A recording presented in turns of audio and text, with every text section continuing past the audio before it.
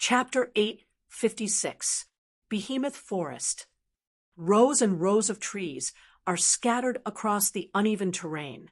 A part of the weak moonlight managed to pass through the thick layer of leaves and illuminate the area. Sounds of birds, beasts, and insects can be heard all around. Rustling sounds of wind and sand can be heard continuously. If you remove the magical beasts here, then the Behemoth Forest is a very good environment.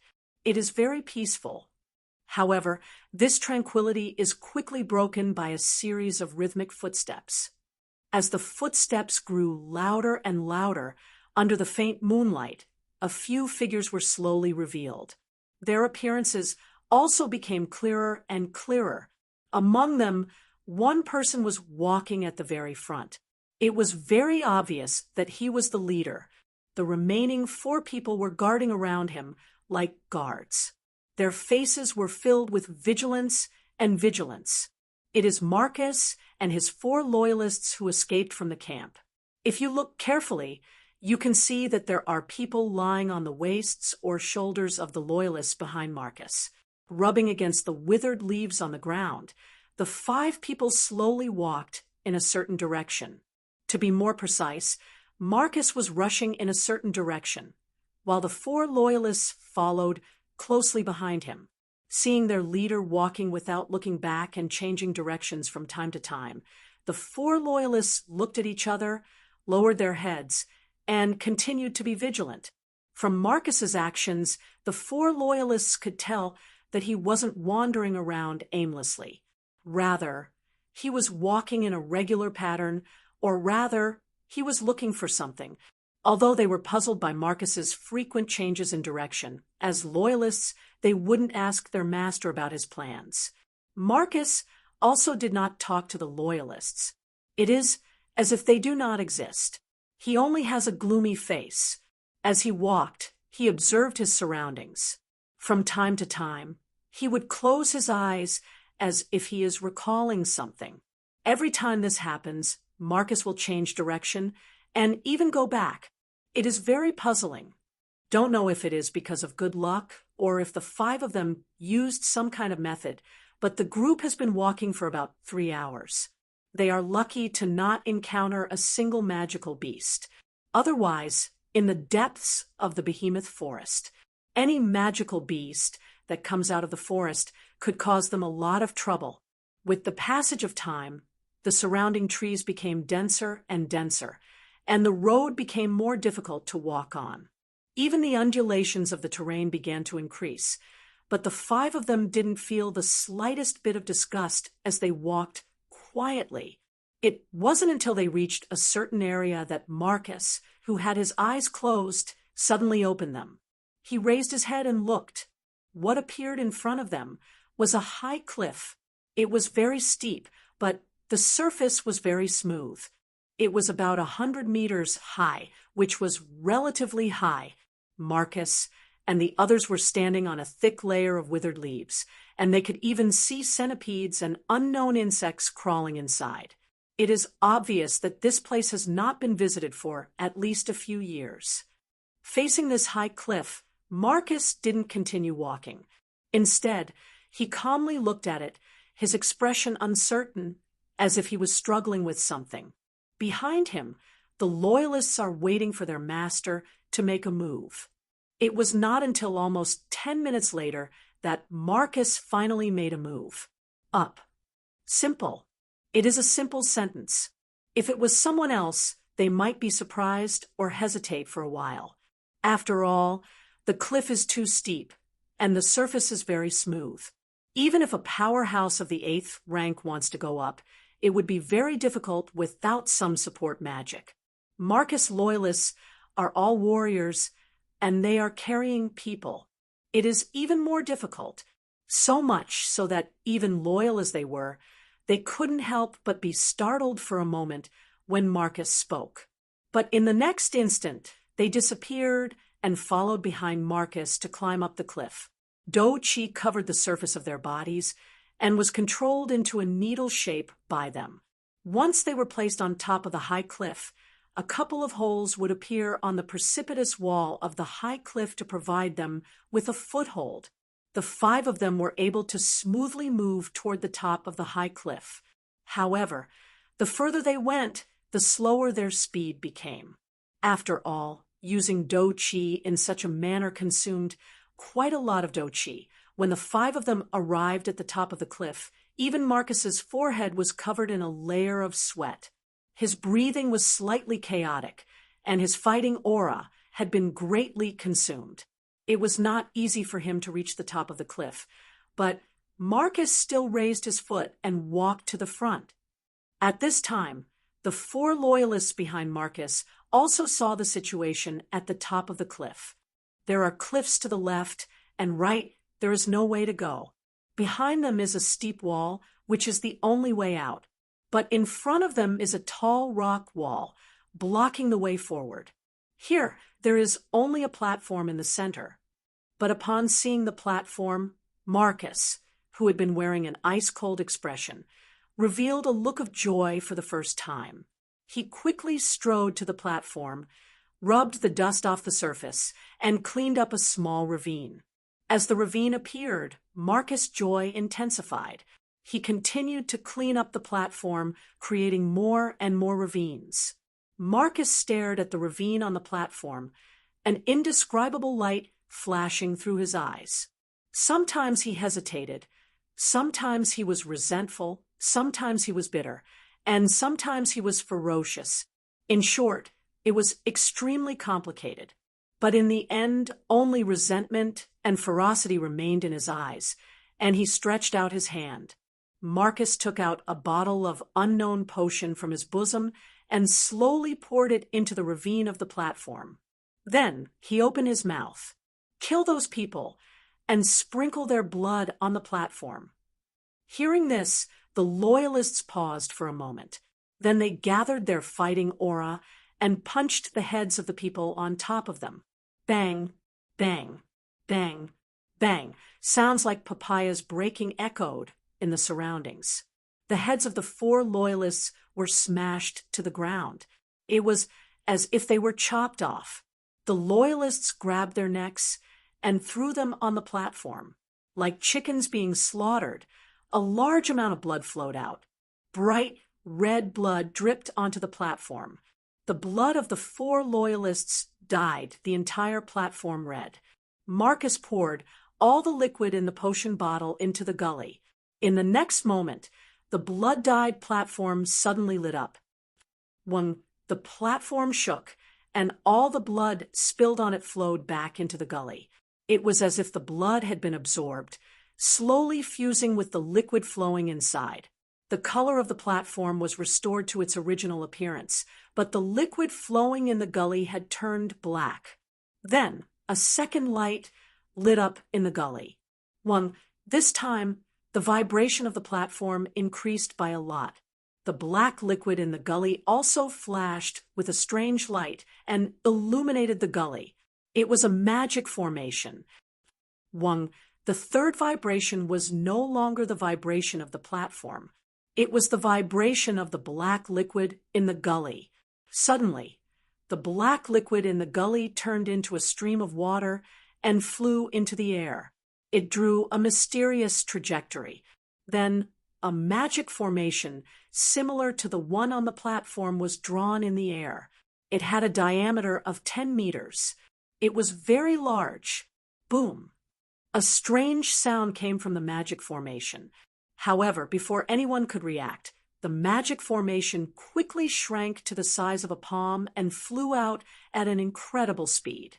It shot into Marcus's body. Ah!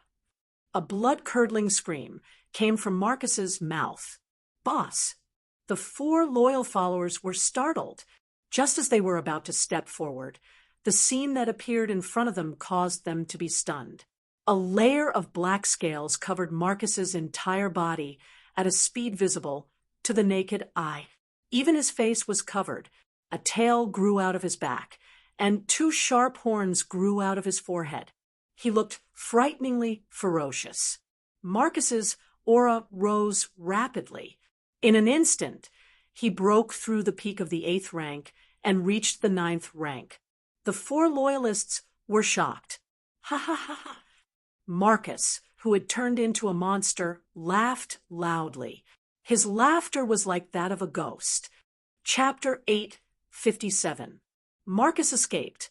By the time the news spread throughout the camp, Marcus had already fled the camp. It had already been an hour since the news had spread throughout the camp. It couldn't be helped. The 2 guards guarding Marcus had been silently killed, and the guards around the cave where Marcus was imprisoned had also been wiped out by his 4 loyal subordinates. Nobody had discovered Marcus's escape in time. If the Thunder King hadn't hurriedly rushed back when he sensed that the magic cage had been broken, nobody would have known that Marcus had escaped even now.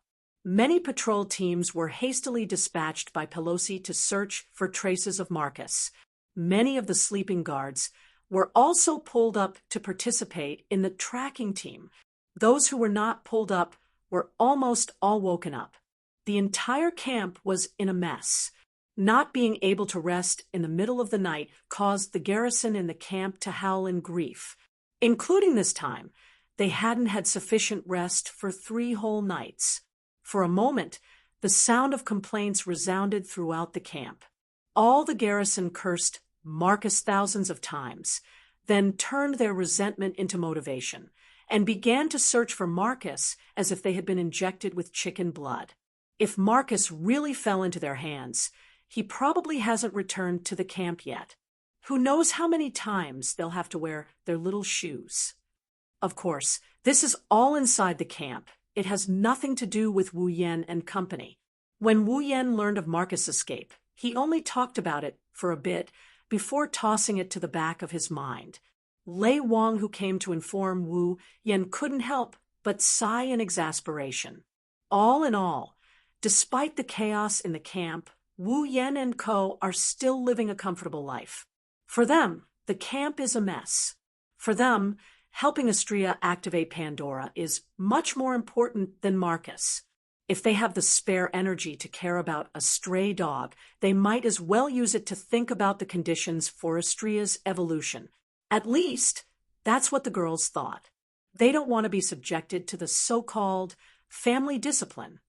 As for Wu Yan, he has his own matters to attend to. While the girls are still researching Pandora, Wu Yan returned to the camp. Wu Yan returned to his tent. He climbed into his bed. He didn't lie down to sleep. Instead, he opened the system interface and clicked on a tab that appeared a few days ago. Ding! User's level meets the awakening requirement of True Ancestor Bloodline.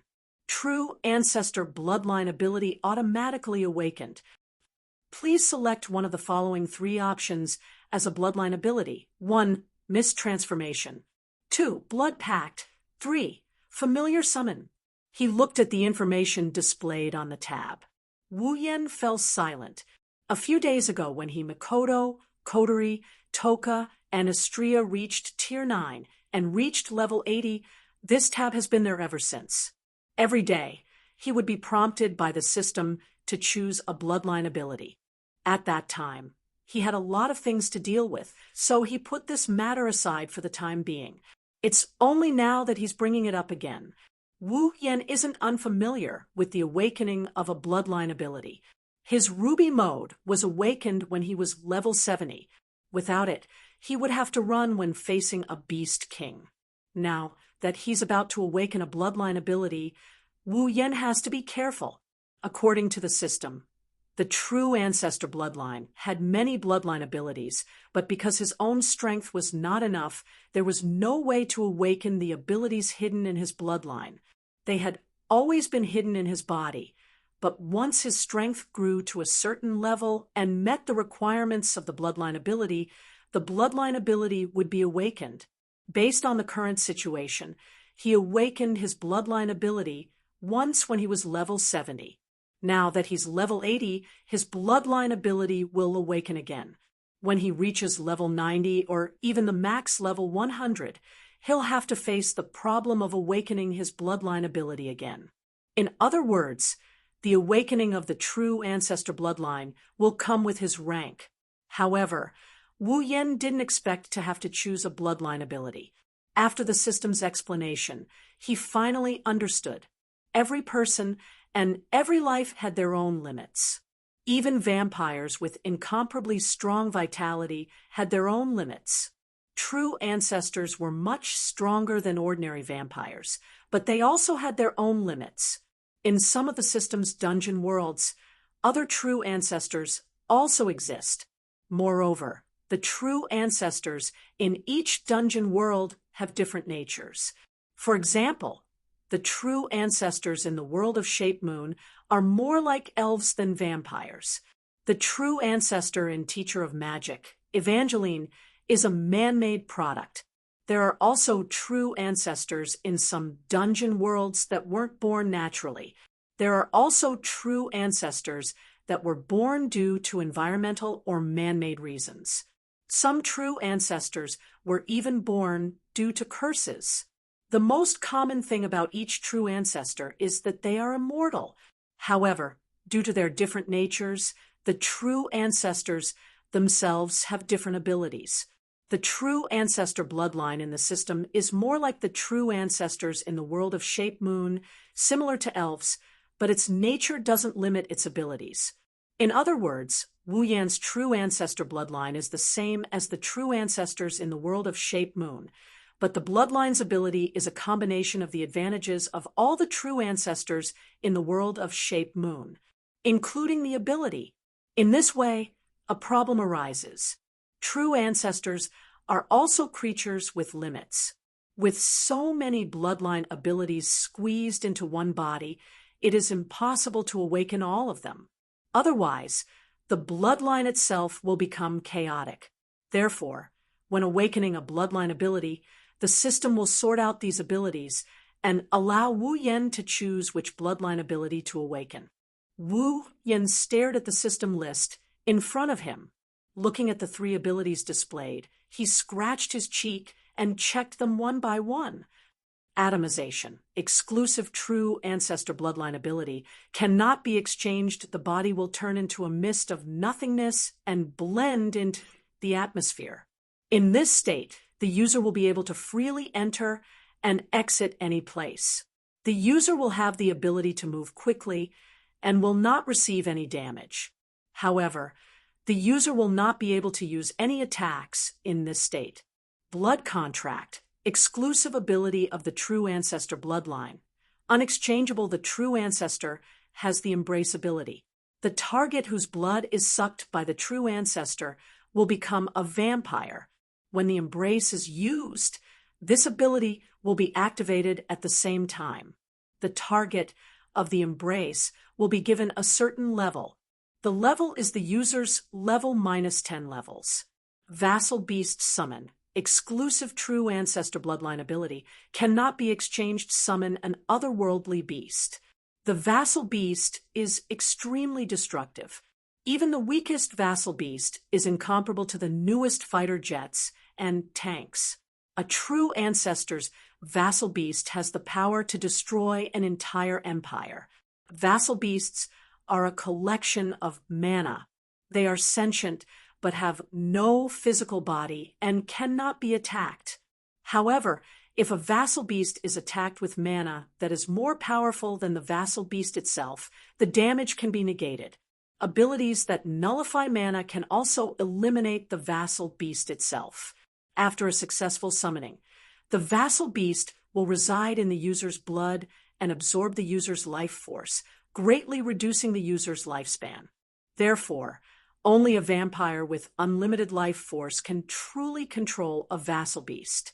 Wu Yan frowned as he looked at the 3 bloodline abilities. Vaporization, as its name suggests, allows the user to transform into mist. Not only can they enter any location, they can also move quickly and become immune to damage. It's a very useful ability, but Wu Yan doesn't need it. He had spatial manipulation magic, so he could go wherever he wanted. His movement ability was stronger than when he was in the mist state, and immunity to damage was even more impractical. There was no shortage of spells with the same effect in the 103,000 grimoires. Blood Pact, on the other hand, is very useful. It grants the target of the embrace 10 levels lower than the user. If he uses it, the target of the embrace will rise to level 70, giving them the power of a rank 8 fighter. But what attracted Wu Yen the most was the ability to summon vassal beasts. Chapter 858. Vassal Beast Summon, ability exclusive to the primogenitor bloodline, cannot be exchanged. Summon an otherworldly beast under the wielder's command. Vassal beasts possess immense destructive power. Even the weakest vassal beast is superior to the most advanced fighter jets and tanks. A primogenitor's vassal beast possesses the power to destroy an entire empire. Vassal beasts are a collection of mana. They possess sentience, but do not have a physical body. They cannot be attacked. However, an attack with mana greater than the vassal beast's body can be nullified. The vassal beast will reside in the wielder's blood and absorb the wielder's life force, greatly reducing the wielder's lifespan. Therefore, only a vampire with unlimited life force can truly control a vassal beast. Without a doubt, this is a terrifying ability. Even the weakest vassal beast is superior to the most advanced fighter jets and tanks. A primogenitor's vassal beast possesses the power to destroy an entire empire. And I am a primogenitor. In other words, if I can obtain this ability and summon a vassal beast, it will possess enough destructive power to destroy an entire empire. Vassal beasts will become my most powerful means of attack at this stage of the game. On top of that, vassal beasts are a collection of mana. They do not have a physical body and cannot be attacked. Vassal beasts are even more powerful than before. Wu Yen can already imagine what would happen if a monster like this was thrown into the Ailu Empire and wreaked havoc as it pleased. Even though using mana greater than the vassal beast's body to nullify the damage, vassal beasts are a collection of mana. A primogenitor's vassal beast is a source of mana, who can possess a greater amount of mana than a vassal beast. With my current strength, I can summon a vassal beast. Even a demigod expert who is proficient in magic would not be able to block one of my attacks. Even a demigod expert would have to exhaust most of his mana. After 2 attacks, the opponent's mana would be depleted. Without mana, the vassal beast is just a paper tiger. What's there to worry about? Of course, a demigod expert isn't that stupid. If they understood the nature of a vassal beast, they wouldn't be foolish enough to take it head-on. However, that doesn't diminish the power of a vassal beast. Moreover, vassal beasts had their own consciousness, so he didn't need to control them. Being able to fight on his own saved him a lot of trouble.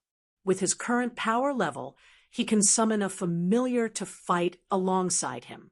He's confident he won't lose to a Tier 9 combatant. If one had 2 familiars, or more than 2 familiars. Thinking about it, Wu Yen felt that this ability was a bit abnormal. The only thing they had to be wary of was the ability to deal a fatal blow to a familiar, but that didn't matter. Familiars didn't have a physical body to begin with. Once they were wiped out, they could just summon them again. As long as the user didn't die, the familiars wouldn't die either. He only needed to consume magic power to summon it again. If the Blood Pact ability allowed him to create an unparalleled Tier 8 army, then the ability to summon familiars would allow him to become an existence comparable to an entire army. At the very least, that's the case in terms of destructive power. Wu Yen was tempted by the ability to create a Tier 8 army. After all 20,000 of the Misaka sisters could become Tier 8 powerhouses with it. However, putting aside whether or not the sisters would be willing to become vampires, the side effect of the blood-sucking ability was enough to give Wu Yen a headache. Wu Yen only managed to suppress the blood-sucking ability by using an item he redeemed from the system. The item cost was quite high as well. If he wanted to redeem an item that could suppress the blood-sucking ability of 20,000 Misaka sisters, He wouldn't be able to do it unless he pawned everything in his ring of gold. In comparison, the ability to summon familiars was more appealing to Wu Yan. However, Wu Yan is worried that the familiars he summoned might be weak. After all, there are strong familiars and weak familiars, isn't there? Wu Yan didn't know that his worries were unfounded. When a familiar is first summoned from a different world, it will reside in the blood of the summoner and feed on the mana and life force of the summoner. The stronger the mana and life force of the summoner, the more powerful the familiar will be. This was why vassal beasts summoned by true ancestors were known as the strongest vassal beasts. A true ancestor's mana was the pinnacle of all life forms, and their vitality was limitless. Vassal beasts that fed on mana and vitality were naturally the strongest vassal beasts that resided in a true ancestor's body. Wu Yan was reassured after learning this from the system. He made his decision. System, I choose the third option, summon familiars. Beep. Third bloodline ability. Summon familiars is a bloodline awakening of the primogenitor bloodline. Confirm? Reminder. After confirming the bloodline ability, the other two bloodline abilities will be removed from the user's bloodline. You will never be able to use them again. Please make your choice carefully. Wu Yan paused when he heard the system's notification. He hesitated for a moment before nodding. Those two abilities weren't of much use to him anyways. So be it. Confirm. Beep. Confirm. Selection successful. Removal of atomization and blood pact. A dense blood-red light burst forth from Wu Yan's body. With the appearance of the blood-red light, Wu Yan's body trembled slightly. A strange wave of energy surged out from his body and rippled across Wu Yan's body. Wu Yan looked like a reflection in a pool of water. He was hit by a falling rock, causing him to tremble unsteadily. At the same time, Wu Yan's veins bulged. The blood in his body went berserk and surged at a speed never seen before. Like an electric current coursing through his veins, his skin slowly turned red. Wu Yan could clearly feel that deep within his body, every part of his body is transmitting a signal. It was itching. Wu Yan had experienced this feeling when he first awakened the red jade mode.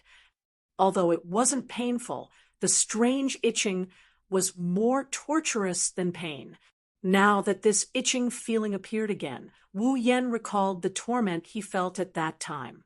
His body trembled, and he couldn't help but feel nervous. However, to his surprise, the itching from Wu Yan's body was not as strong as when he first awakened the red jade mode. Although it was still very itchy, it was still within the range of Wu Yan's tolerance. Wu Yan heaved a sigh of relief. As the blood in his body went berserk and the abnormal waves on the surface of his body slowly acted on his body, Wu Yan felt that his blood seemed to have undergone some changes. His internal organs also began to change due to the absorption of the abnormal waves on the surface of his body. As for what was different, Wu Yan couldn't put his finger on it. The indescribable feeling made Wu Yan's heart itch. Not long after, the abnormal waves on the surface of his body were completely absorbed by his internal organs. The blood in his body gradually calmed down, and the system notification rang out. Ding! Obtained the bloodline ability, Summon Familiar. Wu Yan blinked in confusion. He tilted his head and touched his body. I got it, but why didn't I feel the presence of a familiar? This is the user's first time summoning a familiar. The familiar must be summoned from an otherworldly summoning world. Only then will the familiar reside in the user's body for the user to use. I think so. Wu Yan rubbed his chest. Then how do I summon a familiar from an otherworldly summoning world? According to the system's database, if the user wishes to summon a familiar, they must travel to a dungeon world associated with the familiar's world. Familiars cannot be summoned from other worlds. Wu Yan instantly understood after hearing the system's reply. he was tricked again. Chapter 8:59. Behemoth Forest, outside the campsite. In the darkest moment of the night, several silhouettes silently appeared here. There were 5 black-clothed men dressed in robes that were the same color as the night sky. They were arranged in a convex formation, and the leader even used a cloak to cover his head.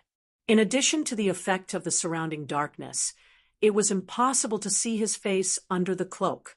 Behind him stood 4 guards, very loyally guarding the 2 sides of the leader. However, there was a trace of unconcealable fear in the eyes of the 4 guards. They did not even dare to look at the leader. It was clear that the person they were afraid of was the leader in front of them.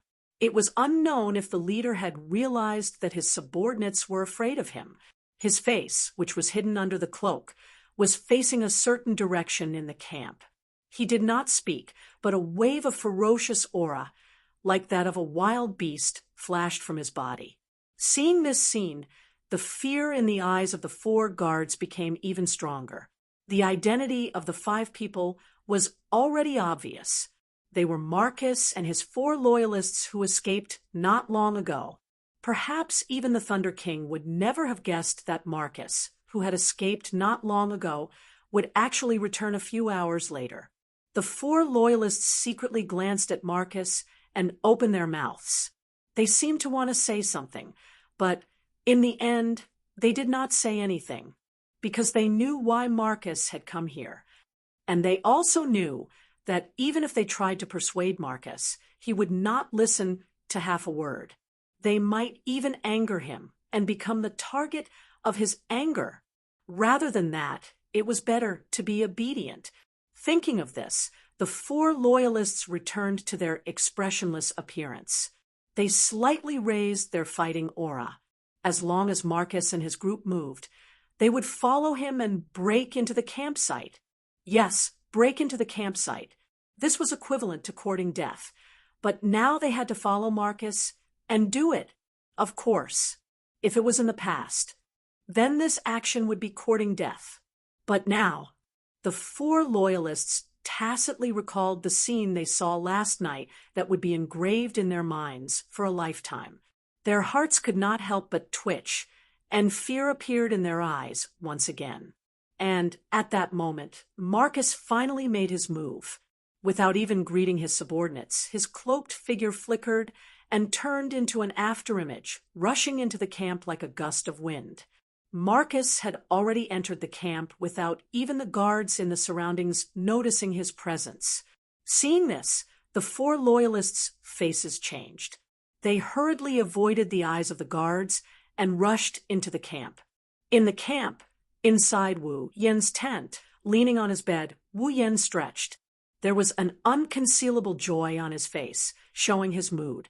In his arms, Shoujo was lying there, pressed against Wu Yan's chest.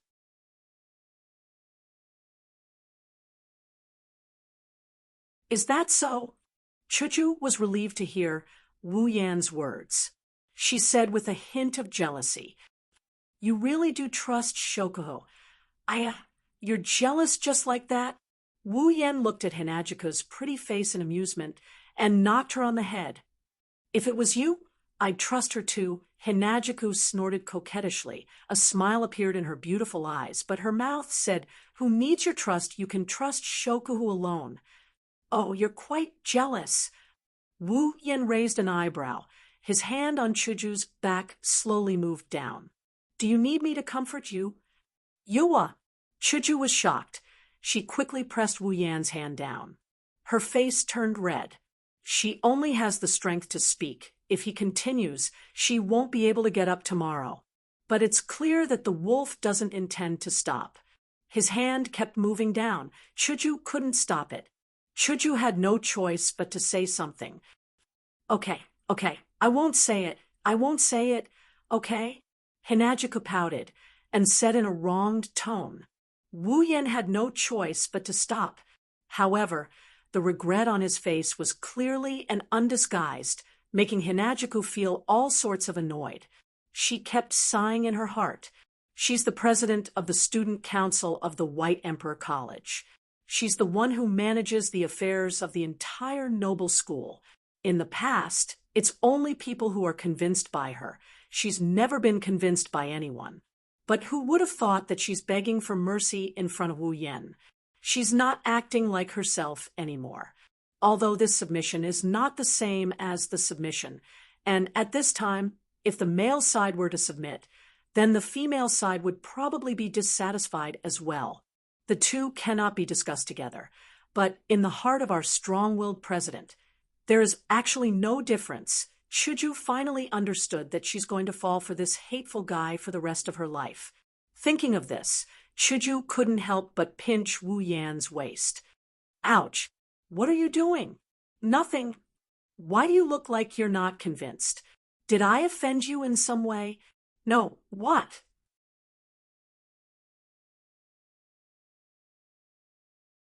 That. Inside the cloak, a blood-red light flashed. What about his women? It's also in the east. The guard said mechanically. Marcus nodded slightly. Take me there. The guards didn't resist. They turned around and led Marcus and the other 4 loyalists towards the east side of the area. Along the way, many patrols discovered this garrison, but they didn't discover Marcus and the 4 loyalists beside him. They seemed to know this garrison, so they didn't come forward to ask anything, saving Marcus a lot of effort. After advancing for a while, they arrived at the edge. The garrison personnel suddenly stopped moving forward. Marcus and the 4 loyalists raised their heads and looked ahead.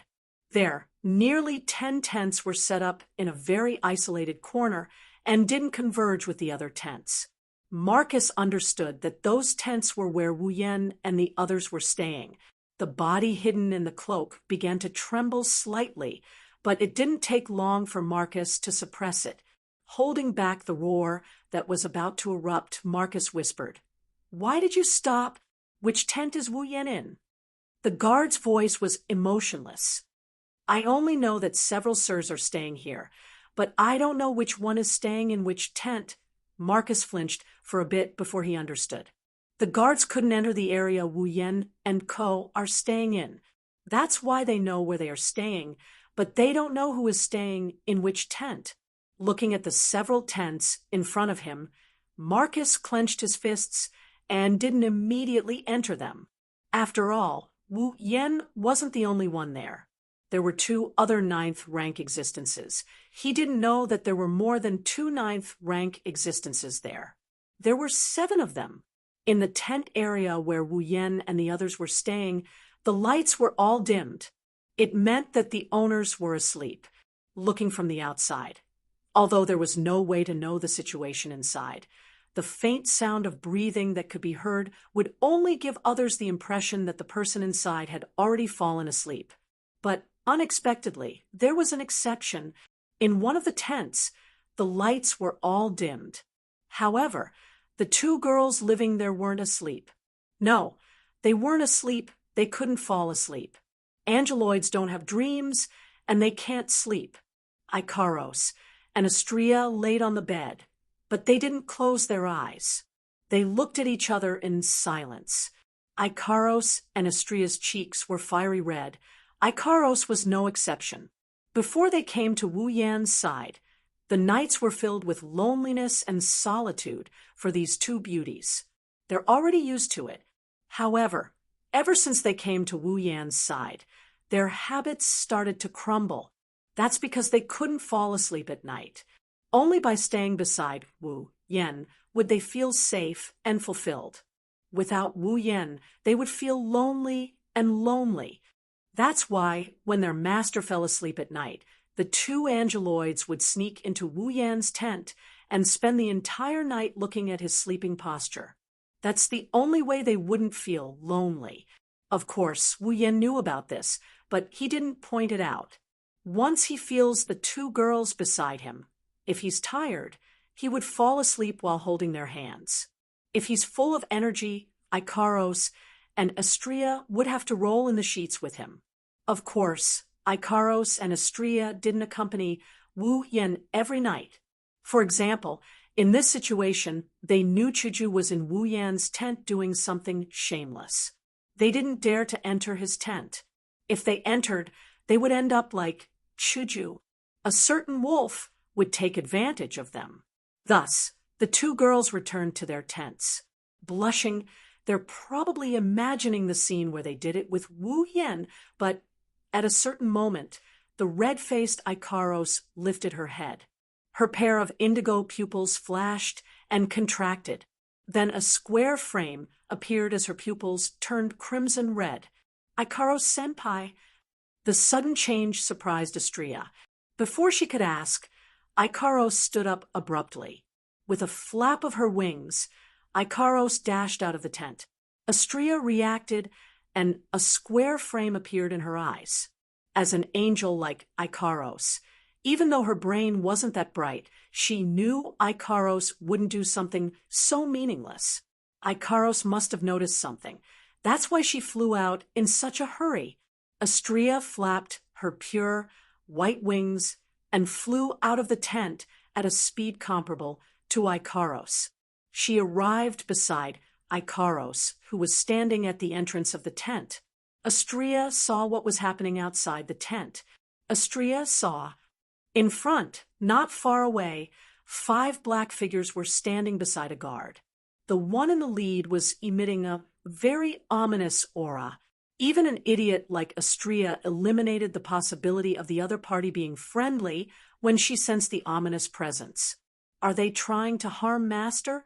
With this thought in mind, the square frames in the two women's eyes suddenly expanded, and a halo flashed above their heads for a moment. The two girls shot out like cannonballs. Chapter 861. Marcus, who was thinking of a way to sneak past Ikaros and Flandrachon's tent to assassinate Wu Yan, and the other girls turned around in shock. When he saw Ikaros and Astria charging at him, his expression changed. Marcus clenched his fists and gritted his teeth. I was discovered. How? Marcus believed that he had hidden his whereabouts very well, and the 4 loyal followers beside him were all capable of hiding their tracks. Otherwise, they wouldn't have been able to hide from the eyes and ears of the entire camp and save him. But he didn't expect that in the end, he was still discovered. Marcus miscalculated. He didn't know anything about the girl's abilities. Just like how Andrew didn't expect Shoujo Misaki to have the ability to sense other people's psyche waves, Marcus didn't expect Ikaros to be able to detect him when he thought he had hidden himself well. But he didn't expect Ikaros to be able to detect him. If that's the case, his cloak fluttered despite the lack of wind. Wisps of black gas came out of it and enveloped Ikaros and Astria like a dark cloud. Then I will take care of you first. You. A cold voice came out of Marcus' mouth and echoed in the ears of the 4 die-hard loyalists. Kill that golden-haired one. Yes, sir. The loyalists shouted. Then they leaped into the air and charged towards Astria. Marcus, on the other hand, turned his attention to Ikaros. Perfect. Let's see how strong a Tier 9 fighter like you is. As soon as he finished speaking, Marcus spewed out black gas from his feet, turning him into a rocket launcher as he charged towards Ikaros. Boom! The sound of a collision echoed throughout the camp. Such a loud and clear voice was no different from a sudden clap of thunder in the silent night. He believed that if this voice were to spread out, then everyone in the camp would hear it and come over. The 5 of them surrounded Marcus. But strangely enough, invisible sound waves reverberated in the air. When they spread out, they were wiped out by the black gas that enveloped the area. There was no sign of the sound waves spreading out. Because of this ability, that's why Marcus dared to assassinate Wu Yan and Co one by one. Otherwise, the sound of the battle would attract Wu Yan's group and everyone in the camp. No matter how arrogant Marcus was, he wouldn't be able to do anything about it. He wouldn't be able to kill a single one of them. Since it was able to block sound waves, it would naturally be able to block combat aura, mana fluctuations, and the aura of the person inside. With this ability, Marcus's wishful thinking of defeating them one by one would definitely be successful. Of course, that's when he's dealing with others. While Ikaros, Astria, and Marcus clashed with each other, inside Wu Yan's tent, Wu Yan, who was hugging Chuju, opened his eyes. He shot up from his bed like a spring, startling Chuju. "What's wrong?" Wu Yan didn't answer Hinajiku right away. Instead, he closed his eyes as if he's sensing something. When he opened his eyes again, a terrifying killing intent erupted from his eyes like a volcano.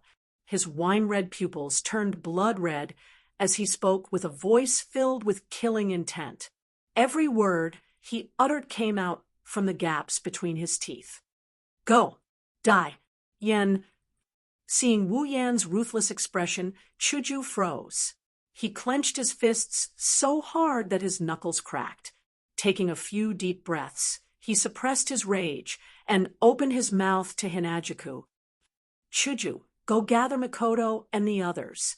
Hearing that, Hinajiku immediately understood that something must have happened.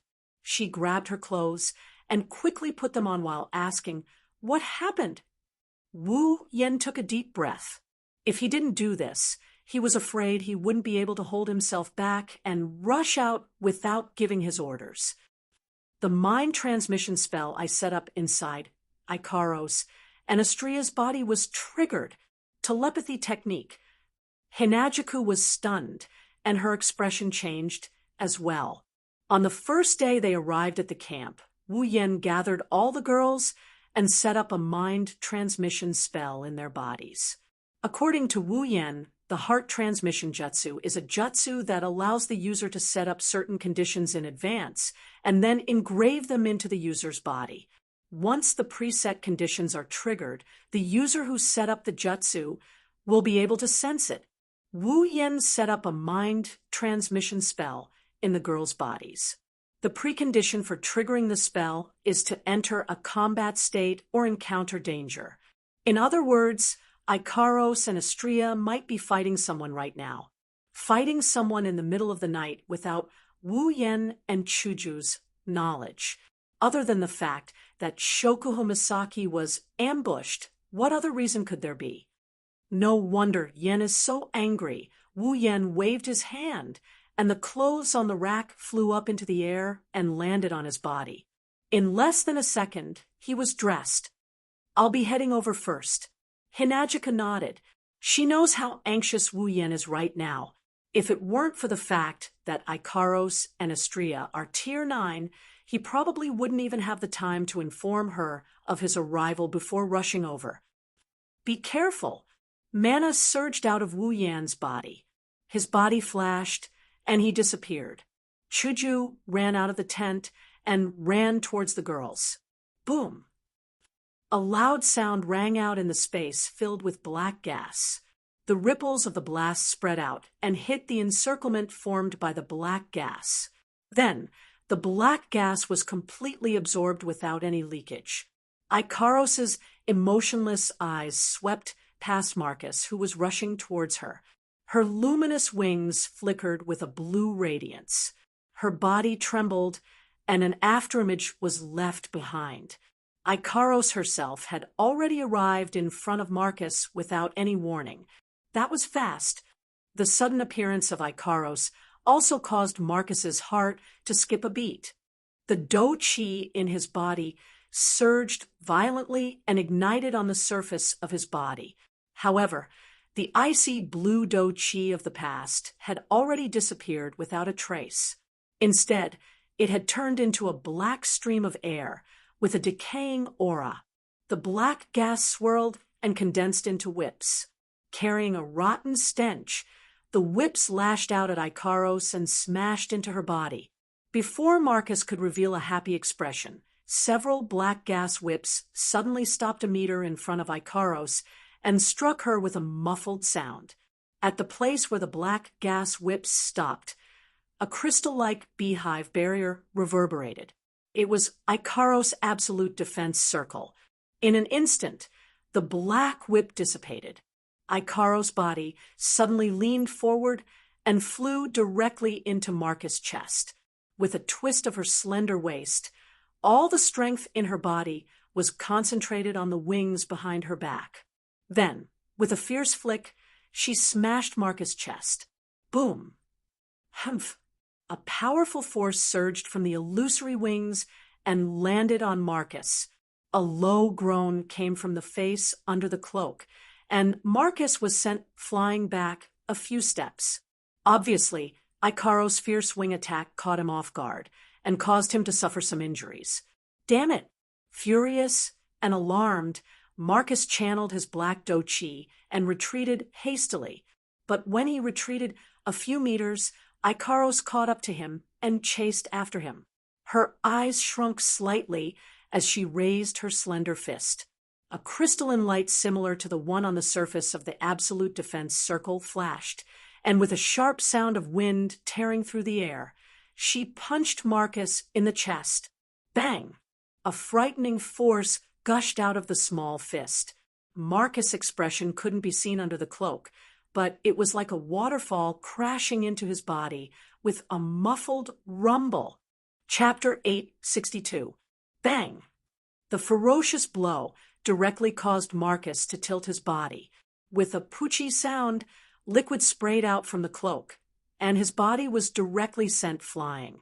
However, the liquid that sprayed out from the face under Marcus' cloak wasn't blood, but an ink-like black liquid with a foul stench.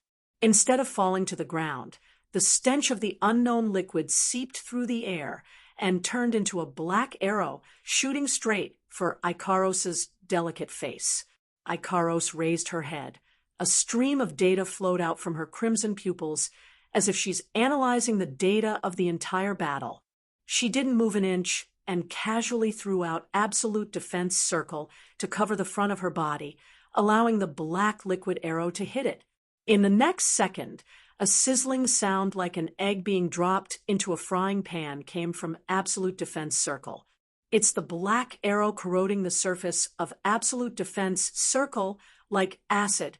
Seeing this, even Ikaros couldn't help but pause for a moment. Obviously, she didn't expect this result. Fortunately, the black arrow didn't seem to be able to corrode absolute defense circle. It only caused a burst of poisonous smoke before disappearing without a trace. The whole process may seem long, but from the moment Ikaros and Marcus faced each other head-on, it's clear that Marcus didn't have much time left. It only took a dozen or so seconds for the two melee attacks to take place. In these dozen or so seconds, Ikaros had the absolute upper hand. Just as Marcus stabilized himself, his line of sight quickly shifted to Ikaros, who was floating in the air. Seeing Ikaros' unscathed appearance, he gnashed his teeth in hatred from under his cloak. This woman is so strong. In just a dozen or so seconds, he already suffered 2 losses at the hands of the opponent. At this point, no matter how stupid Marcus is, he finally understood. This woman called Ikaros isn't what he thought she was. She's like him, relying on some kind of method. She's a fake who forcefully raised her strength to the 9th stage. But how is this possible? This woman, she's still so young. How can she rely on her own strength to reach the 9th stage? Marcus' voice was filled with uncontrollable jealousy and hatred. One must know, he had paid a rather painful price to reach the 9th stage. Looking at Ikaros' unwavering eyes, Marcus cautiously took a few steps back. His face under the cloak was terrifyingly gloomy. The heterogeneous do-chi in his body had been pushed to the limit. Now, in his heart, he no longer dared to underestimate Ikaros in the slightest. However, even if Ikaros' strength is beyond Marcus's expectation and is much stronger than the current Marcus, he has nothing to fear. He can't win against Ikaros alone, but if they entangled, she won't be able to defeat him. Once Astrea is killed by Marcus' 4 diehard followers, she will join forces with me, and I will tank her head on while the 4 die-hard followers attack me from the side. I don't believe I can't win this battle. Lin Sanjiu thought. In a battle between 9th stage combatants, if there isn't a huge disparity in strength, even a slight distraction can be fatal. Ikaros is stronger than Marcus, but not by much. Under such circumstances, with 4 more die-hard followers harassing her, she'll definitely die. As for Astria's battle, Marcus isn't worried at all. A peak 8th stage is much stronger than a high 8th stage, but she's up against 4 high 8th stage combatants. The peak 8th stage has almost no chance of winning. 1 against 4. It's like ants can bite an elephant to death. Plus, his 4 die-hard followers aren't your average high 8th stage combatants. If they join forces, they'll definitely win. Marcus has no doubt about it. At least, that's what he thinks. That's why he didn't know that the Ikaros in his mind, who isn't much stronger than him, still has an evolved combat mode that she hasn't used yet. Of course, he also didn't know that the peak 8th stage Astria in his mind has already become a 9th stage combatant. One miscalculation after another. Marcus is doomed to a tragedy. Just as Marcus was about to use a delaying tactic to fight Ikaros, not far away, several familiar screams suddenly resounded, accompanied by an astonishing pressure. An ominous premonition emerged from the depths of Marcus's heart. He did not dare to turn his head to look at the source of the sound, but his head still turned uncontrollably. Then, the scene that entered his eyes caused his body to tremble violently. The one-sided siege that he had expected did not happen. Instead, the 4 8th Order high-level loyalists that he had placed his hopes on were all lying on the ground, with a hideous wound that was enough to kill them. Blood flowed out, staining the ground below. In Marcus' impression, Astria should be dead by now. Instead, she was wielding a radiant lightsaber. She flew to Ikaros' side and faced him from afar. No, this is impossible. Marcus's voice was hoarse as he stared at his 4 subordinates on the ground. He wanted to see if there was any trace of camouflage. Alas, he was disappointed. His 4 die-hard followers slowly lost their breath under his gaze. They're dead. Why? Waves of black gas rose from within the cloak, accompanied by Marcus' unbearable roar. Why can a peak 8th stage kill 4 high 8th stage combatants so easily? As soon as Marcus finished speaking, a voice filled with boundless coldness echoed from behind him. This question, hearing the familiar voice engraved in the deepest part of his memory, Marcus suddenly froze in place. You better go ask those 4 high-class 8 powerhouses in hell.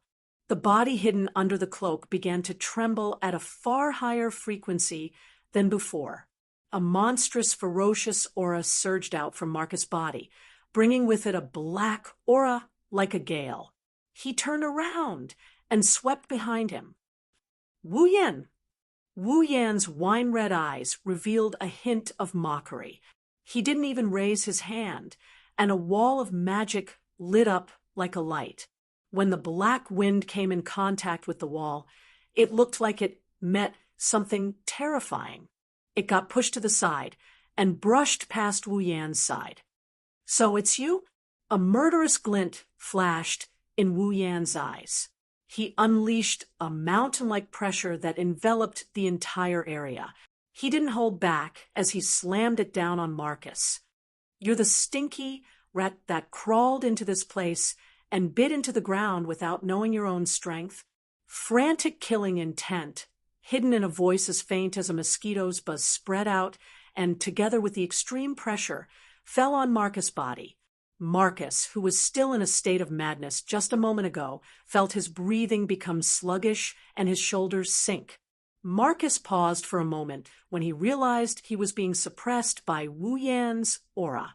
Then a ferocious aura that was several times more ferocious exploded, and Marcus howled like a demon from the abyss. Wu Yan! Wu Yan frowned when he heard the other party's resentful howl coming from inside the cloak. It was obvious from the other party's tone that the cloaked person knew him and had a deep hatred for him. Otherwise, he wouldn't be acting like this.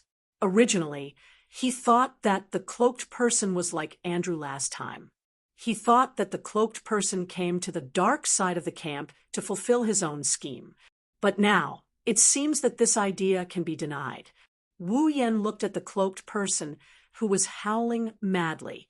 He activated the system's perception and looked over. Marcus? Saito, level 80, narrowing his eyes. Wu Yan's murderous gaze turned a few degrees colder. You're Marcus. Chapter 863. You're Marcus. Ha ha ha ha ha. Wu Yan confirmed the answer in his heart. When Marcus heard it, he laughed out loud. His laughter was filled with hatred and resentment. So, you still remember me. You still remember me, just like how I painstakingly engraved you in my heart, wishing that I could cut you into pieces to remember you. Wu Yan's lips curled into a cold smile. He stood on top of a rock and took a step forward. I was wondering who it was. So it's you, a stray dog who ran away for a few days. Marcus' sinister laughter came to an abrupt end. He didn't make another sound, but the ferocious aura and black gas on his body didn't decrease. Instead, it increased. Like a stormy sea, it blew smoke and dust into the air, and gravel danced in the air. Yes, you're right. I've completely become a stray dog. The hood that covered his head gently rose and fell. Negative emotions that were like turbid gas vaguely leaked out from within. Everything I have today is thanks to you, Wu Yan. So, after running away with your tail between your legs, you put on a pair of fake fangs and came back. Wu Yan shook his head. He didn't hide the sarcasm in his words. It must have been hard on you, second master of the Saito family. Marcus was infuriated.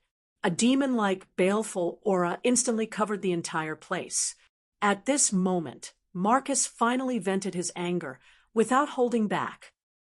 Wait until I stomp you on the ground like a dog. I will tear your mouth apart while you beg for mercy. Oh, Wu Yan narrowed his eyes, and his lips curled into a half-smile. Perhaps with your current strength, you really have a way to do it. You want to be stubborn? Now is the time. Marcus laughed. I will let you know that the current me is different from you. How big of a difference is there? After saying that, a murky, dark, fighting aura surged from Marcus' body. It carried an inexplicable explosion. The aura of a ninth-order powerhouse was revealed. Marcus looked forward to seeing Wu Yan's shocked expression. He let out a strange laugh. The current me. I have become a ninth-order powerhouse. I am no longer someone an ant like you can compare to. Wu Yan's face turned gloomy. His eyes flashed with a strange light as he stared at Marcus. He was silent. It wasn't that he was afraid. Although Marcus had become a powerhouse of the ninth step, it wasn't enough to make him afraid. Even a demigod rank beast king had been defeated by him. Marcus's current actions, to him, were nothing more than a clown's show. Wu Yan's expression darkened, not because he's curious as to how Marcus became a Tier 9. Before this, Marcus was already at the peak of Tier 8. It's not surprising that he broke through to the next tier. Wu Yan is more curious as to why Marcus's Ice Do Chi, which is exclusive to the Saito family, turned into this murky black Do Chi. Moreover, looking at the indescribable black aura on Marcus's body, for some reason I have a feeling of uneasiness. Even the blood in his body seemed to have gone berserk, constantly transmitting a roaring signal. This isn't a joke. The blood in his body was the blood of a true ancestor. For a vampire, blood was more important than the heart and the brain, and it was the same for a true ancestor of vampires. Now that the blood of a true ancestor is rioting, it proves that what he's seeing isn't as simple as it seems. Wu Yan can clearly feel the blood in his body speeding up without him noticing. It's as if he's the king of all beasts in the forest. encountering another king of tigers in his territory. He's itching to tear the other to death. In other words, the inexplicable black gas on Marcus's body was comparable to a true ancestor's in level. It wasn't a match in terms of strength, nor was it a match in any other aspect. It was a match in terms of the natural order of life. A life force comparable to a true ancestor. Wu Yan's expression turned serious. A true ancestor's life form is at the peak of all life forms. Even if it can't compare to the likes of Yang Jianli, it's still on par with the self-proclaimed gods in the dungeon worlds. Now that a life force comparable to a true ancestor appeared in front of him, it's like two tiger kings meeting each other. They're wary of each other, and they're afraid of each other. Wu Yan's intuition told him that something big must have happened to Marcus for his true ancestor bloodline to react so violently. Master, in the sky, Icaros and Astrea flapped their wings and landed beside Wu Yan. Their cold eyes caused Marcus, who was laughing in a weird manner, to stop. He finally regained his senses. Icaros is a Tier 9 powerhouse, even stronger than him. Marcus didn't know Astrea's exact strength, but she must be strong to be able to take out 4 of his subordinates in such a short time. On top of that, there's Wu Yan who killed Andrew with ease. Marcus calmed down, but he seemed to be hesitating. Right now, he was alone and helpless in the midst of the enemy's camp. Although the black chi barrier he used could ensure that no matter what happened here, it would not attract the attention of the people in the camp. However, with his own strength, he probably had no chance of winning against the 3 people in front of him. Retreat? Marcus doesn't want to just give up like that. However, if he did not retreat, it was very likely that he would be left behind. If he was captured again, then he would definitely not be able to survive in his current state. What should I do? Marcus hesitated. On one hand, his grudge against Wu Yan is driving him to stay. On the other hand, the current situation is putting him in a disadvantageous position. He didn't want to leave, but he didn't have a chance of winning if he stayed. He didn't know what to do. In the end, reason won over his hatred for Wu Yan. Marcus chose to retreat. Wu Yan only has 1 life. Revenge can be taken at any time. Marcus believes that next time, Wu Yan won't be as lucky as he is now. Just as Marcus was about to retreat, a voice rang out, causing him to freeze. Wu Yan narrowed his eyes as if he saw through Marcus' thoughts. He said something to Marcus, who suddenly turned silent. You're right. Icaros, Astrea, don't make a move. Marcus raised his head and looked at Wu Yan. Wu Yan's lips curled into an almost imperceptible sneer. Icaros and Astrea froze for a second. When they realized what was going on, the impatient Astrea quickly yelled out, But Master, this bastard is much stronger than before. It's fine. Trust me. Wu Yan interrupted Astrea, and he told the 2 girls, I alone will be enough. Icaros and Astrea hesitated for a moment before nodding helplessly. They retreated behind their master. Marcus was overjoyed when he saw this. He gave up on retreating without hesitation. After killing Wu Yan, he can retreat whenever he wants. With his current strength, even if he can't beat Icaros, he's confident that he can at least run away from her. Wu Yan, you're the one asking for it. The excitement in his heart surged uncontrollably as the 2 girls left the stage. Marcus let out a hearty laugh as the black dou chi on his body swelled up once again. Bang! Marcus stomped on the ground, and with a dark cloud of dou chi, he turned into a black lightning bolt and leaped towards Wu Yan, who was standing on top of the boulder. Chapter 864. Bang! With this strange sound as the beginning and Marcus' charge as the horn, the prelude to the battle began. Marcus, who flashed in front of Wu Yan, let out a strange laugh. His cloak flashed like lightning and drew a sharp arc. With a quick flash, the rock Wu Yen was standing on was easily cut in half like tofu. Bang! With a huge roar, the severed rock fell to the ground, stirring up a large amount of smoke and dust. The remaining section was as smooth as a mirror, like a sharp spear pointing straight to the sky. With the first attack, Marcus displayed his enhanced strength. However, he did not feel the slightest bit of joy. His gaze turned to the side, and there Wu Yen, who had appeared on another rock at an unknown time, looked at him with an expressionless face. On his body, a magical fluctuation that surprised him began to slowly rise. Indeed, it seems that you have improved a little. Hearing Wu Yan's words, which seemed to be spoken to a weakling, Marcus snorted with anger. Without any hesitation, his figure leaped again, bent down, and quickly continued to rush toward Wu Yen. His figure turned into a black light wind, and in the blink of an eye, he had covered half of the distance of 100 meters. Only half of the distance was covered. Marcus raised his hand that was hidden under the cloak. In the next moment, a few rays of cold light spread out from his outstretched hand, turning into a black line that was dozens of meters long, covering Wu Yan's position. Bang! Another roar sounded. The huge rock Wu Yen was standing on was easily dismembered into pieces by the crisscrossing rays of light, and was carried away by the strong wind created by the impact.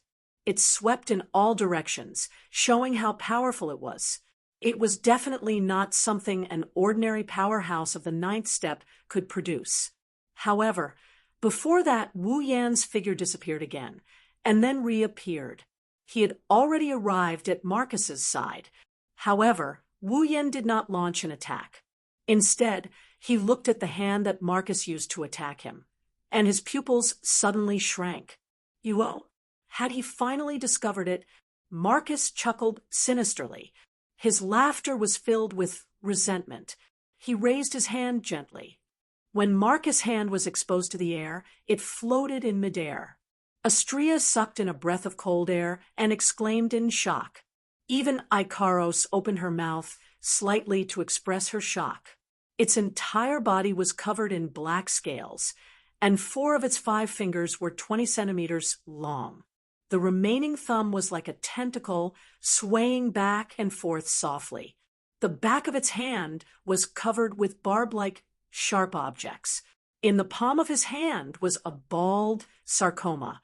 It was as if Marcus was holding it in his hand, and it was beating like a heart. This could no longer be called a hand. This wasn't what shocked Wu Yen and the other two the most. What truly shocked them was Marcus' face, which had lost its hood at some point in time. It was also covered in black scales, and sharp teeth protruded from its mouth like a beast trap. Its nose was gone, and what was left was a wriggling lump of flesh. Its 2 eye sockets merged into one, but they weren't the size of a normal person's. Instead, it was like a pair of long goggles that stretched straight to the temple, making it look like an oversized and hideous eye socket.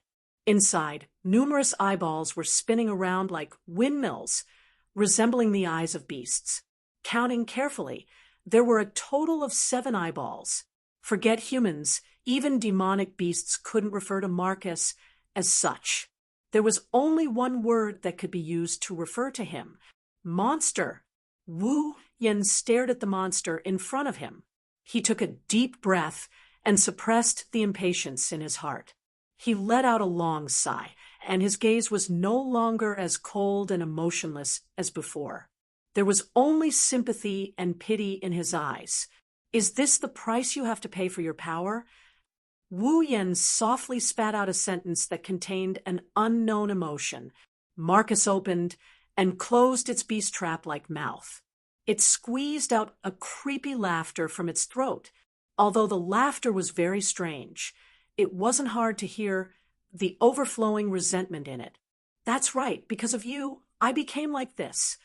It tore off the cloak on its body, revealing its beastly body covered in black scales.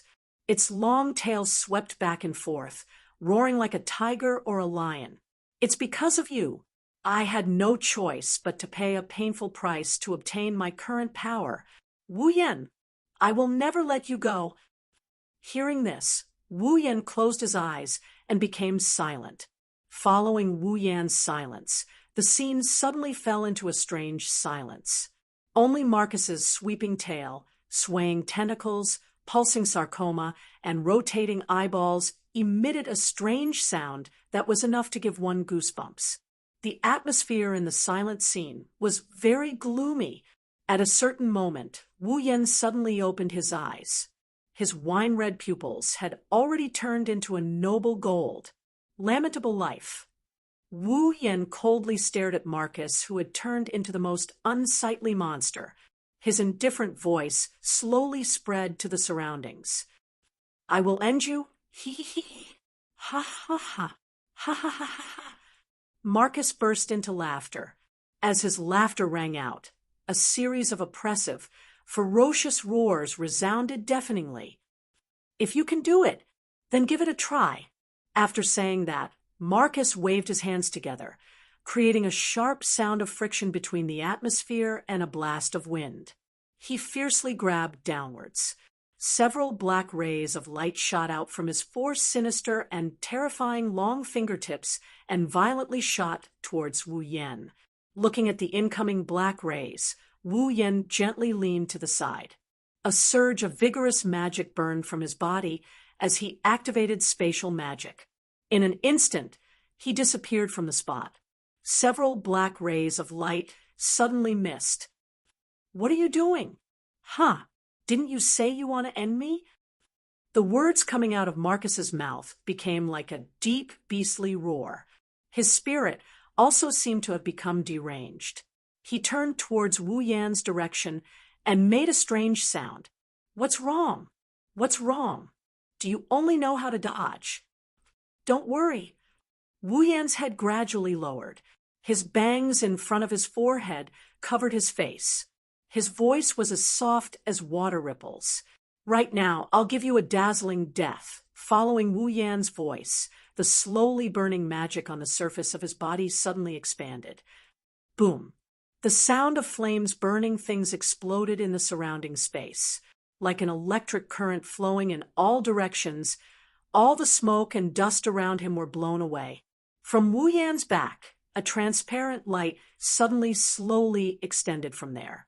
Like a pair of wings, it spread to the surroundings. As if lifted by an invisible force, Wu Yan's body gradually floated up and stopped in midair. Seeing this, Marcus was startled and then laughed loudly. What? Do you want to be a birdman like your woman? There's no other way. Looking down at the monster below, Wu Yan opened his mouth. If you want to deal with a monster, you have to turn into a monster yourself. I'll let you experience it. 103000 Book of Witchcraft Spell Feast. Book of Witchcraft. Marcus forcefully hooked the corner of his mouth. His long tongue directly licked his eyes. It doesn't matter what. Come on. Let me tear you apart. Raising his long claws, he pointed his fingertips at Wu Yan. Like a beam of black light, it shot towards him. This time, Wu Yan didn't use teleportation. He motionlessly looked at the approaching beam of light. Behind him, a light belt suddenly twisted and met the beam of light. Pung!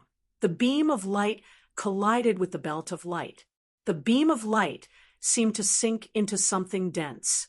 The moment it came into contact with the belt of light, its speed sharply decreased. In the surrounding space, around the belt of light, a clear wave of light flashed and quickly dimmed. Marcus's beam of light seemed to have a large piece bitten off. The front part disappeared without a trace. The remaining part continued to move forward and slowly sank into the belt of light. Marcus was stunned. Chapter 8:65. Obviously, Marcus didn't expect that his attack would be blocked in such a way. His current attack was all accompanied by the black dochi on his body. This do-chi was not only powerful, but also corrosive, devouring, and other negative effects. Compared to Marcus' previous ice do-chi, its power was more than one level higher. To put it bluntly, if he had this do-chi in the past, then he, who was at the peak of the 8th step, would have no opponent under the 9th step. But now, not only had Marcus reached the 9th step, he also had this variant do-chi. This allowed him, who had just reached the 9th step, to have the strength to directly face those in the middle and lower ranks of the 9th step. But even with this kind of strength, his attack was still blocked by Wu Yan. For a moment, Marcus was somewhat stupefied. An unbelievable guess uncontrollably floated in his mind, causing him to cry out involuntarily. You have advanced to the 9th step." Wu Yan looked at him indifferently and didn't say anything. But the aura that far surpassed the peak of the 8th step directly told Marcus the answer. Wu Yan had indeed advanced to the 9th step. No, impossible. As if he had received a blow. Marcus staggered back a few steps. His sinister face, full of scales, clearly reflected his absent-minded expression. In order to advance to the 9th step and have the strength to kill Wu Yan, Marcus paid an extremely painful price. Using this inhuman appearance as a catalyst, he advanced to the 9th step and obtained a variant do-chi that far surpassed the ice do-chi, greatly increasing his strength. But why did Marcus make such a choice? Wasn't it to dismember Wu Yan, who had caused him to this state, in the cruelest way possible? And when he paid such a cruel price in exchange for enough strength to achieve his goal. But reality told him otherwise. The enemy he wished to cut into pieces unexpectedly advanced to the 9th step like him, and didn't even need to pay any price. How could Marcus accept this? How could he accept it? This is impossible, impossible. As if he had gone insane, Marcus kept repeating. The more he muttered, the crazier his expression became. The black chi on his body became more violent, and the sound became louder and louder. The muttering sound had already evolved into a roar, and the black gas on his body had completely exploded. This is impossible. An extremely crazy hatred soared into the sky, causing every corner of the scene to be filled with a sinister and fiendish aura. Marcus seemed to have gone mad. He leaned forward, swept his tail across the ground, and rushed towards Wu Yan, who was floating in the air. "I'll kill you!" Following Marcus' actions and roars, Wu Yan's golden pupils became even more indifferent. Behind him, the transparent and invisible light ribbons seemed to have been awakened and danced. Several light ribbons twisted and shot out like whips. With a sharp sound, they met the charging Marcus. Die, die, die, die! Marcus had fallen into a frenzy of hatred. There was no longer a shred of reason in his head.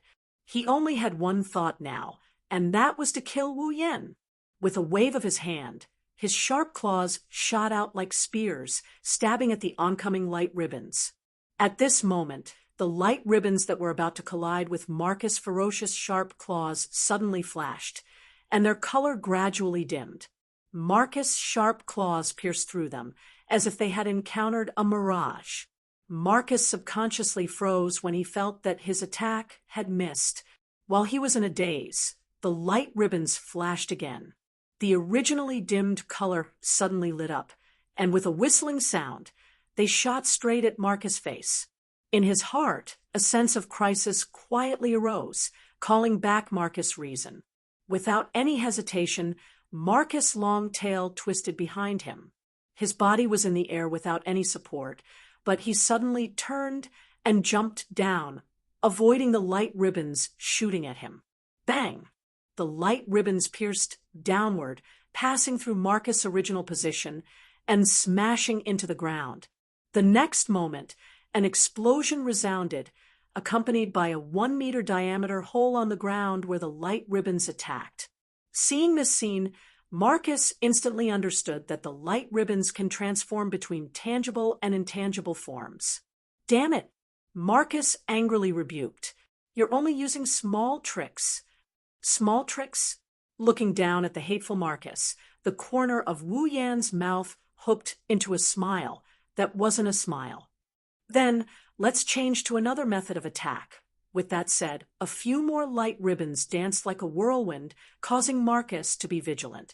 But to his surprise, the light ribbons didn't shoot at him this time. Instead, they were like spider legs, slightly bent and pointed in his direction. Buzz buzz, suddenly, small specks of light appeared around the tip of the light ribbons, accompanied by a buzzing sound, gathered at the tip of the light ribbons, and formed a small light bead.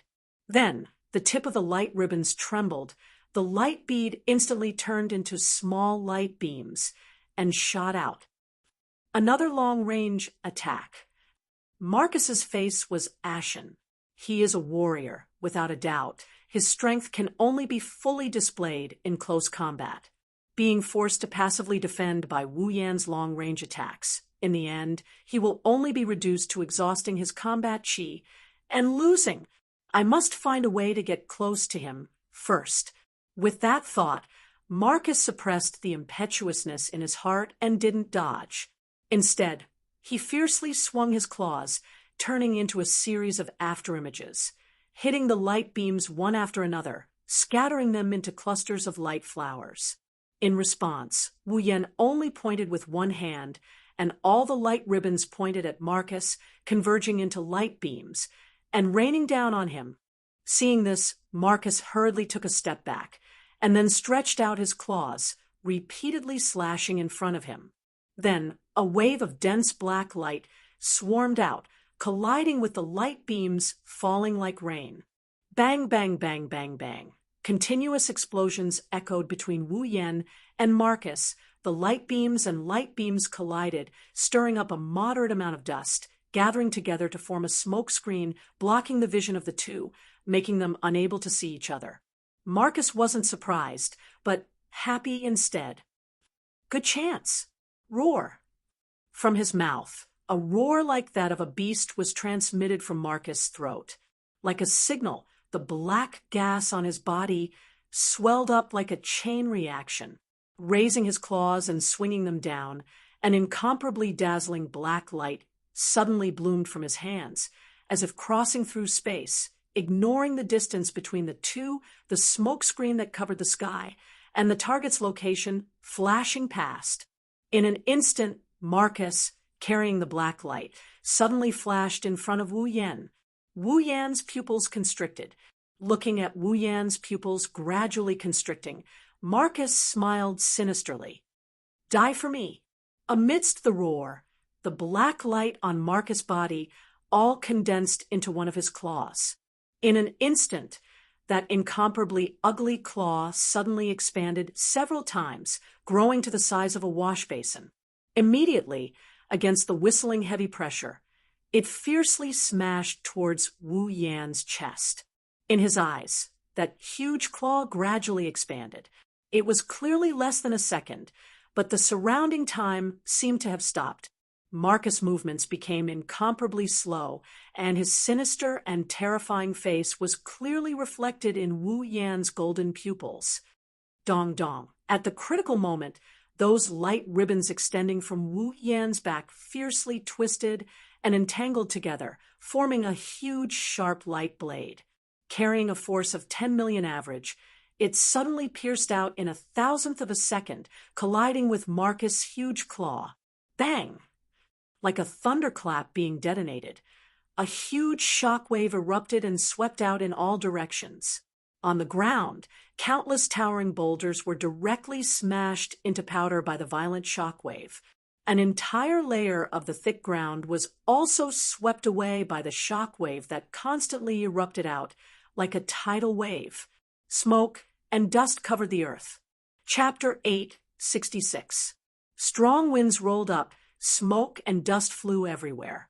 The figures of the two people who were fighting had long been concealed. In the sky, Icaros and Astrea flapped their wings and blew away the dust cloud. The illusory frames in their eyes were still rotating, proving that their vision wasn't obstructed by the cloud. The black gas that enveloped the surrounding space and isolated the outside world gently blew away all the smoke and dust inside. When the dust settled, only a huge hole was left on the ground. It appeared in this hidden world, showing the desolation of this world. The figures of Wu Yan and Marcus slowly appeared at this time. The huge claws and the huge lightsaber were still rubbing against each other, creating sparks. They were still in a deadlock. Black chi surged on his claws. Marcus kept exerting strength while roaring unwillingly. He tried to smash the light blade in front of him to make his attack work. However, the light blade seemed to have an inexhaustible amount of strength. It spread like a pair of wings. Pung, with a soft, muffled sound, an unparalleled force passed through the light blade and continuously acted on the hand claw. It shook the claw and even the slowly fluctuating black gas. Suddenly, Marcus seemed to have hit a wall and was shaken back under the effect of the light blade. "Bastard!" Marcus cursed and landed on the ground again. He was furious that his attack had been nullified. While he was furious, the light ribbons suspended on both sides of Wu Yan quickly rolled up and intertwined into a huge light wall before crashing down with a loud bang. Marcus' expression changed. He couldn't care less about cursing anymore. His figure rapidly retreated, instantly widening the distance between them. The huge wall of light brushed past his body, majestically rushing past him. He plowed out a wide and thick gully on the ground that was riddled with holes. Without slowing down, the wall of light smashed into the surrounding black gas barrier. It was as if a giant was waving its huge fist. The entire sealed world began to tremble as if it had struck the black energy barrier. Unfortunately, the black gas barrier was very sturdy. After withstanding the blow, it only dimmed for a second before recovering. Otherwise, once the black gas barrier was destroyed, everyone in the camp would have heard the commotion, and Marcus would have had no choice but to escape. However, after the attack failed, the nimble ribbons of light danced again. With Wu Yan as the center, they quickly converged. From afar, this scene looked like a spider weaving a web, and Wu Yan was the spider in the center of the web. The formless belt of light once again extended from his back, forming two gigantic wings. Swish! Almost in an instant, the wings suddenly expanded. Without using any space movement magic or any acceleration superpower, the wings flashed in front of Marcus without stirring up any wind. Then, a pair of blade-like wings flashed past and flapped toward Marcus. Pung! The sound wave vibrated, and an invisible impact force burst out between the wings and the sharp claws that Marcus had swung out at an unknown time. Marcus easily blocked the attack. However, it was not over yet. The other wing swung from the other side of Marcus like a big slap. It was a simple flap, but the friction caused the surrounding air to scatter light smoke, and the temperature suddenly became a lot hotter. Obviously, if this flap hit, even Marcus would be seriously injured. Marcus, who was aware of this, showed a dignified expression. His other hand also swung out fiercely, like a mayfly shaking a tree, and abruptly collided with the rapidly rubbing wing. Clang! The sharp claws and wings collided, and a violent and crisp sound of collision burst out, mixed with a trace of fierce eruption of sparks, spilling out in the entire black gas barrier. The strength of his whole body surged, and the majestic black Do Chi also roared. Marcus was like a pie in the middle, struggling to support the wings that were attacking him. The black scales on his face and arms were erected, proving their master's efforts at this time. Marcus' face was already extremely unsightly as he continued to support the two wings. His heart was burning with anger, so much so that Marcus did not notice that Wu Yan, who was floating in the air and at the source of the two wings, was looking down at him, who was tightly entangled with the wings. From his mouth Incomparably profound and mysterious words came out of his mouth. As a series of inexplicable words came out of Wu Yan's mouth, the flow of magic on his body began to flow in a different pattern from before, accompanied by an inexplicable sacred power. When the last word was lightly spat out by Wu Yan, a platinum-colored feather robe that looked like a battle robe, but also like an imperial robe, gradually took shape. His black clothes were covered by the platinum-colored feather robe. At this time, Wu Yan was like a pope who had walked out of a church, sacred and incomparably noble. Only when the platinum-colored feather robe was formed did Wu Yan raise his head, and a pair of eyes slowly opened. Moving church. Done. That's right. This platinum-colored feather robe was known as the ultimate defensive barrier, the moving church that possessed astonishing defensive power. Using magic was a very rigorous matter. No matter which magician it was, they couldn't get rid of the inherent restrictions when using magic, such as the necessary symbols and chants. Some powerful magic even required the addition of rituals. Among them, a single wrong step could lead to the failure of the magic, even if it was an unclear incantation. Wu Yan was the same. Although he had the 103,000 magic books that could be said to be all-encompassing not only magic but also yin-yang technique, boundary technique, and sealing technique. However, among these magic methods, as long as they were powerful and had powerful effects, they had to go through certain procedures. It was similar to chanting incantations, and there was no doubt that the moving church was known as the ultimate defensive barrier. So naturally, it also required a very strict chanting of incantations. Wu Yan was also not an exception. Even if he had the infinite martial refining to familiarize himself with the magic methods in the Book of Witchcraft, he still couldn't get rid of the shackles of magic. To be able to get rid of the shackles of magic and use magic at will, only the legendary demon god could truly do it. For example, Alistair was such a character. Don't think that Alistair was weak just because Wu Yan could threaten him. To put it bluntly, at that time, if there wasn't the terrifying meteor night, and Alistair wasn't bound to the life support system, then even if there were 100 Wu Yan at that time, they still wouldn't be able to threaten Alistair. Demon God, that was already a realm, not a level.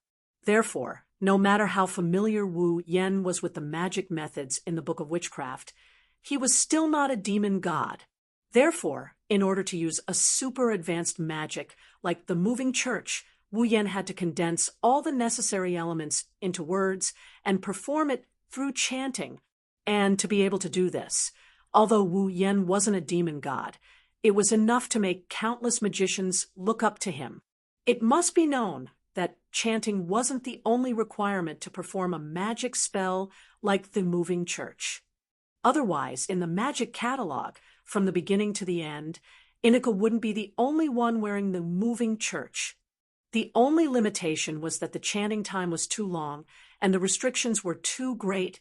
Without the necessary rituals and preparations, the moving church on Wu Yan's body would automatically dissipate once the magic power output stopped. Unlike Intika's moving church, which had completed all the necessary procedures, the magic power would continue to flow in the moving church. Even if magic power wasn't poured into it, the magic power would continue to multiply and exist. In addition, it took a long time to chant, so Wu Yan needed to use the light ribbons on his body to stall Marcus to buy time for himself.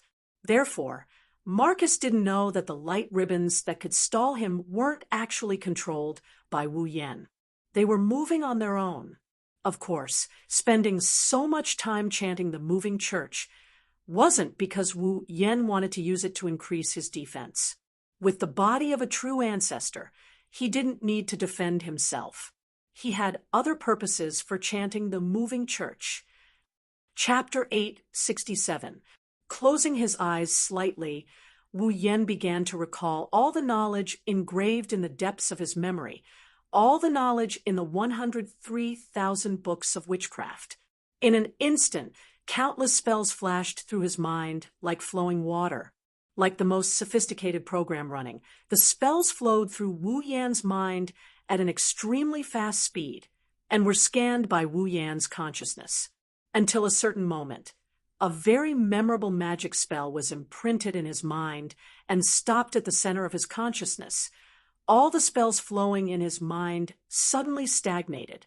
His golden pupils quietly exposed to the air, Wu Yan's lips slightly opened, and at a speed that was neither fast nor slow, but was the most efficient and concise recitation of some words that were completely incomprehensible to the human mind. Along with the long voice that sounded like a long speech, a magic array that was the same diameter as his height swelled up at an unimaginable speed and covered the void in front of him. St. George's Sanctuary. Bang! As if something had broken, the incomprehensible runes on the magic array overlapped and shone brightly. At the center of the magic array, a tiny black dot silently emerged and then quickly spread out in all directions of the magic array.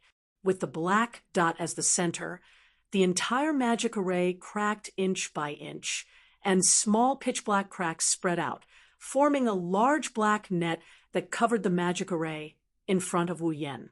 And within the slightly opened pitch-black cracks, traces of a ferocious beast's aura slowly flowed out. It was as if a destructive giant beast was trapped in the cracks of the magic array. Now this giant beast, under Wu Yan's call, opened its ferocious and terrifying mouth. Pa! A soft sound reverberated from the magic array, and the giant beast hidden in the depths of the cracks seemed to have exposed its fangs through the cracks of the magic array. At the same time, below, Marcus, who was confronting the wings, suddenly felt a frantic warning in his heart, as if urging him to escape, and his heart thumped rapidly together with his accelerated heartbeat. At that moment, Marcus's expression changed abruptly. The Dragon King's sigh, an extremely faint voice, as if sleep-talking, lightly drifted into Marcus's ears. Hearing this sleep-talking voice, all the warning signs in Marcus's heart turned into a sense of crisis. His head suddenly turned upward, looking in the direction of Wu Yan. In the instant that Marcus raised his head, he looked up. An exceptionally dazzling beam of light shot out from the center of the magic array, with a deafening cracking sound. The beam of light was not very large, but it contained a destructive power that made all the scales on Marcus's body explode. Wherever it passed, the atmosphere evaporated and arrived in front of Marcus in the blink of an eye. The dazzling beam of light filled Marcus' 7 eyes. Looking at the Dragon King's lament that was projected at a speed that he could not react to, Marcus only had time to open his 7 pupils to the maximum. Then, the dazzling beam of light swept across his scaly body. Boom! The Dragon King's sigh directly swept through Marcus's body, passed through his figure, and shot backward, landing on the surrounding black gas barrier. Previously, no matter how strong the impact was, the black gas barrier had no effect at all. But under the direct attack of the Dragon King's sigh, it lasted less than a second before collapsing with a loud bang. Bang! The black gas barrier exploded, scattering into black spots all over the sky. And under the effect of the Dragon King's sigh, these black spots directly turned into glowing feathers, gently falling to the ground and scattered in all directions, landing on the camp outside the black gas barrier. The momentum of the Dragon King's sigh didn't slow down either. With an irresistible force, it pierced through the sky full of light feathers and shot towards the camp outside. It swept past the camp and continued to fall towards the camp. With such a situation and the terrifying destructive power and effect of the Dragon King's sigh, if this beam of light and the sky full of light feathers landed in the camp, then 99% of the guards in the camp would unknowingly die an unnatural death. After all, the beam of light formed by the Dragon King's sigh had the terrifying power to shoot down satellites. and the objects attacked by the Dragon King's Sai would also turn into glowing feathers and continue to attack. Every single feather had the power of the legendary St. George's Dragon's full power attack. If all of them landed on the camp, then forget about the people. The entire camp would be destroyed in an instant. At this moment, Wu Yan, who was hiding in the St. George's Sanctuary magic circle in the sky, roared fiercely and forcefully propped up his body. Both of his hands grabbed the platinum moving church as if he wanted to tear it apart, and fiercely pulled his hands to his sides. With a chi sound, the moving church, which was known as the ultimate defense barrier, was torn apart by Wu Yan's hands, revealing the black clothes he was originally wearing. Scatter! A low voice came out of Wu Yan's mouth. The moving church in Wu Yan's hands, which had turned into fragments, suddenly exploded, turning into an invisible wave, rippling and reverberating, instantly covering the entire sky above the camp like a wavering water wave, protecting everyone in the camp inside. Boom! At the same time, the lament of the Dragon King beam ferociously slammed into the water ripple formed by the moving church, stirring up a massive ripple. A shock wave that caused even space to tremble reverberated from the collision between the two. In the surrounding space, strange creaking noises reverberated one after another, as the atmosphere was blown into raging winds and billowing billows, crashing towards all directions. Ikaros and Astrea, who were spectating the battle, were caught off guard by the raging wind. They were blown back by it. Their wings were stretched to the limit, flapping with all their might to prevent them from being blown away. The Dragon King's Sai and the Dragon King's Sai remained in a stalemate for more than half a minute before the terrifying collision ended. The Dragon King's Sai gradually weakened. The ripples on the moving church also gradually disappeared. The ripples on the moving church stopped expanding until the moving church completely disappeared. However, this didn't mean that everything was peaceful. The Sai of the Dragon King cast a sky full of luminous feathers that landed on the mobile church, one after another, and clashed with the mobile church.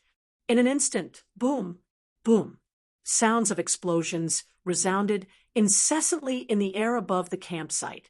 After who knows how long, the light feather finally calmed down. Only the moving church remained in the moving church's Sai form. The collision between the lament of the Dragon King and the moving church finally woke up the guards in the camp. It was a pity that they were once again woken up in the middle of the night. Amidst a wave of wails and complaints, they rushed over together with the patrolling guards who had witnessed the collision in the sky above the camp. It seemed that it was only a matter of time before everyone in the camp gathered here. In the air, the St. George's Sanctuary that was cut off by Wu Yan has long disappeared.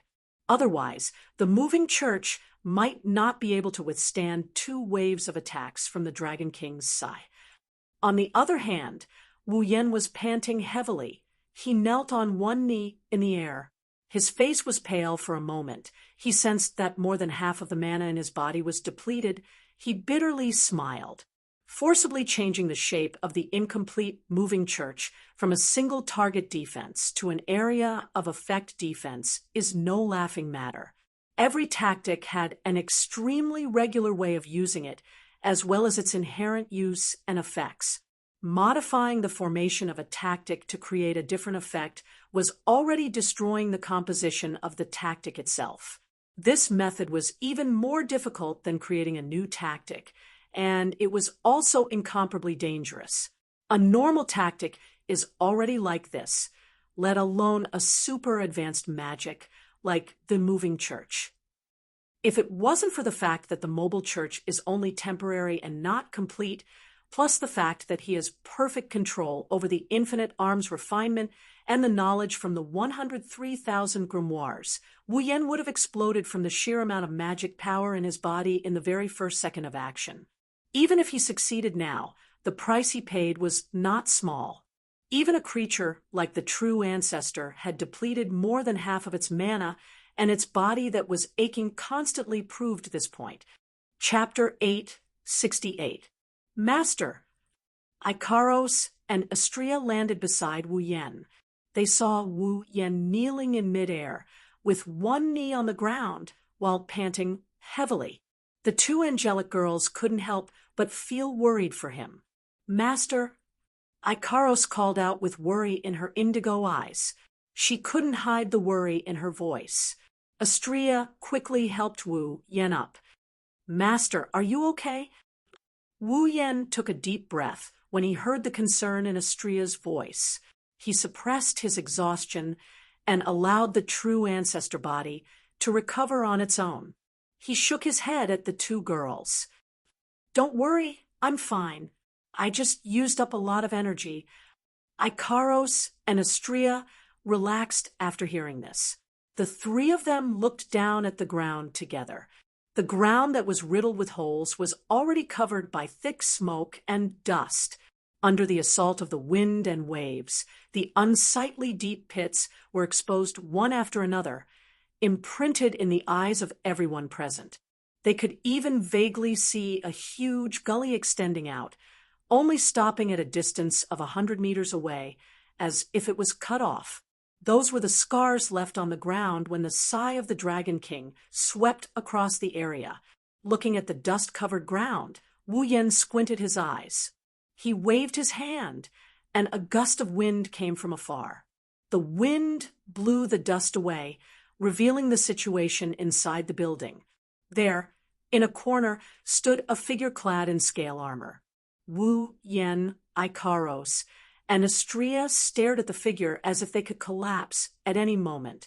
Wu Yen, Ikaros, and Astrea stared at the figure with different expressions in their eyes. His golden pupils flickered as he sized up the scaled figure. He shook his head in a mocking and regretful manner. He managed to dodge the fatal blow at the critical moment. On the ground, his ugly figure was now in a sorry state, and his entire body was covered in blood. The pitch-black scales were dyed blood red, and a portion of them emitted a charred color and smell. The incomparably ugly face was lowered, and drops of blood flowed down from it, mixing with the blood that flowed out from the scales on its body. Even the ground where he was standing was dyed red. Using the word battered and exhausted to describe his current state was still rather light. The left half of his body, from his shoulder to his abdomen, all of his limbs were gone. Along with the claw, they all disappeared, leaving behind only the disgusting piece of flesh that was vibrating slightly. It was very disgusting. Cough, cough. Blood spurted out of Marcus's mouth. His teeth were dyed red as well. The only remaining claw was pressed against the left side of his body. After a while, Marcus pulled it back and raised it in front of his eyes. He looked at the blood on his claw. Feeling the suffocating pain coming from his body, the empty feeling on his left side attracted Marcus' attention. He turned his head with great difficulty. When he saw the completely disappeared part of his body, Marcus trembled all over. "Damn it, damn it, damn it, damn it, damn it, damn it, damn it, damn it." A roar that sounded like weeping and wailing echoed from Marcus's mouth, and his voice continued to rise higher and higher. His tone was filled with tears and wails. The soaring resentment and killing intent, along with the surging black gas and blood, responded repeatedly. It was like the last struggle of an injured beast, causing people to shudder. He lifted his head and looked at Wu Yen, who was hovering in the air. Marcus' huge eye sockets were already bloodshot, and his 7 pupils were all replaced by madness. Bursts of black chi wandered, but he could not restore the damage he had already suffered. "Kill you! I will definitely kill you! I will kill you!" Still coughing up blood, Marcus howled in rage. Wu Yen furrowed his brows as he watched Marcus' final struggle with a cold expression on his face. "Yen!" From afar, Hinajiku, Mikoto, Kotori, Shokuho Misaki, and the rest of the girls were also here. The sound of footsteps reverberated chaotically. At a glance, One could see a black mass of people rushing over from the distance, arriving at the scene. The Thunder Sovereign and Pelosi stood at the front, leading the large group of people in the camp. They surged in together and surrounded this miserable space. The guards of the campsite finally made their appearance. However, by the time Shoujo's group and the people in the campsite arrived at the scene that had been dealt a heavy blow and turned into ruins fell into their eyes. Everyone subconsciously stopped in their tracks and looked at the tattered scene. They couldn't help but be surprised when they saw the hideous monster bathed in black gas and blood standing in the middle of the field. Their surprise turned into horror. Shoujo, Mikoto, and the rest of the girls were so shocked by that disgusting figure that they took a few steps back, their faces pale. What the hell is that? The Thunder Sovereign and Pelosi were also overwhelmed with shock. Clearly, they were frightened by Marcus's unsightly appearance. Monster! Monster! The guards of the campsite couldn't bear it any more. They screamed in horror. Their hands holding their weapons were trembling. They almost lost their grip on them. The surrounding voices that were filled with shock and fear fell into Marcus's ears. At this moment, these voices were simply ear-piercing to the extreme, causing his heart that was filled with madness and resentment to become extremely distorted. In response to his heart that was filled with resentment, the black gas also fluctuated and swept in all directions. Ah! The surrounding people screamed in horror. They were blown back by the black wind. However, the girls who just arrived reacted.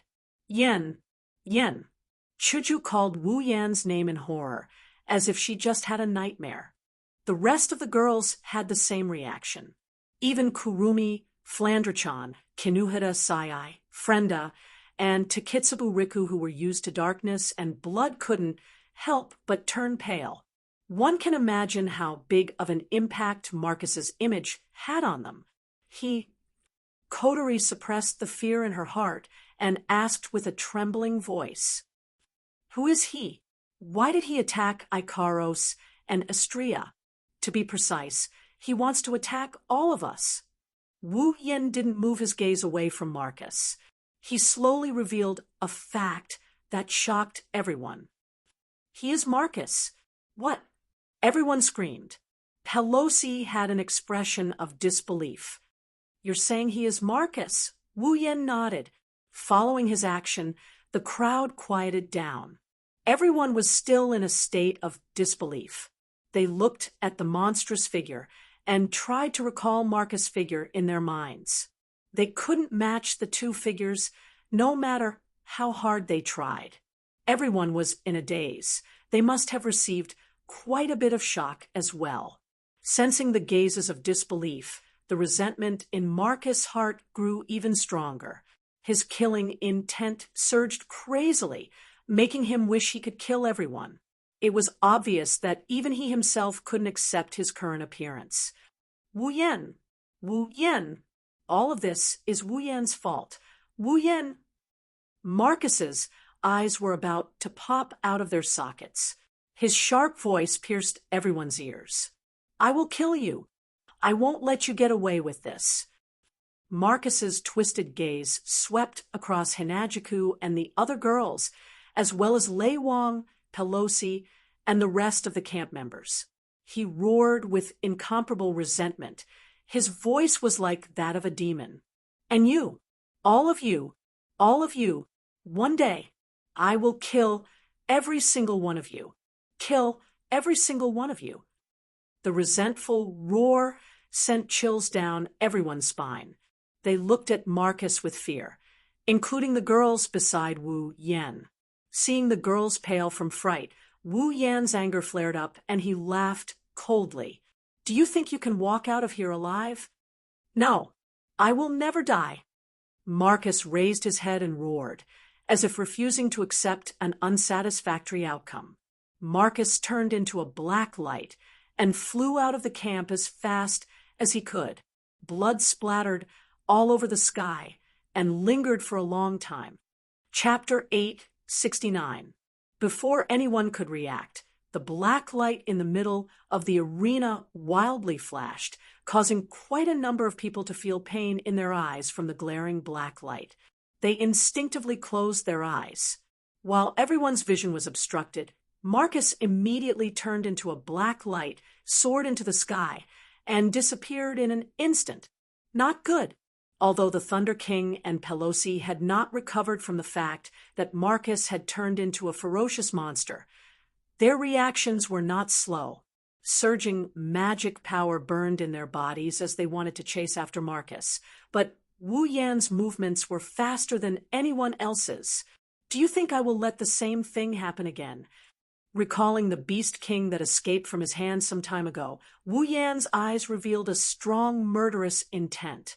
With a teleportation, Wu Yan flashed into the air, looking at the black light that was flying out of the camp at a terrifying speed. He did not use teleportation to chase after it. Instead, he stopped in the air, stared at the distant figure, and took a deep breath. Ding! The next moment, crimson spatial ripples slowly appeared behind Wu Yan, reverberating in the void. In the blink of an eye, it formed a rather large crimson light curtain, like a brightly colored door, standing on top of it and soaring into the sky. His gaze turned cold as the gate of Babylon opened. Wu Yan stretched out his hand and slightly reached behind him. The crimson door formed by the gate of Babylon suddenly rippled again, right behind Wu Yan's hand. In the ripples, a beautiful black, crystal-like longbow gradually emerged from the gate of Babylon at a seemingly slow but actually very fast speed. When half of the longbow emerged from the crimson spatial ripples, the exquisite longbow fell into Wu Yan's hand. Wu Yan grasped it and pulled it out with force. Meteor Knight. His gaze seemed to have turned into an arrow first. It shot towards Marcus, who was getting farther and farther away. Looking at the shrinking figure, Wu Yan pointed the Meteor Knight at Marcus. His hand slowly rested on the bowstring, that is, on the ground. Shoujo, Mikoto, Shokuho Misaki, and the others' expression changed. Everyone, including Kodori, Kurumi, Toka, and Yoshino, were confused. She quickly turned to look at Ikaros. Ikaros! Ikaros's eyes trembled and turned into a dreamy crimson color again. Then, on his body, a series of crystal-like flashes began to flash. Marcus, who was fleeing for his life, suddenly felt uneasy. His movements paused slightly, and even his speed slowed down a little. Following this uneasy feeling, he turned his head and looked behind him. With this look, his sinister and ugly face covered in scales changed dramatically. Like a pair of wings made of black crystals, the light and nimble longbow flickered with a starry night light. Gradually, it emitted a breathtakingly beautiful fluorescence in the night sky, expelling the darkness above the camp. Specks of starlight converged like bees returning to their hive. They collided with the center of the bow amidst the sweet sound effect. They wandered around the Meteor Knight bow. After a while, they slowly solidified. An arrow shrouded in silver light and starlight appeared between the bow and Wu Yan's bowstring. The arrow was aimed at Marcus's silhouette. Everyone on the ground was mesmerized by this beautiful scene. Wu Yan, who was bathed in the starlight, looked like a god of the night descending from the heavens. Under the protection of the night sky, and the night sky, it's as if he is the only one left in this world. Marcus, on the other hand, tensed up. Black mist is surging out of his body. This is a sign that they sensed danger. Sweat mixed with blood dripped down. Marcus' heart was already shrouded in a thick fear. He immediately shouted and mobilized all the fighting aura in his body. He didn't care about the consumption or the consequences. He only wanted to increase his speed by a little bit to escape the arrow's range of aim. Blue veins popped out on his scales. Marcus' 7 eyes were filled with madness. Stifled screams were squeezed out from his throat, but Marcus was completely unaware of it. He desperately shot towards the horizon. Unfortunately, all he did was prolong his time in this world by a little bit. Wu Yan's golden eyes were filled with starlight. He gently closed his eyes, and then suddenly opened them. Whoosh! Starlight bloomed in the darkness of the night. The arrow, which had turned into a meteor, streaked across the sky and flowed forward with a very pleasant sound effect. Under everyone's gaze, it met Marcus' figure head-on. No! Marcus shrieked in despair when he sensed the fatal crisis and the aura of death behind him. The meteor fell on his body. Chee! A soft cry, accompanied by a tearing sound, echoed from the distant horizon. Ah! The space in front of them was suddenly torn into 2 halves. Cracks began to appear one after another. In the middle of the cracks, Marcus was howling in pain. His originally tattered body was pierced through by the meteor shower, leaving behind a terrifying bloody hole. Then, under the tearing of the starlight, his body was gradually crushed into nothingness. Bang! A spatial ripple spread out. Bits of starlight wandered back and forth. They merged into the void and quietly disappeared from everyone's sight. In an instant, heaven and earth returned to normal. It was as if nothing happened. Nothing changed. Only Marcus's figure that completely disappeared, and Wu Yan's beautiful longbow that was still glowing with starlight silently told everyone what just happened. If there was anyone who saw the Meteor Knight arrow, they would have noticed that at the moment the arrow was shot, a protective shield made of data crystals enveloped the space where Marcus was and isolated it. It was only when Marcus was wiped out that the protective shield quickly disappeared. At the same time, on the ground, Ikaros's eyes also returned to normal. It's obvious that the protective barrier just now was her masterpiece.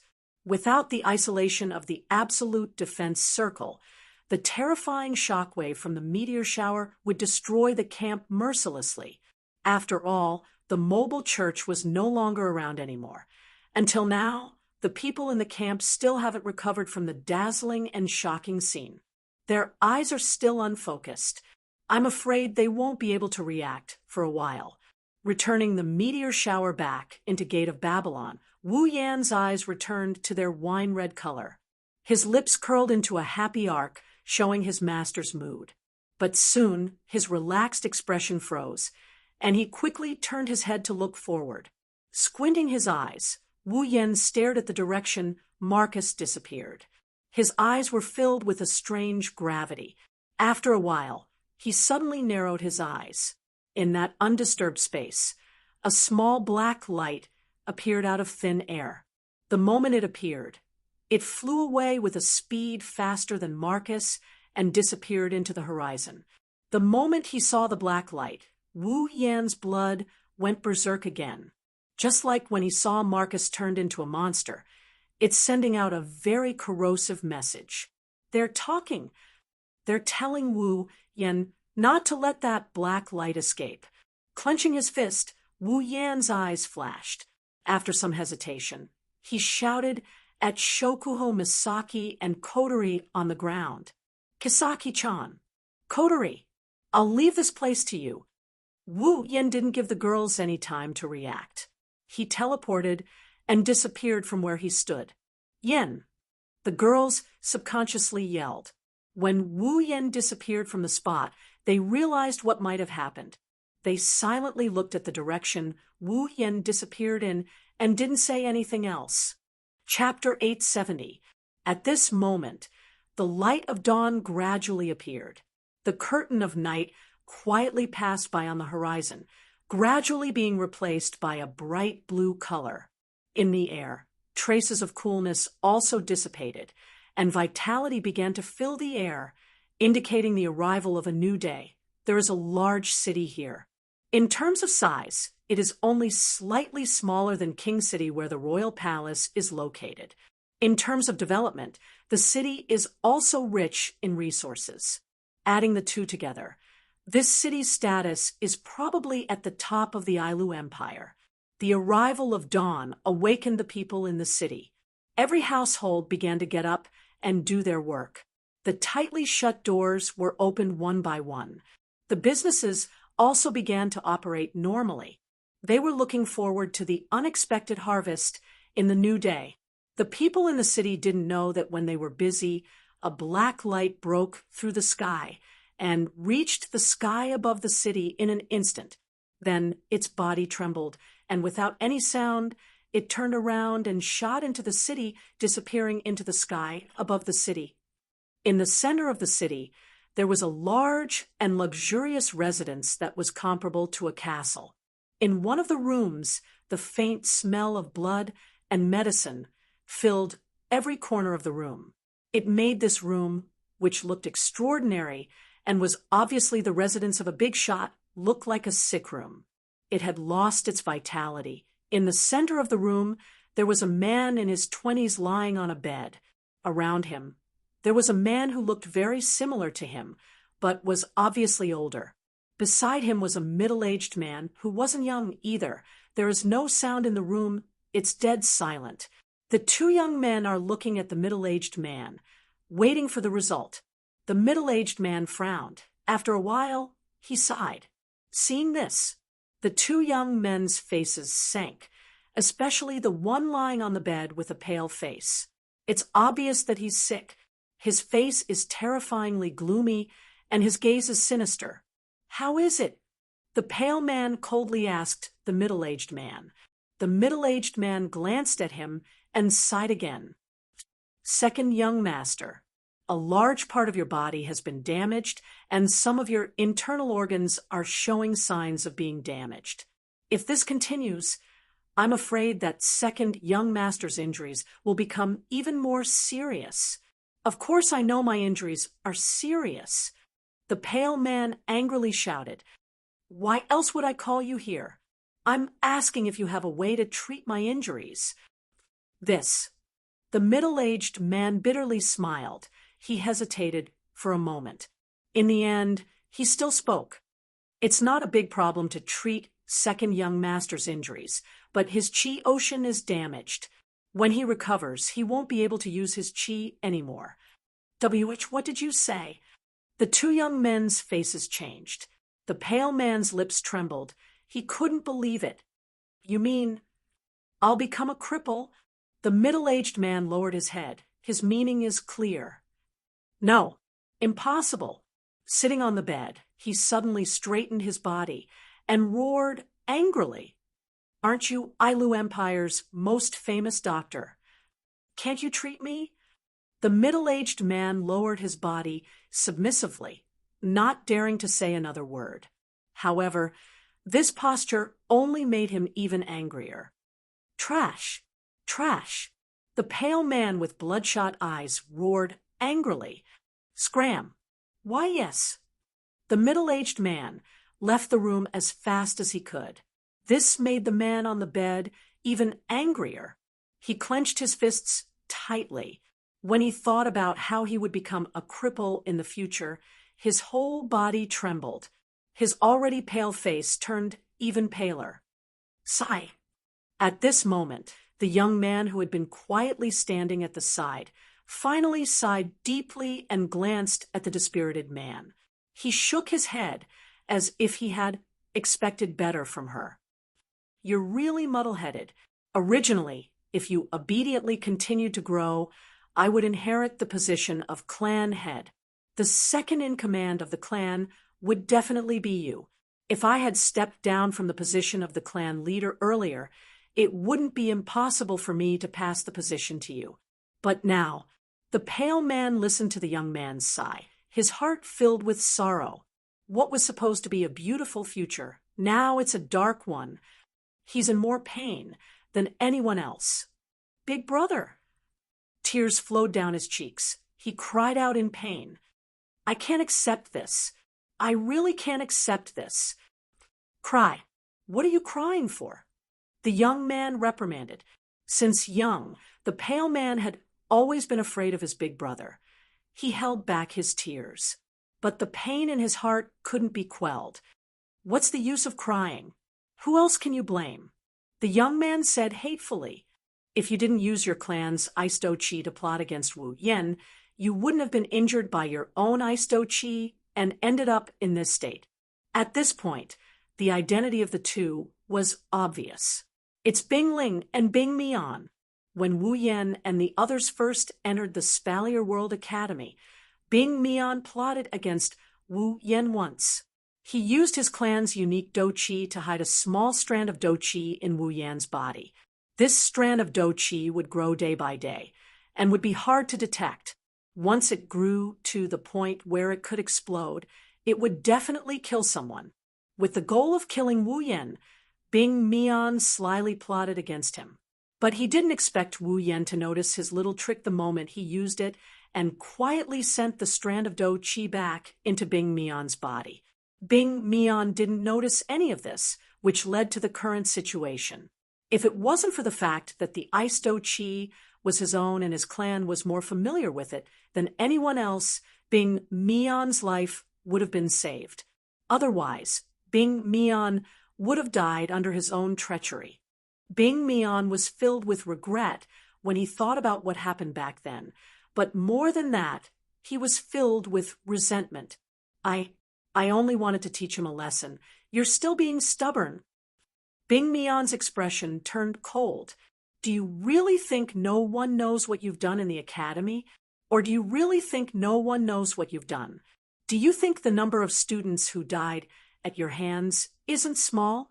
If it wasn't for the fact that the students here don't have much power and that you're the second young master of the Saito clan, no one would bother to report you. Do you think you'd still have a good life in the academy? Bing Mian's lips moved, but he didn't say anything.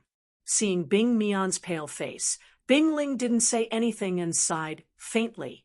Of all the people you could have messed with, you had to mess with Wu Yen.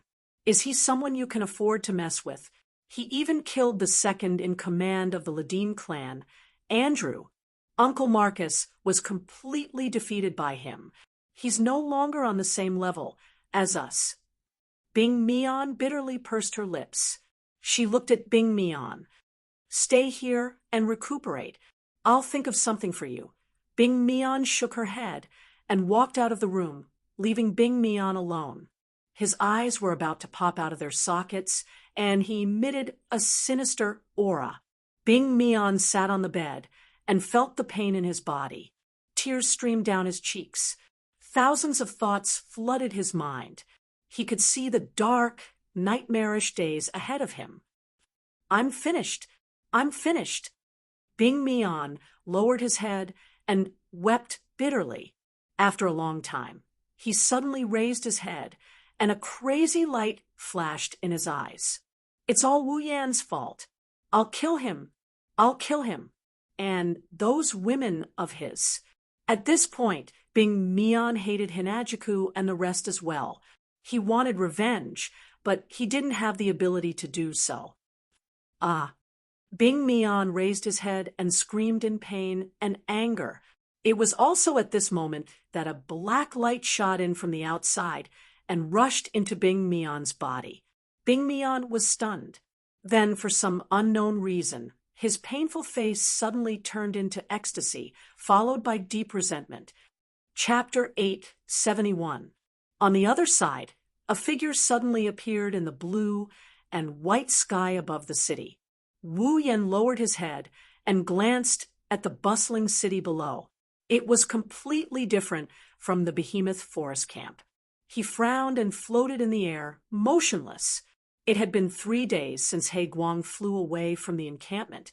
In these 3 days, Wu Yen gave up the idea of flying in order to track the black light that was several times faster than his normal speed.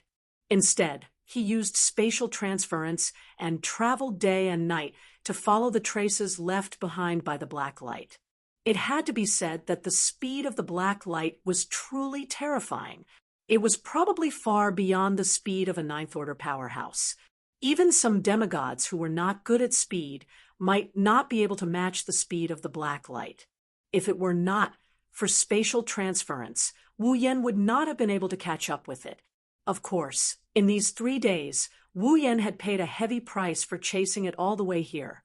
The distance from the Behemoth Forest camp to here was not that short. During this time, not only did he have to pass through several small cities, but there were also many natural barriers. It took Wu Yan 3 days to reach here. If he had to walk for such a long distance, it would take him 4 to 5 months or even half a year to reach here. Perhaps it would be faster if he took an airship, but it was not something that could be done in a day or two. Along the way, in those small cities, due to various reasons of power and strength, there were fights almost every day. Various mercenary groups would engage in chaotic battles for benefits.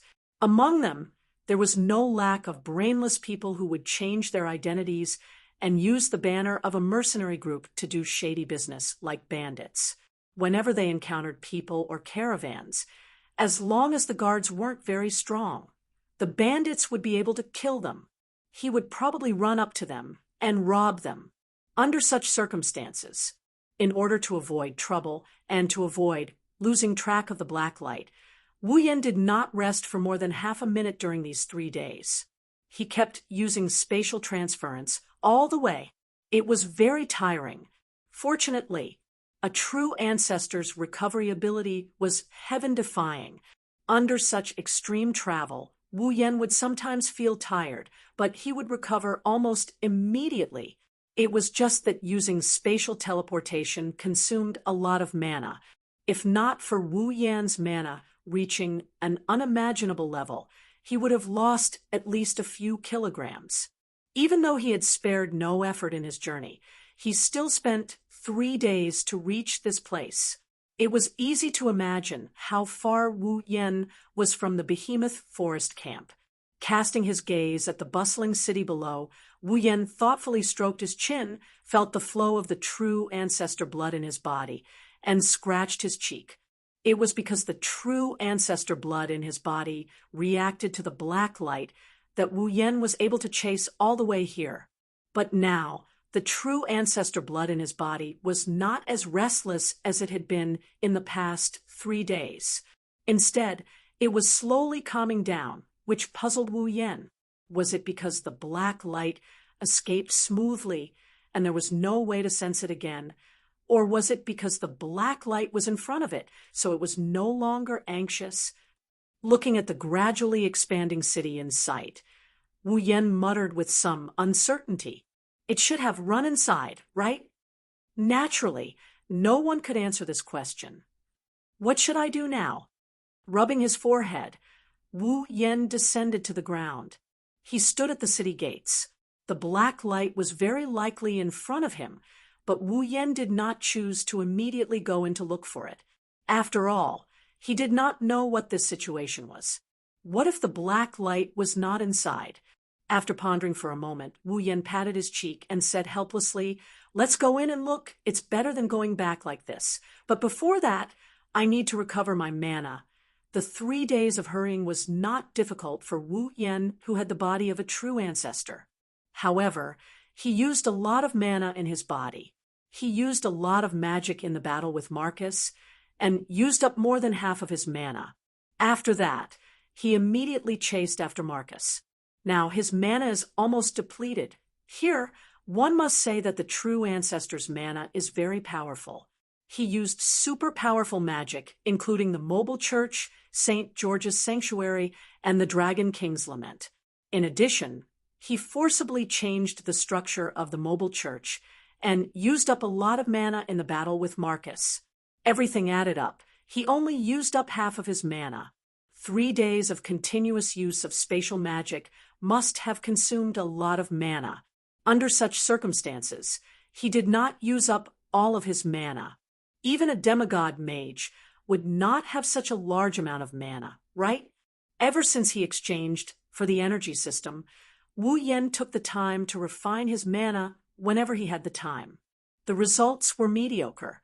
At least in terms of mana, no one in this world could compare to him unless the gods appeared again, and they had to be mages. After exploring a mountain forest and not finding any traces of humans or beasts, Wu Yan was relieved. He found a secluded place and sat down cross-legged, closed his eyes, and began to recover his mana as Wu Yan entered a state of cultivation. Faint ripples of mana surged out from his body. Faint ripples spread out in the surrounding space, causing the atmosphere to howl. The surroundings were silent after an unknown amount of time. When the sun rose from the east, the faint mana fluctuations on Wu Yan's body gradually weakened until they finally dissipated completely. His tightly shut eyelids trembled for a moment before he slowly opened them. Threads of light flashed within his wine-red eyes. The originally somewhat lacking magic energy within his body began to crazily churn like a tsunami. It was as though it would never be used up, growing and multiplying endlessly. Of course, this was only an illusion. Wu Yan's mana could still be used up. It had been proven before, but it was very difficult. Standing up from the ground, Wu Yan patted the rain and dust on his body. He clenched his fists, and the corners of his mouth curled into a smile. It seemed that he was in a good mood. I didn't expect that after using up most of my mana and then recovering, it would have the effect of increasing my mana after using up to the limit and then recovering to the full state. This was just like an athlete who used up his stamina to the limit and then broke through the limit. Mana cultivation had the same effect. It wasn't just Wu Yan, but other people who cultivated mana also had the same effect. Unless they had reached the true limit, there was no way to make a breakthrough. Almost everyone in the Spalier world knew this method of increasing mana, and they all knew how to use it. However, the extent of their mana increase was probably not as great as Wu Yan's. In addition to having the body of a true ancestor, more importantly, Wu Yan's mana was originally very large. It wasn't easy to use up such a large amount of mana, and it was very likely that he would recover faster than he used it up. And if he did, the harvest afterward would naturally be much greater than the average person's. Moreover, Wu Yan's magic power cultivation method is of the highest level. Combining the two together, the results are surprisingly good. It wouldn't be an exaggeration to say that Wu Yan's gains this time far surpasses the gains of other people in a lifetime using extreme magic power cultivation methods. This good news immediately lifted the depressed mood of not being able to catch up after 3 days of chasing. After expanding his body, Wu Yan floated up and returned to the city gate. Looking up at the city that he had never been to before and feeling the lively vitality inside, Wu Yan couldn't help but sigh. If that black light was really in this city, how should he find it? In what form would it appear in front of him? Shaking his head, Wu Yan threw away these complicated thoughts and followed the people in front of him who were preparing to enter the city. Chapter 872. The boundless sky was filled with a monotonous blue color, contrasting with the slightly dim sunlight.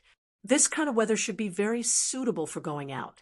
It was neither hot nor cold, making one feel comfortable under the silent sky and the bustling city. A figure that was neither too conspicuous nor too ordinary was slowly walking on the street from the city gate. The speed of the figure was not fast, even slower than that of an ordinary person. Therefore, the surrounding pedestrians did not know that a rather important figure had sneaked into their midst. The figure slightly raised his head, exposing a young face that was neither handsome nor ugly to the air. As he walked, his eyes wandered around, admiring the scenery around him. In fact, his attention was not on the scenery around him, but on his own body. Frowning, Wu Yan looked at the buildings and cursed in a low voice. Where the hell is that damned thing? Is it really in this city? If it is, come out and let it out. I felt all kinds of discomfort when the blood was rampaging, but now that it's calm, I can't do anything about it. Why do I have to encounter such a confusing situation? Lowering his shoulders, Wu Yan looked around again, but still did not feel any reaction from his ancestor blood. He couldn't help but feel dispirited. How long do I have to continue? Letting out a light breath, Wu Yan could only pull himself together and continue forward. Otherwise, if he gave up like this, not only would he not be willing, but the strange feeling he felt from the black light made him feel uneasy. I don't know if I should be happy or annoyed. With Wu Yan's average-looking face, if he mixed in with the crowd, he wouldn't become a bystander, but he wouldn't attract too much attention. If he brought the girls with him, he would have become the target of public criticism by now. For Wu Yan, who wanted to find traces of the black light, this was a relatively good situation. At least it was not that eye-catching. After wandering in the city for nearly half an hour, Wu Yan still did not find anything. Just as Wu Yan could not help but feel impatient and wanted to find a place to eat, there was a commotion in front of him that caught his attention. He turned his head to look at the source of the sound. He saw that the pedestrians who had been walking suddenly seemed to have seen something terrible. In a panic, they scattered, and all of them went to both sides of the road. Seeing this, Wu Yan found it strange, but he still took a step forward. With a light tap on the ground, his body turned into a black shadow as he flashed into the crowd on both sides without anyone noticing. He did not want to be the first to stand out. It was better to pretend to be a passerby. Not long after, the entire street was filled with people, and at this time, a group of knights wearing luxurious armor walked over from the other side of the street, step by step. Their footsteps were very orderly, and from the looks of it, they seemed to be very strong. Seeing this group of knights walking over in a hurry, the people on both sides of the street couldn't help but exclaim. They couldn't help but look at them with envy. Being able to receive the admiration and support of others for these ordinary people seems to be a very admirable thing. Wu Yan, who was hidden in the crowd, silently glanced at the knights walking over, rubbing his chin. So arrogant? Looks like they have a big background. Standing next to Wu Yan, a passerby heard Wu Yan's words, at first stunned, then raised an eyebrow. A strange expression appeared on his face. Don't you know who they are? Wu Yan blinked his eyes and looked at the person beside him, who doesn't have anything special about him. He didn't know if he should start a conversation or not.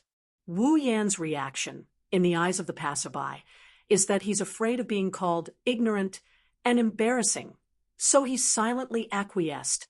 The strange expression in his eyes became more intense. He then patted Wu Yan's shoulder with an "I understand you" expression. He grinned. It's fine, young people, I understand. Wu Yan's mouth twitched. He laughed dryly. He didn't explain. Then, brother, which family is this group of knights from? They seem to have a big background. Hey, you asked the right person. The passerby coughed with a grin and put on an "I'm an expert" look. While Wu Yan resisted the urge to punch him, the passerby started bragging. That's the Shoujo family's knights. Huh? Wu Yan was shocked. He was surprised. The Shoujo family? No way. The passerby was also shocked. Don't you know that this is the Shoujo family's base? This is the Shoujo family's base. Wu Yan was shocked. He was speechless. He didn't expect that after he killed the second-in-command of the Shoujo family, Marcus, he would end up in the Shoujo family's base. Is this the legendary ape Dung? No wonder that knight order is so arrogant. Wu Yan chuckled. They have the Empire's second most powerful family behind them. It's normal for them to be arrogant. Tisk, what's there to be arrogant about? The passerby curled his lips in disdain. So what if they're the Empire's second most powerful family? They're still humiliated. Oh, Wu Yan was interested. He asked, "What's going on here? Seems like you're not up to date, brother." The passerby didn't know he was referring to a Tier 9 combatant as brother. Otherwise, he would be on Cloud 9. Do you think the knights are here to show off? They're here to help. Wu Yan paused for a bit. Help? Did something happen to the Shoujo family? This is a big deal. The passerby looked around, as if he was trying to prevent others from eavesdropping. He whispered to Wu Yan, "Did you know that the Shoujo family was haunted last night?" Haunted? Wu Yen narrowed his eyes. He was serious this time. His intuition told him that the haunting must have something to do with the black light he was looking for. Can you tell me more about it? I heard about it from others. The passerby scratched his head. I heard that the patrolling guards in the Shoujo family heard the howling of ghosts in the middle of the night. So that's what it means to be haunted? Wu Yen turned to the passerby. If that's the case, there wouldn't be a need to summon the knights back from outside. The passerby recalled the version he heard and said with a shudder, "The point is, every time the ghost-like sound is heard, the patrolling team will find one or two corpses that have been eaten by some wild beasts, leaving only bones behind." Wu Yen frowned when he heard this. Their corpses were eaten by some wild beasts. Wu Yen muttered as he looked at the direction where the knights disappeared. His wine-red eyes flashed with an indiscernible intent. This is indeed a little strange. Right. I knew it. The passerby put his hands on his waist to show off. I have a friend who works as a guard in the Shoujo family. He told me that last night the ghost-like noises were heard more than 10 times. Every time someone went to check it out, they would find the corpses of guards, patrolmen, and even servants. All of them were bitten, and their flesh looked like it had been eaten. It was very scary. It's only been one night. The passerby showed 2 fingers. In just one night, more than 20 corpses were found in the Shoujo family. The cowardly higher-ups were scared out of their wits. That was why they called in the knights from outside to investigate the Shoujo family. But I'm not surprised. The passerby sneered. He continued, "It's not like the Shoujo family hasn't had a monster before. Their second in command was seen turning into a ferocious monster a few days ago and was killed by someone. It's not strange for another one to appear. That's why the Shoujo family is so nervous." Wu Yen didn't listen to what the passerby said after that. Wu Yen looked in the direction where the knights left. He ignored the passerby's call and walked over. Chapter 873. This city is worthy of being the base of Ailu Empire's second most powerful family, the Shoujo family. It's one of the largest cities in the empire. Not only does it cover a large area, it's also crowded with people. Perhaps it's due to the good weather.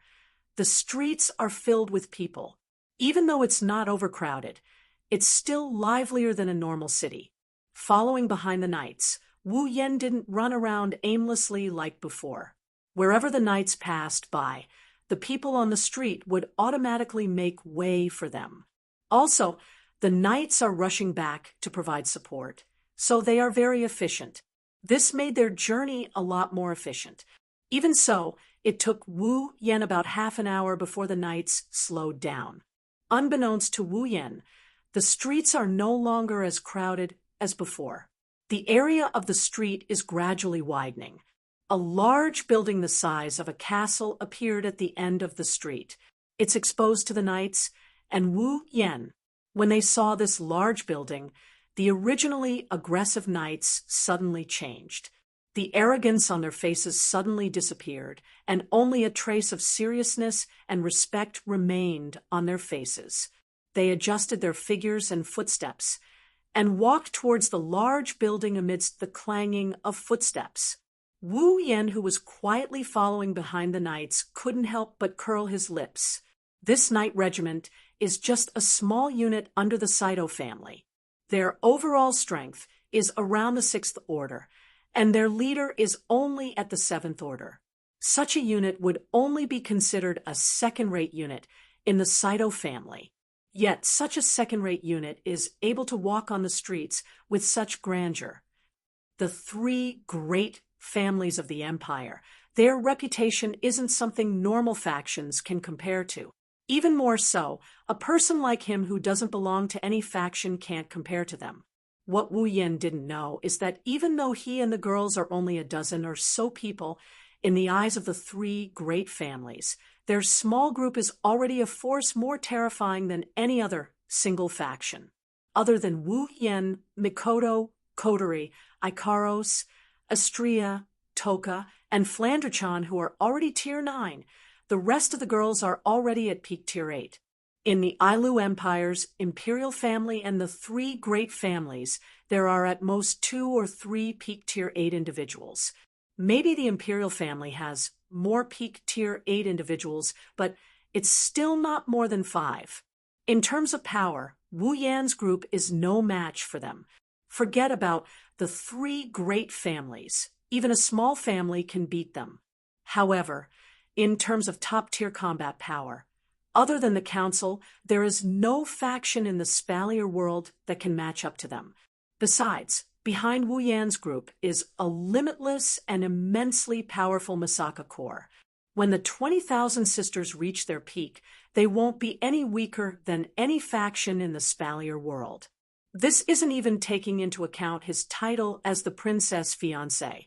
Also, the daughter of the #1 family in Ailu Empire, the Lori family, is interested in him.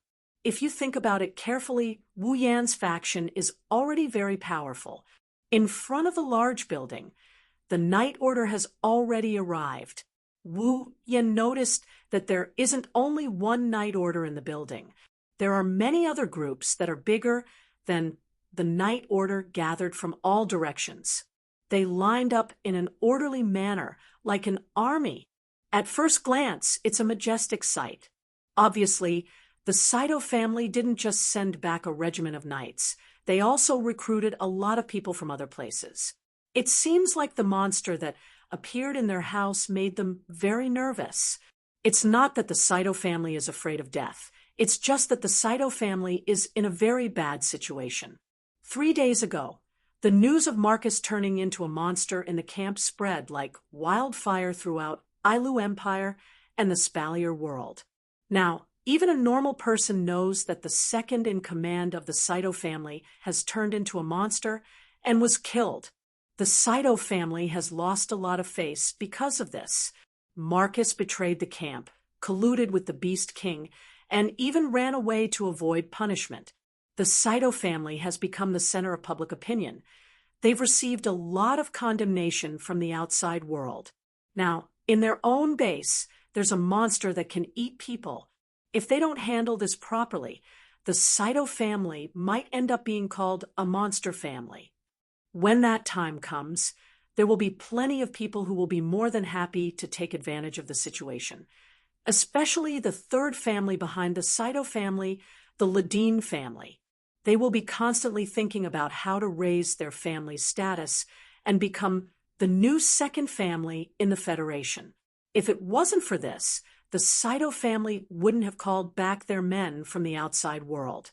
This is their base after all. There's no shortage of guards.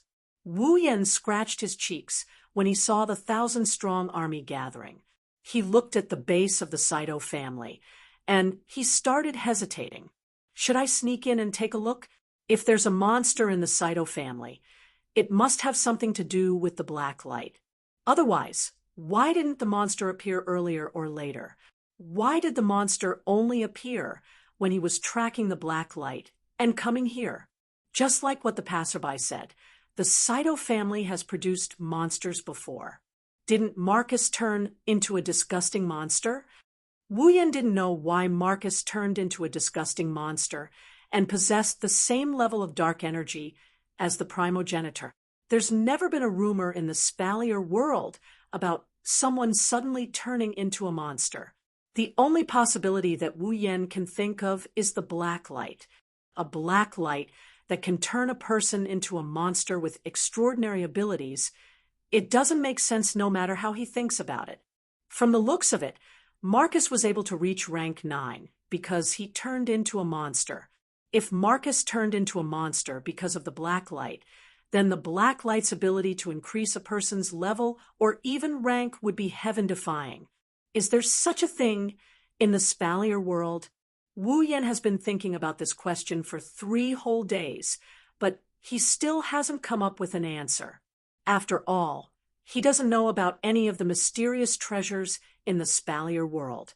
The black light that can turn a person into a monster is definitely not a treasure. It's too suspicious for Wu Yan to ignore it. Of course, It's also because of the primogenitor's blood in his body. While Wu Yan was deep in thought, the gates of the Saito family opened up. A figure walked out with a group of guards behind him. He stopped in front of everyone. Wu Yan regained his senses when he saw the figure. A smile appeared on his face. This person was none other than Bing Ling. The ice spirit stood on the top of the stairs and looked down at everyone with a tense expression. "Since you're all here, listen up," Bing Ling calmly said. "Later, a piece of paper will be given to each of you. Write down the position you'll be in charge of tonight. Once you know the area you'll be in charge of, you'll have to guard it immediately." Bing Ling's eyes flashed coldly. "Tonight, we have to find that so-called monster. There can't be any mistakes." "Yes."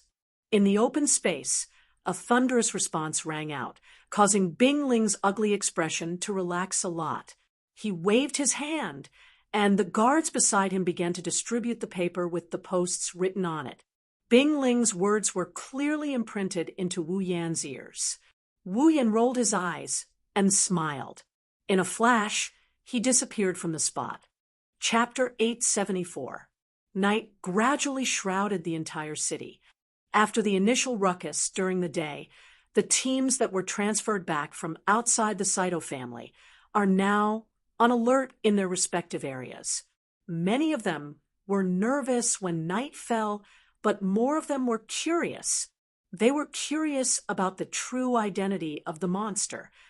As a member of the Saito family, they are well aware of how powerful the Saito family is. Don't think that they're powerful just because they have the title of Saito family.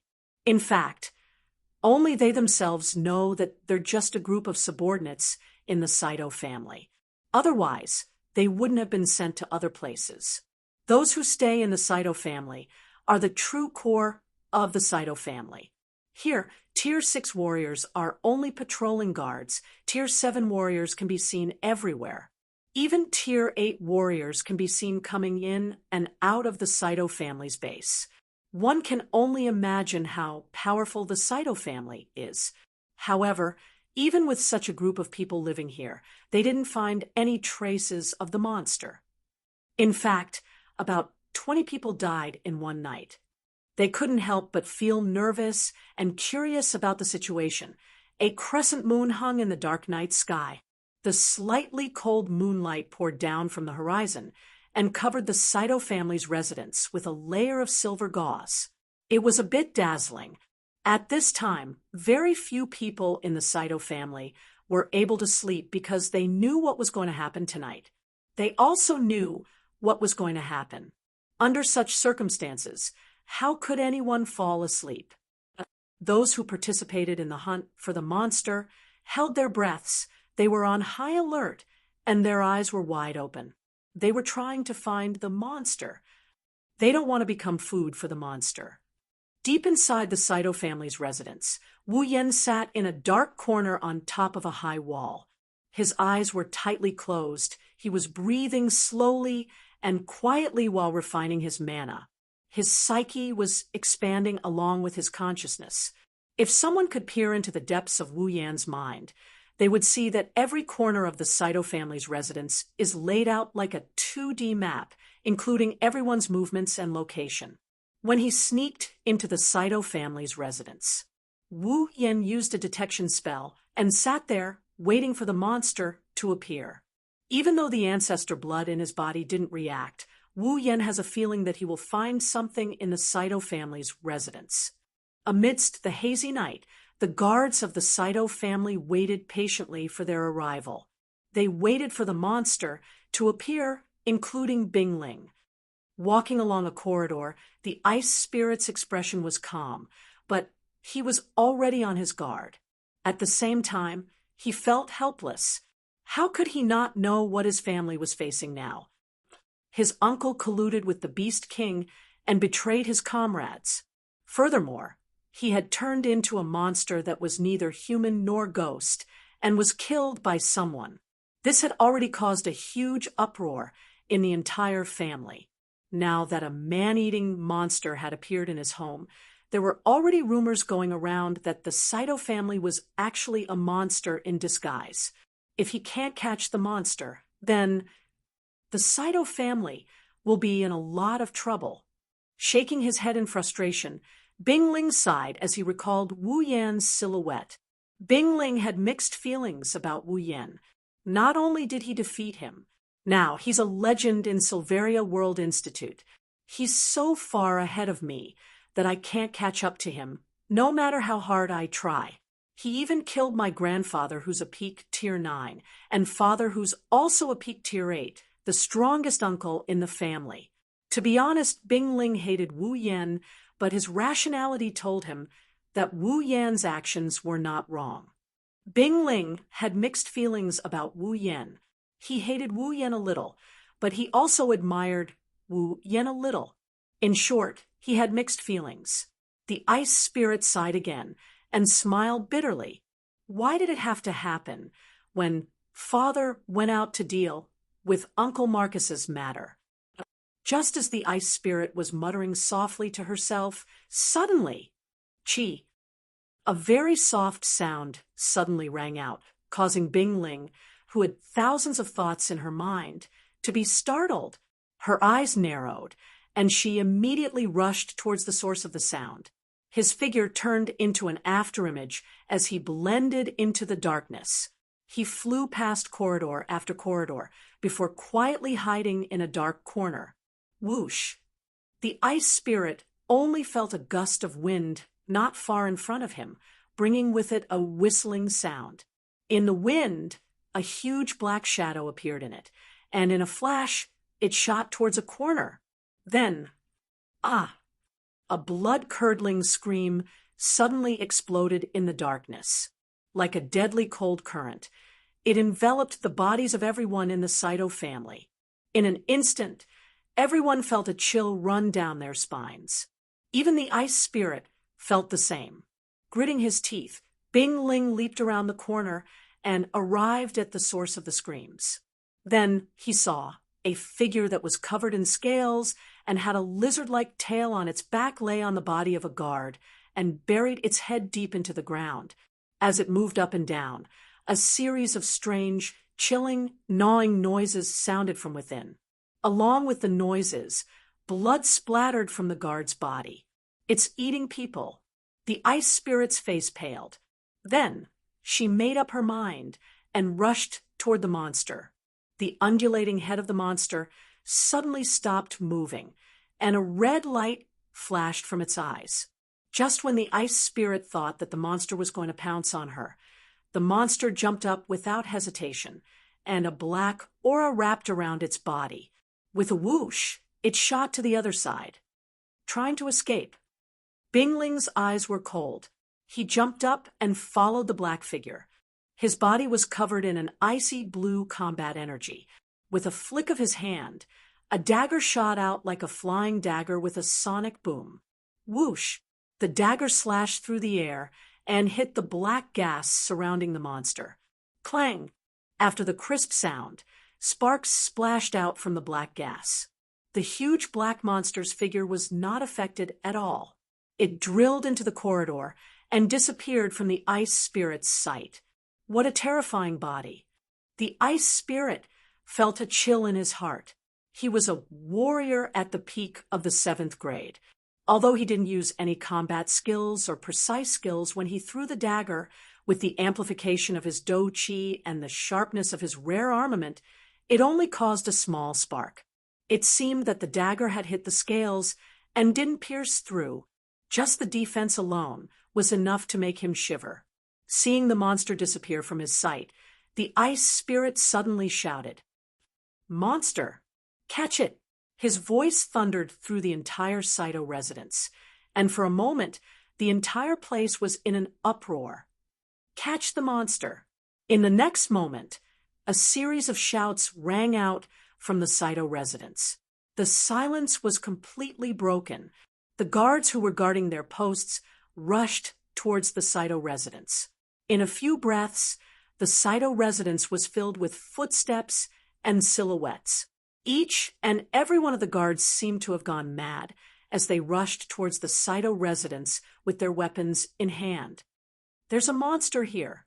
Not long after, someone shouted, "Here, here, the monster is here." Loud shouts could be heard from the sky. Saito's house was filled with people, and the monster had nowhere to hide. The guards all saw it. Then shouts, shouts, and screams rang out one after another. On the other side, Wu Yen, who was sitting on the wall, opened his eyes. He turned his head and looked in a direction. His wine-red eyes glowed with golden light. In his body, the blood of a true ancestor began to flow faster. "It is here." Feeling the blood in his body, Wu Yen took a step and disappeared. "This time, I will not let you escape." Chapter 875. Ah, no! Another blood-curdling scream reverberated throughout the Saito residence, sending chills down everyone's spines. Those who were close to the scream could see that the owner of the scream had just rushed out from a corner and met the monster wrapped in black gas. Soon after, that person was wrapped in the black gas, and after a short while, the blood-curdling screams could be heard. The mass of black gas soared and left its original spot. It then flew in another direction. It looked like it was running away, but if one looked closely, they would find that the monster in the mass of black gas was very familiar with the surrounding terrain. The reason it was moving back and forth was mainly to hunt for food. That's right, hunt. One by one, the people who were hit by the black gas disappeared one after another. Miserable screams were heard when the surrounding people suppressed their fear and raised their weapons to charge forward. The black gas would fly away again. Every time this happened, there would be an additional set of white bones on the ground soon after. The black gas pounced onto another unfortunate guard. "Ah! No! Help! Ah! Help! Help me!" In a short period of time, another 3 guards were buried in the monster's mass of black gas. Hearing the desperate screams in the air, the surrounding guards were all terrified. Their hands, holding their armaments, began to tremble, and their faces were as pale as paper. They no longer dared to charge forward. As soon as the ice spirit arrived, the scene of skeletons all over the ground, miserable screams, and horrified guards holding back their fear mercilessly entered his eyes. It was like a scene from the depths of hell, causing the ice spirit to tremble. At this time, the monster in the black gas turned around and rushed towards him. It rushed over. The ice spirit's pupils shrunk to the size of a needle. He watched as the black gas blotted out the sky and was about to pounce on him in the next moment. He inadvertently glanced at a skeleton on the ground, and his heart suddenly tightened. If the black gas pounced on him, he would end up like this. He would end up like the skeleton on the ground. Huh! The ice spirit's eyes were wide open. He let out a loud roar and gathered all of his do-chi. The do-chi flowed into the dagger in his hands and met the black cloud head-on.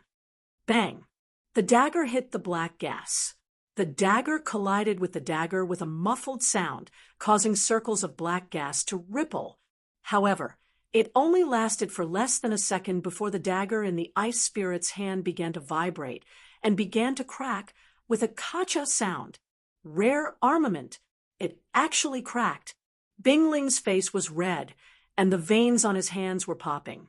Blood splattered everywhere. Bing Ling felt as if he had crashed into a giant mountain. His bones were wailing, and his do-chi was dispersing. He was afraid that his armament would be destroyed soon, and he would be the one to break it. They would also be devoured by the man-eating monster. Die, you bastard! Just as the ice spirit couldn't help but feel despair, several angry voices rushed over like a wave, accompanied by the sound of something breaking through the air. About 7 or 8 figures appeared around the ice spirit in an instant. Fighting chi and magic power surged out, and they crashed into the black cloud with a loud bang. Boom! A violent gale swept across the area. The energy turned into a violent impact. With the two as the center, the sound reverberated in all directions. With a deafening roar, the ground cracked inch by inch from the impact, and the walls were also affected. Cracks spread from the top of the walls. The aura in the air indicated that the 7 or 8 figures that had rushed over were all powerhouses of the 8th stage. Bang! In the collision, the 8 powerhouses seemed to have the upper hand. Relying on their advantage in numbers, they sent the black gas flying. Young master, one of the stage 8 powerhouses helped Bingling up. He was panting and his hands were trembling. His face was pale. Are you okay? I'm fine. The ice spirit shook his head with some difficulty. Then he looked at the mass of black gas that seemed to be unharmed by the combined attack of the 8 powerhouses of the 8th order. The ice spirit felt that his hands were almost torn apart, and his heart was filled with lingering fear. If the 8 powerhouses of the family didn't arrive in time, even if he didn't die, his hands would be crippled. To be able to almost kill him with a single attack, and to be able to withstand the combined attack of 8 powerhouses, this monster's strength is definitely at the peak of the stage 8 realm. Peak of the stage 8. No wonder no one was able to do anything to it last night. This kind of monster must not be allowed to stay in the family. Everyone. Bingling decisively gave the order. Don't let it get away. Young master, don't worry. But at this moment, just as the 8 powerhouses finished speaking, the black gas ball suddenly flipped over, bringing a gust of wind with it as it rose into the air. Under the gaze of everyone present, it flew towards the direction with the least amount of people. Not good. Bingling was shocked. Don't let it get away. Monster, don't even think about escaping. The 8 powerhouses shouted angrily, their bodies surging with do chi and magic. Just as they were about to chase after the monster, a figure appeared and dispelled their thoughts, causing them to freeze on the spot. And the direction that the figure was in was the direction that the monster was rushing towards. Bingling and the other stage 8 powerhouses reacted, but they didn't have time to see the figure's appearance. They could only cry out in alarm. Careful! However, the figure ignored their cries of alarm. Not only did it not dodge, it leaned forward and faced the monster. Fool! Seeing this scene, Bingling and the powerhouses of the 8th order couldn't help but curse loudly. Everyone in the surroundings couldn't help but close their eyes, as if they were afraid that in the next moment that stubborn idiot would turn into a pile of bones in front of them. However, everything that happened in the next second stunned them. Bang! The black gas ball and the figure violently collided, and a monstrous force evaporated the atmosphere in the space. A few guards who were closer to the scene were even blown away by the force of the force. A violent storm reverberated through the entire scene, engulfing every corner and blowing everyone back. Pung! Everyone only heard a muffled sound. Then, the monster that everyone felt was difficult to deal with was actually sent flying by the figure. It smashed into the opposite wall, instantly shattering the wall, and was covered by the falling rubble. As for the figure, it landed lightly on the ground, and even its clothes were not messed up at all. Everyone was petrified on the spot, their faces filled with horror. The monster that 8 powerhouses had to join forces to barely push back was sent flying in one move by the other party. Could it be that he was a stage 9 powerhouse? Unlike the other guards and stage 8 powerhouses who were stunned on the spot, Bingling froze the moment he saw the figure. His eyes were filled with disbelief. Wu Yan, it's you. Wu Yan. Everyone shuddered at the same time. The way they looked at the figure changed. As members of the Saito family, how could they not recognize the name Wu Yan? Not only did he defeat their first young master during the Spalier World Tournament, the second young master also suffered a great loss because of his sneak attack. Even the second young master of the Saito family, Marcus, died at the hands of the other party. The name Wu Yen, to the members of the Saito family, was like thunder to their ears. And now, such a person was right in front of them, Wu Yen. At this time, a cold voice rang out. Pung! From the rubble that buried the monster. A black gas filled with a decaying aura floated out like smoke, and with a contraction, the rubble on the ground was blasted away. Everyone reflexively turned their heads to look. With one look, everyone's faces changed, becoming incomparably pale. Within the rubble, a terrifying monster covered in black scales with long claws and a wriggling tentacle, a ferocious mouth that looked like a beast trap, and a large cyclopean eye with 7 pupils, slowly stood up. On its body, a black gas that looked like a whip vibrated back and forth in the air, and with a furious roar, it shot towards the sky. Wu Yen. Chapter 876. Black smoke that was filled with negative emotions rang out together with a roar, waking everyone up from their stupor. Seeing the ferocious monster roar with hatred, the surrounding people trembled and took a step back. Even the ice spirit and the 8 Tier 8 powerhouses subconsciously retreated. For a moment, the area was empty. Only Wu Yen and the monster were left standing there, facing each other. His wine-red eyes narrowed slightly. The true ancestor's true blood was flowing violently in his body, telling Wu Yen that the thing he was looking for was nearby. But looking at the monster's form, which was identical to Marcus, Wu Yen sighed softly. He didn't need the true ancestor's blood to tell him that this monster was his target. Wu Yen frowned as he listened to the other party's resentful roar. He couldn't do anything about it. This monster's behavior was exactly the same as when Marcus faced him. Could it be that every monster modified by the black light had a grudge against him, and quite a big one? Thinking of this, Wu Yen became impatient. Who cares who this monster is? He hasn't harmed any good people or innocent people. Although the people who died in his hands weren't necessarily bad people, they definitely weren't good people either. And every one of them was plotting to kill him. That's why he didn't feel any emotions towards those who hate him. If he did, he would just be impatient. Opening the system's perception, his eyes flashed with a light that only the girls could see. Wu Yen looked at the monster in front of him. Ice surface? Saito. Level 79.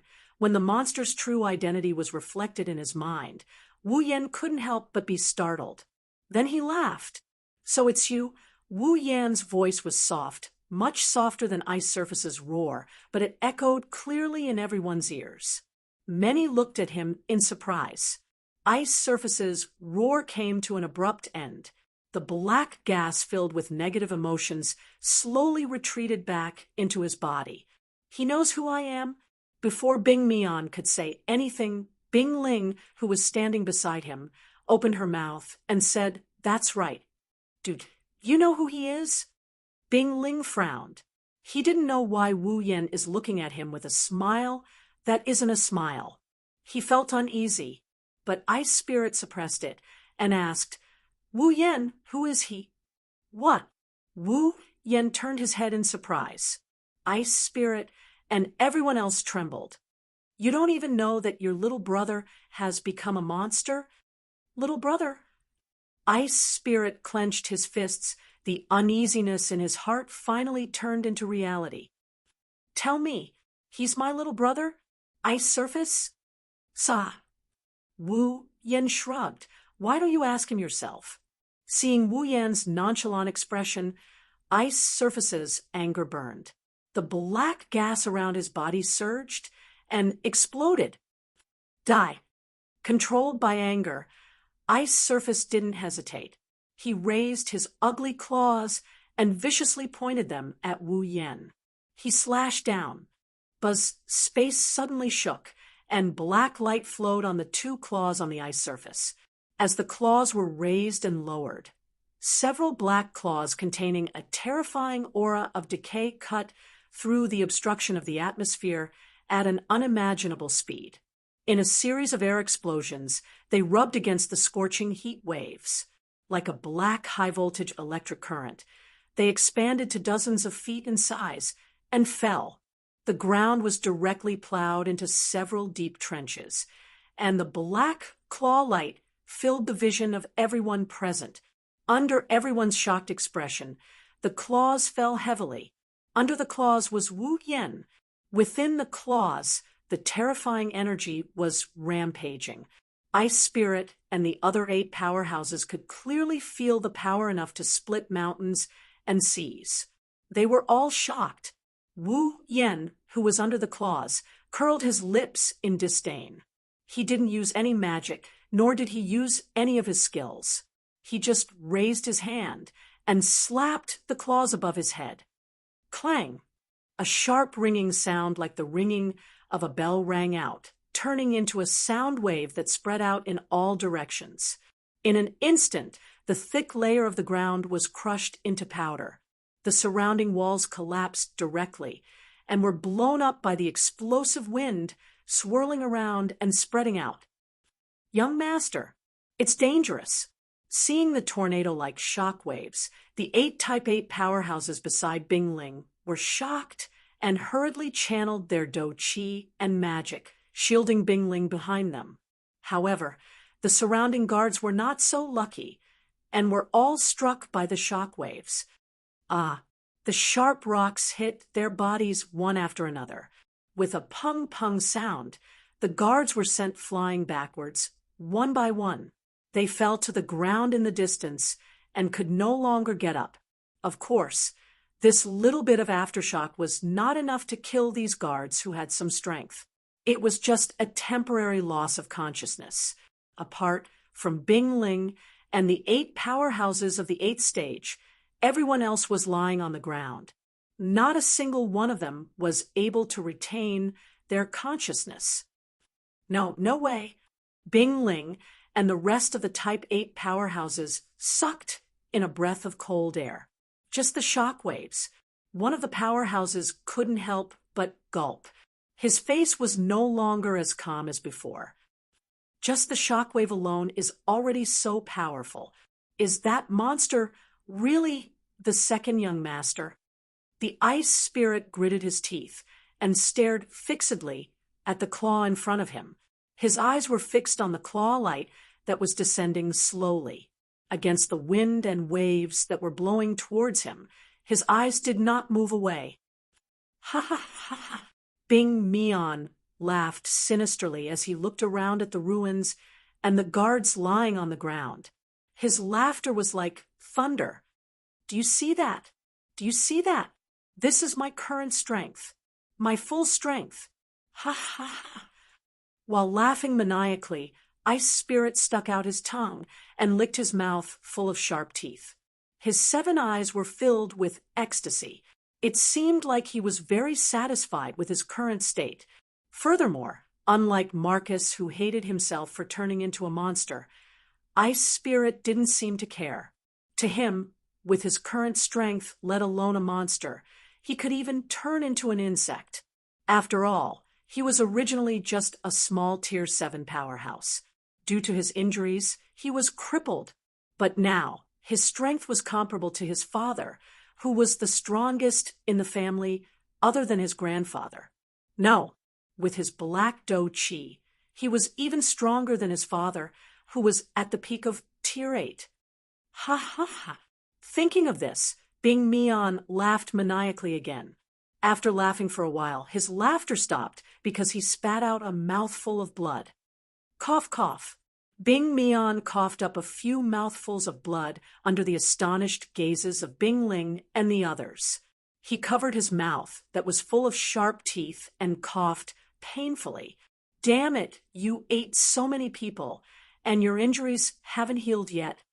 Hearing this, Bing Ling and the others finally understood.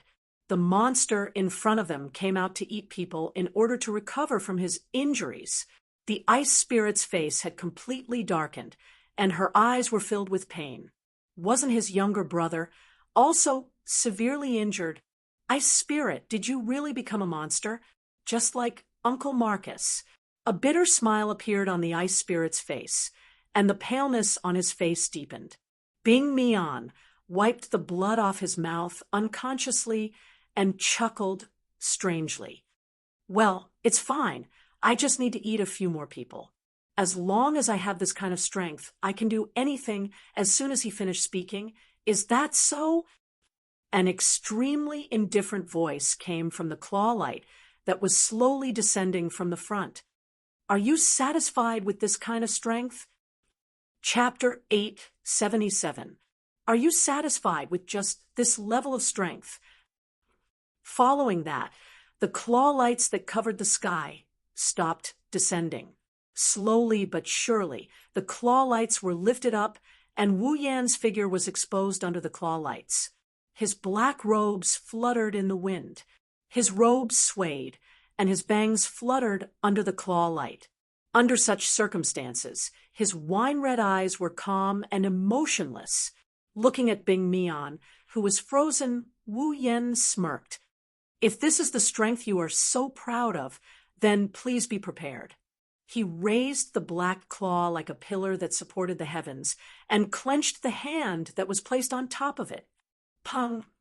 Instantly, the terrifying claw light that could tear everything in its surroundings apart seemed to have been crushed by something terrifying. With a muffled sound, it scattered into black spots that filled the sky. It could no longer maintain its form and was scattered. As for Wu Yan, other than his robes fluttering, there was not a single wound on his body. Be prepared to be defeated. This, Bing Mian stared blankly at the attack he was so proud of. Not only did it not cause any damage to his opponent, but it was also scattered in an instant. He was completely dazed. You must be kidding me. My full strength. So strong. Bing Ling's eyes were a little unfocused. He unconsciously clenched his fists tightly. Is this his current strength? The other grade 8 powerhouses were speechless. They looked at each other and lowered their heads with bitter smiles. They believed that under that claw light, the 8 of them could have resisted it if they worked together. But they definitely could not do it as easily as Wu Yan. If it was just one person, the other grade 8 powerhouses shook their heads. The smile on their faces became even more bitter. Among the 8 of them, the youngest was 40 years old, but the opponent was only in his 20s. Is he already so strong in his 20s? Could it be that Wu Yan? Was it really a Type 9 powerhouse? No one present was willing to entertain this thought, but their intuition told them that this was the only way to explain what they had seen. A Type 9 powerhouse in his 20s? Bing Ling and the 8 Type 8 powerhouses were already in a state of confusion. Even Bing Mian was starting to suspect something. After all, he was a powerhouse at the peak of the 8th Order, and he also had an extremely strong black do chi. Within the 8th Order, he was definitely one of the invincible ones. But even so, his all-out attack had been destroyed by Wu Yan. He didn't even last a second. If it wasn't a 9th stage powerhouse, then who below the 9th stage could do it? Ninth rank. Bing Mian felt that his throat, which was filled with the taste of blood, was extremely dry. How is this possible? Looking at the disbelief on Ice's ugly face, Wu Yan pretended to shrug helplessly. So, what exactly makes you so confident? Hearing this, Bing Mian's expression was ferocious as he shouted, "But I am already at the peak of the 8th Order. You can't possibly be my opponent. Peak of the 8th Order." Wu Yan snickered as if he heard the funniest joke in the world. He started walking towards the ice surface. "I say, did you make a mistake somewhere?" Wu Yan walked towards Bing Mian with a laugh. At the same time, he laughed in spite of himself and said, "Don't you know? Andrew from the Ladine family. He was also at the peak of the Eighth Order, but he was killed by me. Your disgusting uncle, Marcus. He was also at the peak of the Eighth Order, but he also died at my hands. Later, he became like you and reached the Ninth Order, but he still died at my hands. Compared to them, you're just a piece of trash who relied on external help to reach the peak of Tier 8. You're just a piece of trash who became a monster." Wu Yen coldly spat out his words as he stared straight ahead. "No, worth. 1 up." Those impactful words were like sharp spears, stabbing into Bing Mian's heart one after another, causing his wild joy from the sudden increase in strength to vanish into thin air. His body trembled violently. Shaking his head, Bing Mian retreated step by step as if he couldn't accept it. Feeling the power in his body that was tens or even hundreds of times stronger than before, he couldn't be proud anymore. No, no. Bing Mian went crazy. "No, that's not it. This is my power.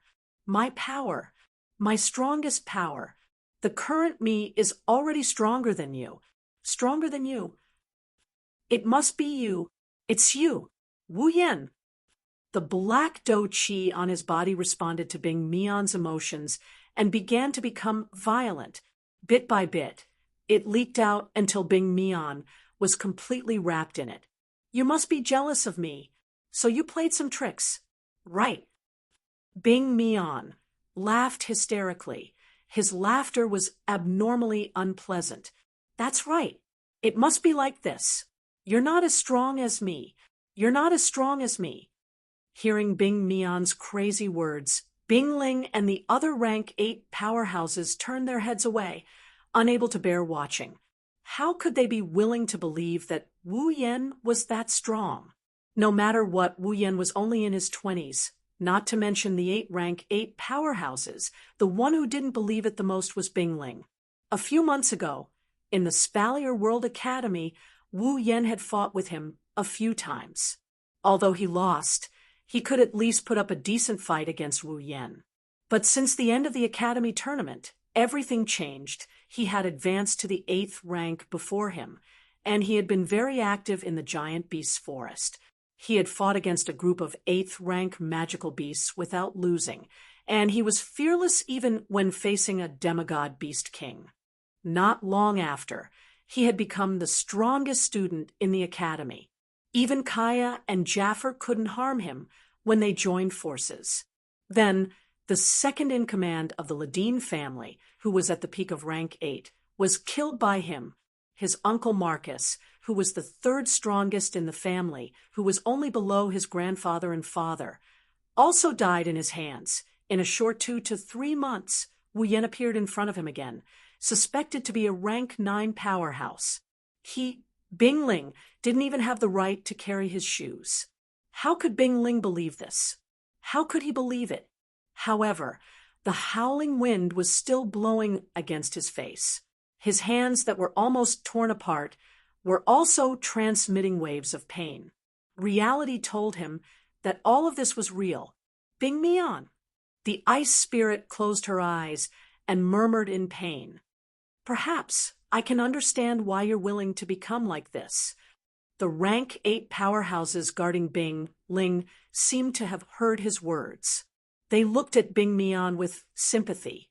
As for Wu Yen, he was completely pitying him. "You're avoiding reality and only want to stay in your own reality?" Wu Yen shook his head and sighed. "No wonder you can only rely on external help. Without external help, you can't reach your current level." "Shut up!" Bing Mian roared. He gathered all the black gas around him and stomped heavily on the ground. The ground was instantly crushed. Bing Mian bent down and shot forward. He raised his claws like spears and stabbed towards Wu Yan's chest. "I'll kill you!" Bing Ling and the others watched as Bing Mian charged towards Wu Yan with black gas. Bing Ling saw Wu Yan's nonchalant expression and understood. Victory and defeat seemed to have been decided, looking at the abominable-looking monster charging towards him with extreme speed. Wu Yan's heart strangely calmed down. Traces of magical power flowed on the surface of his body. No one could see it. The magical power flowed along with the blood in his body. After circulating in his body, it surged into Wu Yan's mouth. Wu Yan took a deep breath and shouted coldly, "Freeze!" Chapter 878. Freeze! The heavy shout reverberated through the air. The word freeze reverberated through the air like an echo. Along with the word freeze, an obscure magic power started fluctuating in a mysterious manner. The moment the word freeze was uttered, the unstoppable figure suddenly froze in place. His sharp claws were only a few centimeters away from Wu Yan's chest. The ferocious monster was already in front of Wu Yan. Bing Mian used all his strength to stab his claws, but he couldn't close the distance between them and Wu Yan's chest. "What's going on?" Bing Mian screamed. All 7 of his eyes glared at Wu Yan. "What did you do?" Wu Yan grinned. He glanced at Bing Mian's ugly face, and he clicked his tongue before turning his head away. "It's just a little spell of the spirit of words." "A spell?" Bing Mian paused. "A spell?" Bing Ling and the rest of the level 8 powerhouses frowned. Looking at Bing Ling and the others, Wu Yan scratched his cheeks. He didn't know how to explain this to them, so he decided to just say this. To put it simply, it's a tactic that can force others to act according to the words they say or influence the actions of others. Well, you can treat it as magic, a magic that forces the other party's actions or influences the other party's actions. Bing Ling and the others were shocked. They looked at each other and saw the changes in each other's eyes. They had never even heard of a magic spell that could forcefully regulate the actions of others and influence their actions. Is there such a magical spell in the Spalier world? The one who learned it, isn't he invincible? Bing Ling and the others were tempted to do something even though it wasn't the time to think about it. If the Saito family could have such a magical magic and the magicians could learn it, and the warriors could use ice combat chi, then Bing Ling and the others were surprised. Wu Yan seemed to have seen through their thoughts. He pursed his lips in disdain. Don't think too highly of the spell. It can only force someone weaker than the caster to act on them. The target can't be too much stronger than the caster. Otherwise, it won't work. Hearing Wu Yan's nonchalant tone, Bing Ling and the others were shocked. Wu Yan was right. Even so, it's still very powerful. Let's not talk about the fact that the caster is weaker than the caster. If the caster can affect someone who isn't that much stronger than the caster, then the effect is unbelievable. This is a battle between 2 people of the same level. As long as the difference in strength wasn't too great, even the slightest mistake could lead to a complete loss. What was the difference between a spell that could affect the opponent's actions and forcing the opponent into a state of error? And if he couldn't affect those who were much stronger than him, then what did it matter? They were all so much stronger than him. Even without the spell, the caster can't win. That's why Wu Yan said he didn't care about the spell. It doesn't affect the ice spirit and the others. Of course, if they want to obtain it, it depends on whether they have the ability. Let me go. Bing Ling and the others were preoccupied with their own thoughts. Bing Mian's roar woke them up. They looked up and saw black energy surging around Bing Mian as he roared. He continued to struggle, but no matter how hard he struggled, he was unable to move in the slightest. The difference between the peak of the 8th level and the 9th level is too great. Wu Yan's spell isn't something a peak of the 8th level, like Bing Mian, can break free from. Let me go. Let me go. Bing Mian screamed at the top of his lungs. He looked like a ferocious beast trapped in an invisible cage. No matter how hard he roared, He couldn't break free. Don't waste your energy. With your strength, you won't be able to break free from my spirit language spell. Wu Yen narrowed his eyes and said, "Furthermore, your current strength doesn't even belong to you. I think you should obediently hand over the black light that turned you into this state." Black light. Bing Ling and the others were stunned. Black light. Bing Mian was also stunned. Then, he struggled even harder. "You're jealous of my current strength, so you want to steal it? Let me tell you, that's impossible." Hearing this, Wu Yen wasn't angry. Instead, he was happy. Sure enough, it was that black light that turned Bing Mian into this state. If that's the case, Wu Yan's eyes turned cold as he said indifferently, "Then you can go to hell." Then Wu Yan's hand exploded with electricity. Blue and white sparks flashed as he pressed down on Bing Mian's chest. Bing Ling was shocked when he saw that Bing Mian was about to die in Wu Yan's hands. "Wait." Wu Yan paused and frowned. "What? Do you want to keep this monster alive?" Bing Ling's face twisted into an ugly smile. He shook his head bitterly as he looked at the ferocious Bing Mian. Bing Mian was a completely different person from before. "Wu Yan, can you let me deal with him?" Wu Yan's frown deepened when he heard Bing Ling's words. No matter what, Bing Mian was still his brother. It was reasonable for him to make such a request. With Wu Yan's personality, he couldn't be bothered with a piece of trash that he could forget with a wave of his hand. It wasn't impossible for him to let Bing Ling deal with him. But the problem is, Bing Mian's body must have the black light that caused him and Marcus to become like this, and can greatly increase their strength. With that black light on Bing Mian, Wu Yan didn't want to let Bing Ling deal with him, no matter how reasonable it was. After all, that black light was an indescribable existence that could fend off the true ancestor's blood in his body. The fact that the true ancestor's blood in his body reacted to it multiple times proved that the black light was no ordinary thing. Wu Yan couldn't be at ease if he kept something like this. Just as Wu Yan was about to refuse, Bing Mian suddenly screamed in pain. "Ah! No!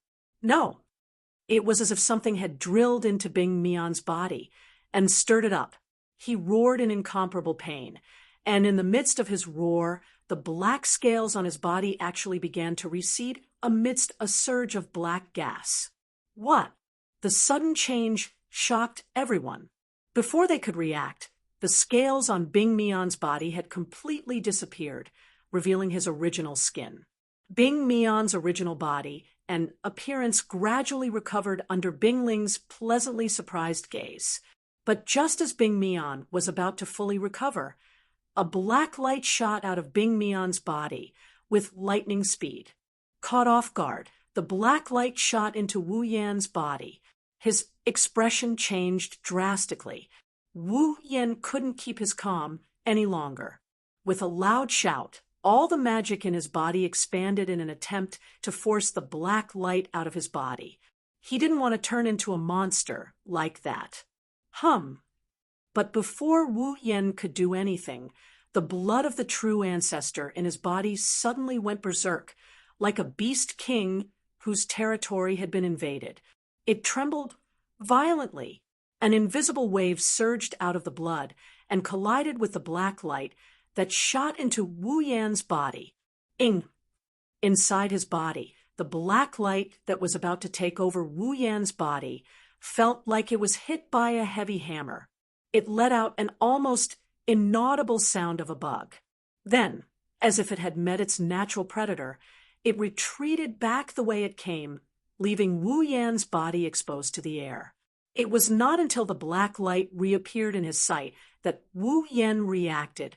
He quickly reached out and grabbed the black light that was about to shoot into the sky. A soft sound of an insect came from Wu Yan's palm. Wu Yan could clearly feel that something in his palm was struggling. "I almost fell into your trap." Wu Yan's face was gloomy. He looked at the black light in his hand and smiled bitterly. Although I don't know what you are and where you came from, but—" As he spoke, Wu Yan's hand clenched hard. Bang! The black light was directly crushed by Wu Yan. Phew!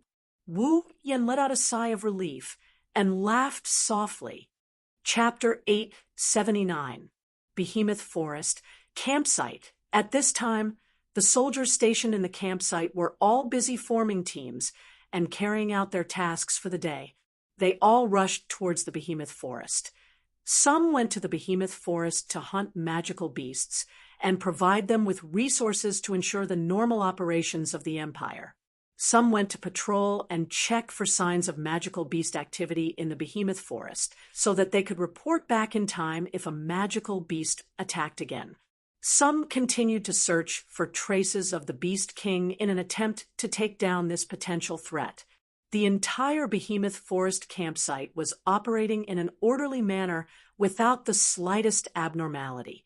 It was likely that those who came to see this scene would not be able to imagine that just a few days ago, this campsite was still a mess. It had to be said that after Wu Yan left the campsite, the entire campsite became much more peaceful.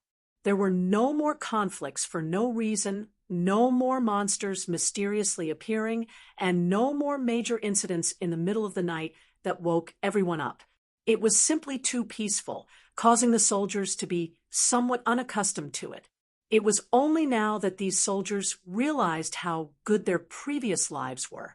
Although there were unavoidable dangers in the Behemoth Forest, at least they were safe in the campsite. But when Wu Yan was still here, the campsite was filled with incidents one after another, causing them to be unable to sleep. Compared to now and before, it was simply like hell. In addition, every incident that happened was extraordinary.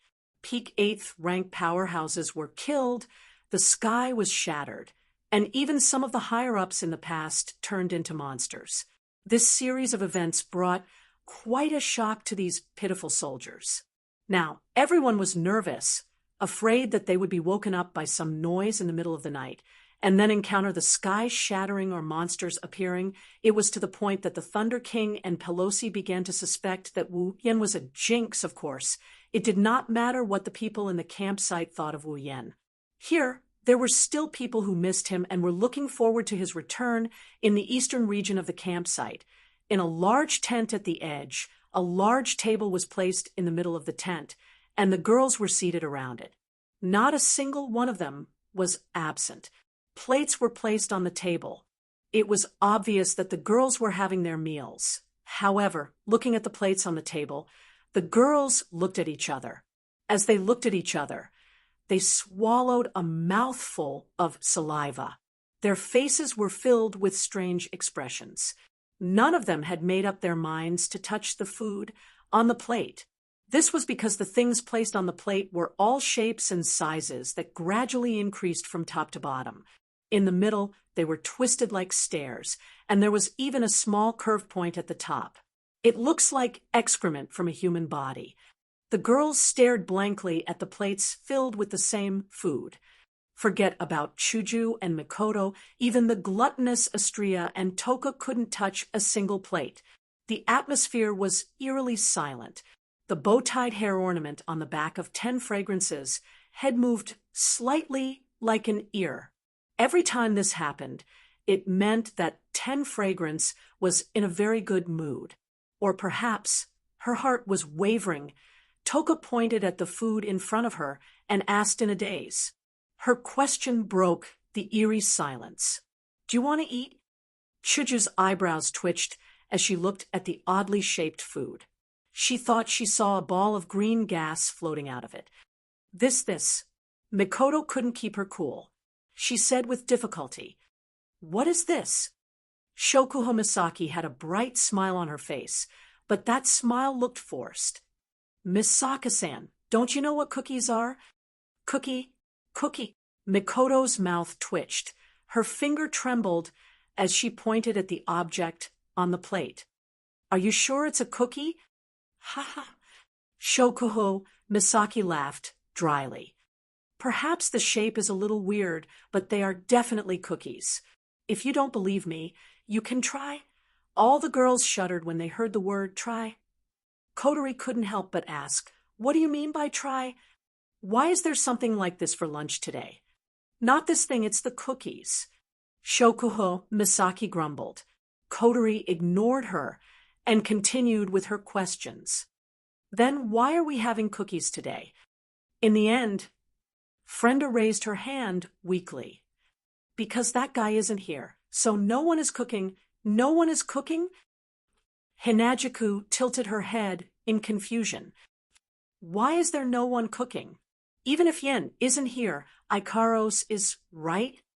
Kinuhata Sai pouted and pointed at Ikaros. "Super, take a look for yourselves." Hearing this, the girls all turned to look at Ikaros. With one look, Ikaros's absent-minded appearance was imprinted in everyone's eyes, causing them to be surprised.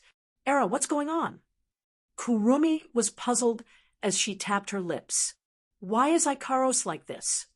This time, Astria was the one who answered. "Ever since Master left a few days ago, Ikaros-senpai has been acting like this. Is it because of Yen?" Hinajuku sighed. "You're right. Yen has never left without saying a word before. It's no wonder Ikaros is worried." So, Mikoto crossed her arms and glanced at the plate in front of her. "How did these cookies come about?" Kinuhata Sai and Frenda both turned their heads and looked at Takitsubu Riku. Their expressions clearly said, "You explain it," causing Takitsubu Riku to shrink her neck and speak. "Well, Ikaros didn't seem to be in a good mood, so I didn't ask her to cook today." "I see." Kotori nodded and went straight to the point. "Then, who cooked today's meal?" Silence once again returned to the scene. The girls shifted their gaze to Kinuhata Sai, Frenda, and Takitsubu Riku. Their gazes were filled with pressure, causing the three girls who had been fighting in the dark department for a long time to feel fear. Seeing this, a few hints of threat appeared in the eyes of the group of young girls. From the start, Kinuhata Sai and the other two were the ones explaining the situation. It seems like they know the inside story. Under the pressure of the girls, Kinuhata Sai, Frenda, and Takitsubu Riku could only pout. They slowly shifted their gaze to Shokuho Misaki, who had an unnatural expression on her face. The girls went silent. After a while, Mikoto's eyebrows twitched, and she said what was on everyone's mind. "You didn't make this thing, did you? Is there a problem?" Shokuho Misaki pretended to be calm and ran her fingers through her hair. Her voice was trembling. "I only force myself to cook for Ikaros because she's worked so hard in the past. Food." Mikoto helplessly pointed at the lumps of unknown objects on the table. "You call this food? What? What can I do?" Shokuho Misaki said angrily. "I only know how to make cookies." Then why don't you let the others cook for you?" Kotori glanced at the cookies, and she quickly averted her gaze, as if she saw something terrifying. "Shoujo, Kurumi, Takitsubu, they all know how to cook, right? If I let them cook for me, sometimes I want to cook for you too." Shokuho Misaki humphed coldly and pointed out like a kind soul. "Don't make it sound like I only know how to eat." The corners of the girls' mouths twitched in unison as they cast a glance at the cookies on the table. Immediately, they fell silent as they cried out in grief and indignation in their hearts. At this point, they would rather Shokuho Misaki only know how to eat. Chapter 880. In this silent atmosphere, Shokuho Misaki seemed to have seen through the girls' thoughts. She couldn't help but feel awkward for a moment, but she quickly returned to normal. "Even though there are only cookies, with this amount of cookies, I'm sure I can eat my fill." Shokuho Misaki smiled, awkwardly as if she was showing off. "It's not like I've never treated snacks as food before. That's something only you would do." Mikoto is speechless. Even Mikoto, who has always been at loggerheads with Shokuho Misaki, couldn't help but laugh. Who would have thought that the seemingly perfect Shokuho Misaki would have a weakness other than her stamina? compared to being able to eat my fill. Shoujo picked up a piece of cookie, hesitantly. She asked out of curiosity. I'm more curious. How did you make it into this shape? Yes. Of course, the cookies made by this queen can't be the same as normal cookies. It has to be different. Shokuho Misaki said matter-of-factly. I spent the entire morning researching this. I combined all the content of Tokuwadai's home economics class with Kinuhata's, Frenda's, and Takitsubu's memories to create this super high-quality cookie. It's combined. Kinuhata Sayai's mouth twitched. Ours. Frenda couldn't keep her cool. Memories. Takitsubu Riku said weakly. The three girls' shoulders slumped as if they received a heavy blow. They sneaked a peek at the creative cookie. The three girls gave off an aura of dejection. They almost knelt on the floor and started crying. No matter who it was, if someone peeked at their memories of making cookies and managed to create something like this, they would probably be devastated. Hinajuku, Mikoto, and Kotori looked at Kinuhata Sayai and the other girls with pity and sympathy. Astria and Toka opened their mouths, as if they wanted to console the three girls, but nothing came out of their mouths. They froze on the spot. Hey, what kind of attitude is this? Shokuho Misaki stomped her feet angrily. This isn't just a cookie. This is already a work of art. The girls' heads tilted, and they almost fell to the ground. Then let me ask you. Mikoto sighed and looked at Shokuho Misaki with disdain. What should I do to make such a work of art? How would I know? Shokuho Misaki pouted unhappily. I just wanted to make some creative cookies. After the results were out. That's why they became like this. The girls exchanged glances. They were all speechless. Ah! What kind of attitude is this? Shokuho Misaki screamed in frustration. This empress personally cooked for you. Not only are you not grateful, you're actually looking down on me. They're just strange in appearance. The taste is top-notch. Shokuho Misaki grabbed a piece of cookie and stuffed it into her mouth. In the next second, Shokuho Misaki's chewing stopped abruptly, and her eyes widened in shock. Seeing this, the girls nervously swallowed their saliva. How is it? Shokuho Misaki didn't answer the girls' question. She just stared at them with her eyes wide open. She didn't move at all, as if she was a wooden puppet. The girls were confused. Flandra-chan, who was sitting on a chair, flapped her broken wings and flew to Shokuho Misaki's side. She tilted her head curiously and poked Shokuho Misaki's cheek with her finger. Then, bam! Shokuho Misaki's body fell to the ground, and her eyes rolled back into her head. She couldn't get up anymore. This time, all the girls widened their eyes and looked at the cookies in their hands. They screamed and threw the cookies away. Shokuho, Kinuhata Sayai, Frenda, and Takitsubu Riku cried out and ran to Shokuho Misaki's side. They fed her water and gave her first aid. This isn't just a cookie. Kotori took a step back with lingering fear. This is simply poison. The girls nodded without any hesitation, no longer daring to look at the cookies on the table. You. Astria clutched her stomach and whimpered. I'm hungry, Toka pouted pitifully. Me too. The girls felt a headache coming on when they saw how unhappy the two gluttons were. They knew that if they don't feed these two gluttons, well, they're going to cause a ruckus. What are you girls doing? At this moment, a familiar voice rang out from the entrance of the tent. It entered the ears of everyone present, causing the young ladies to be stunned before they were overjoyed. Ikaros's eyes suddenly lit up. Her originally slack pupils constricted, filled with deep longing. Her worries were all put down. Master, Ikaros. Wu Yen, who appeared out of nowhere, smiled at Ikaros. I'm back.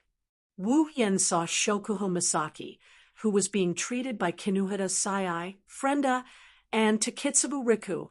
His expression changed. What's wrong with Kasaki-chan? Master Shoujo, Oniai-chan.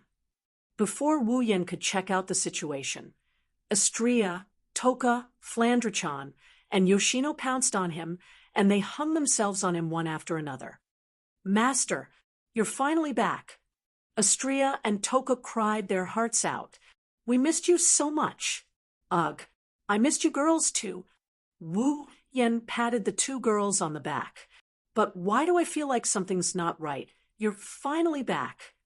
Hinajuku, Mikoto, and Kotori released a sigh of relief. They greeted Wu Yen in a cheerful manner.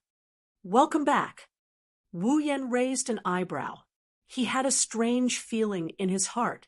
I'm glad you girls are welcoming me back. But when did you girls become so gentle? Mama, don't mind it. Shoujo patted Wu Yan's shoulder. You just need to know that we've never wished for you to come back so much. Haha, now that you mention it, I'm even more concerned. Wu Yan smiled awkwardly. He pointed at Shokuho Misaki, who was lying on the ground. What's wrong with Kasaki-chan? The girls glanced at Shokuho Misaki and replied calmly. She's fine. She just ate something wrong. Something wrong? Wu Yen found it harder and harder to understand the girls' thoughts. Did I miss something? Well, don't mind her. She's reaping what she sowed. Mikoto waved her hand casually. Her face was a little anxious. Oh, right. Yen, you haven't eaten yet, right? Not yet. That's great. Mikoto clapped her hands. Then hurry up and prepare dinner. Wu Yen was speechless. I thought you girls wanted to cook dinner for me, but it turns out you want me to cook dinner. What's wrong with that? Kotori smirked at Wu Yen. Everyone knows how important you are to us. Yeah. The girls nodded. Yen, we can't live without you anymore.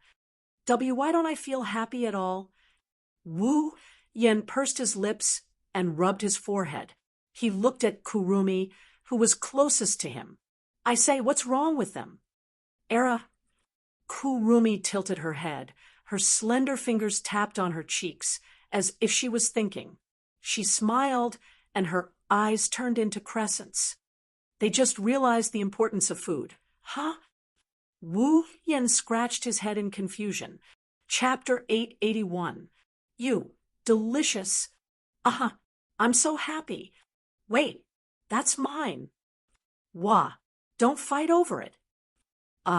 Flan's cake. The table full of dishes was gradually decreasing at an incredible speed. At this moment, all the girls seemed to have turned into gluttons, displaying an unprecedented level of eating. Even Kwang-san, who usually paid attention to etiquette and ate in small mouthfuls, was eating at a speed 5 times faster than before, even though her eating movements were still graceful. Wu Yen and Ikaros, who are still holding 2 plates of food in their hands, are completely dumbfounded, looking at the scene that has turned into a battlefield, and the girls who didn't care about their image and fought over a dish. The 2 of them couldn't react in time. Wu Yen is depressed. He doesn't understand why the girls are behaving so strangely after his return. That's right, strange. With a sigh, Wu Yen placed the 2 plates on the table. In the next second, countless hands reached for the plates, and with a series of clanking sounds, the dishes were all taken. Wu Yen was speechless. Have you not eaten for a long time? Ugh. Kotori swallowed a mouthful of food and waved her chopsticks at Wu Yen. You don't understand. That feeling of having to risk your life 1 second and then being in a paradise the next. Wu Yen looked at Kotori with an exasperated expression. Can you please say something I can understand? Too bad. Kotori threw Wu Yen to the back of her mind as she immersed herself in eating. Wu Yen sighed again. He looked like he had aged a lot. He turned around and he looked at Shokuho Misaki, who is still eating. She looked weak, but she didn't stop eating. His face fell again. I say, Masaki-chan, are you really okay? Wu Yen rubbed his forehead as if he had a headache. I don't know what happened, but if you're not feeling well, it's best if you don't eat. At the end of his sentence, Wu Yan's voice became weaker and weaker, weaker and weaker. In the end, he was left speechless. His face was filled with astonishment. Wu Yan looked at Shokuho Misaki in shock as tears streamed down her face. His voice trembled as he cried out sorrowfully, "Don't mind me. Let me eat." Wu Yan wiped the cold sweat off his forehead, and he cautiously said, "Well, at least slow down your eating. Don't mind me. Let me eat." Don't you get fat easily? Don't mind me. Let me eat." Don't mind me. Let me eat." Wu Yen was speechless. He glanced at the girls who were slowly bulging their bellies and didn't say anything else. He grabbed the spatula and brought Ikaros out of the tent to continue cooking, who the group of girls laid on the table and rubbed their bellies. They sighed in pain and comfort. They felt like they were about to die. Their faces were filled with the words, "I have no regrets in this life." Looking at the ground littered with corpses, Wu Yen slumped his shoulders. He's not sure if it's because he's exhausted from cooking for an hour or if it's because he's mentally exhausted due to some unknown situation. Or maybe it's a combination of both. He's physically and mentally exhausted. "Are you all full?" "My missy," Wu Yen said in an annoyed tone. "We're full."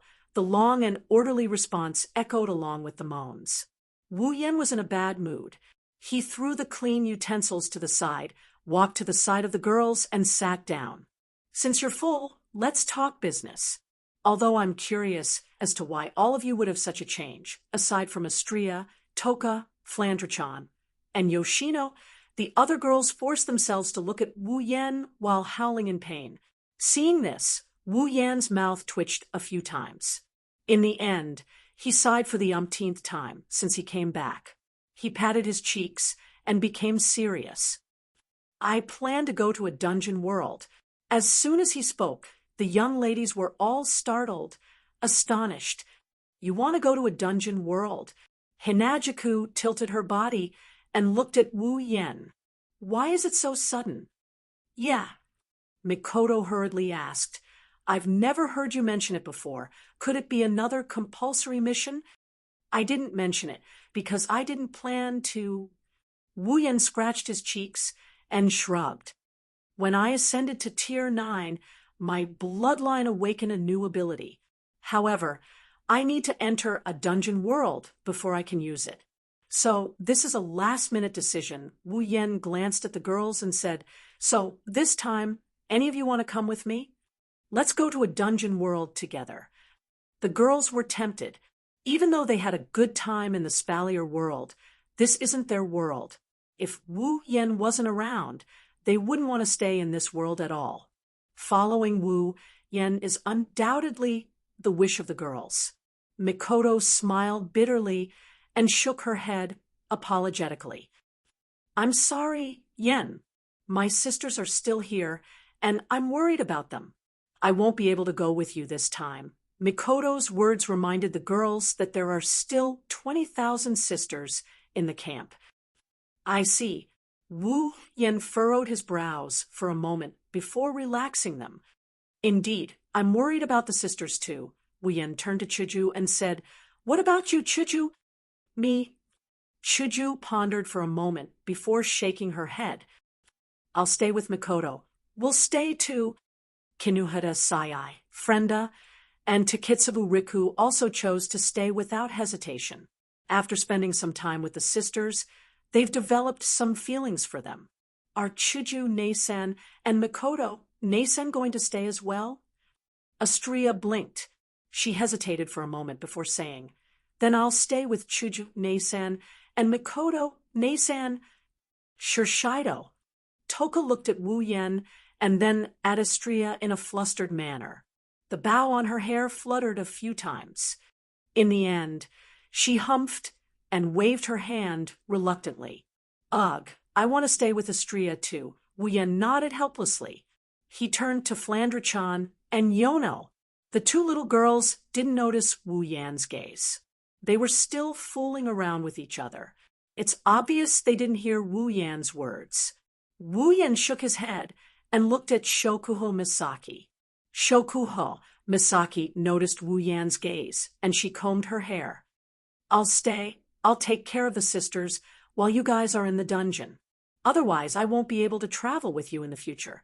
Oh, by the way, Ikaros should stay too. Shokuho Misaki tapped her cheeks.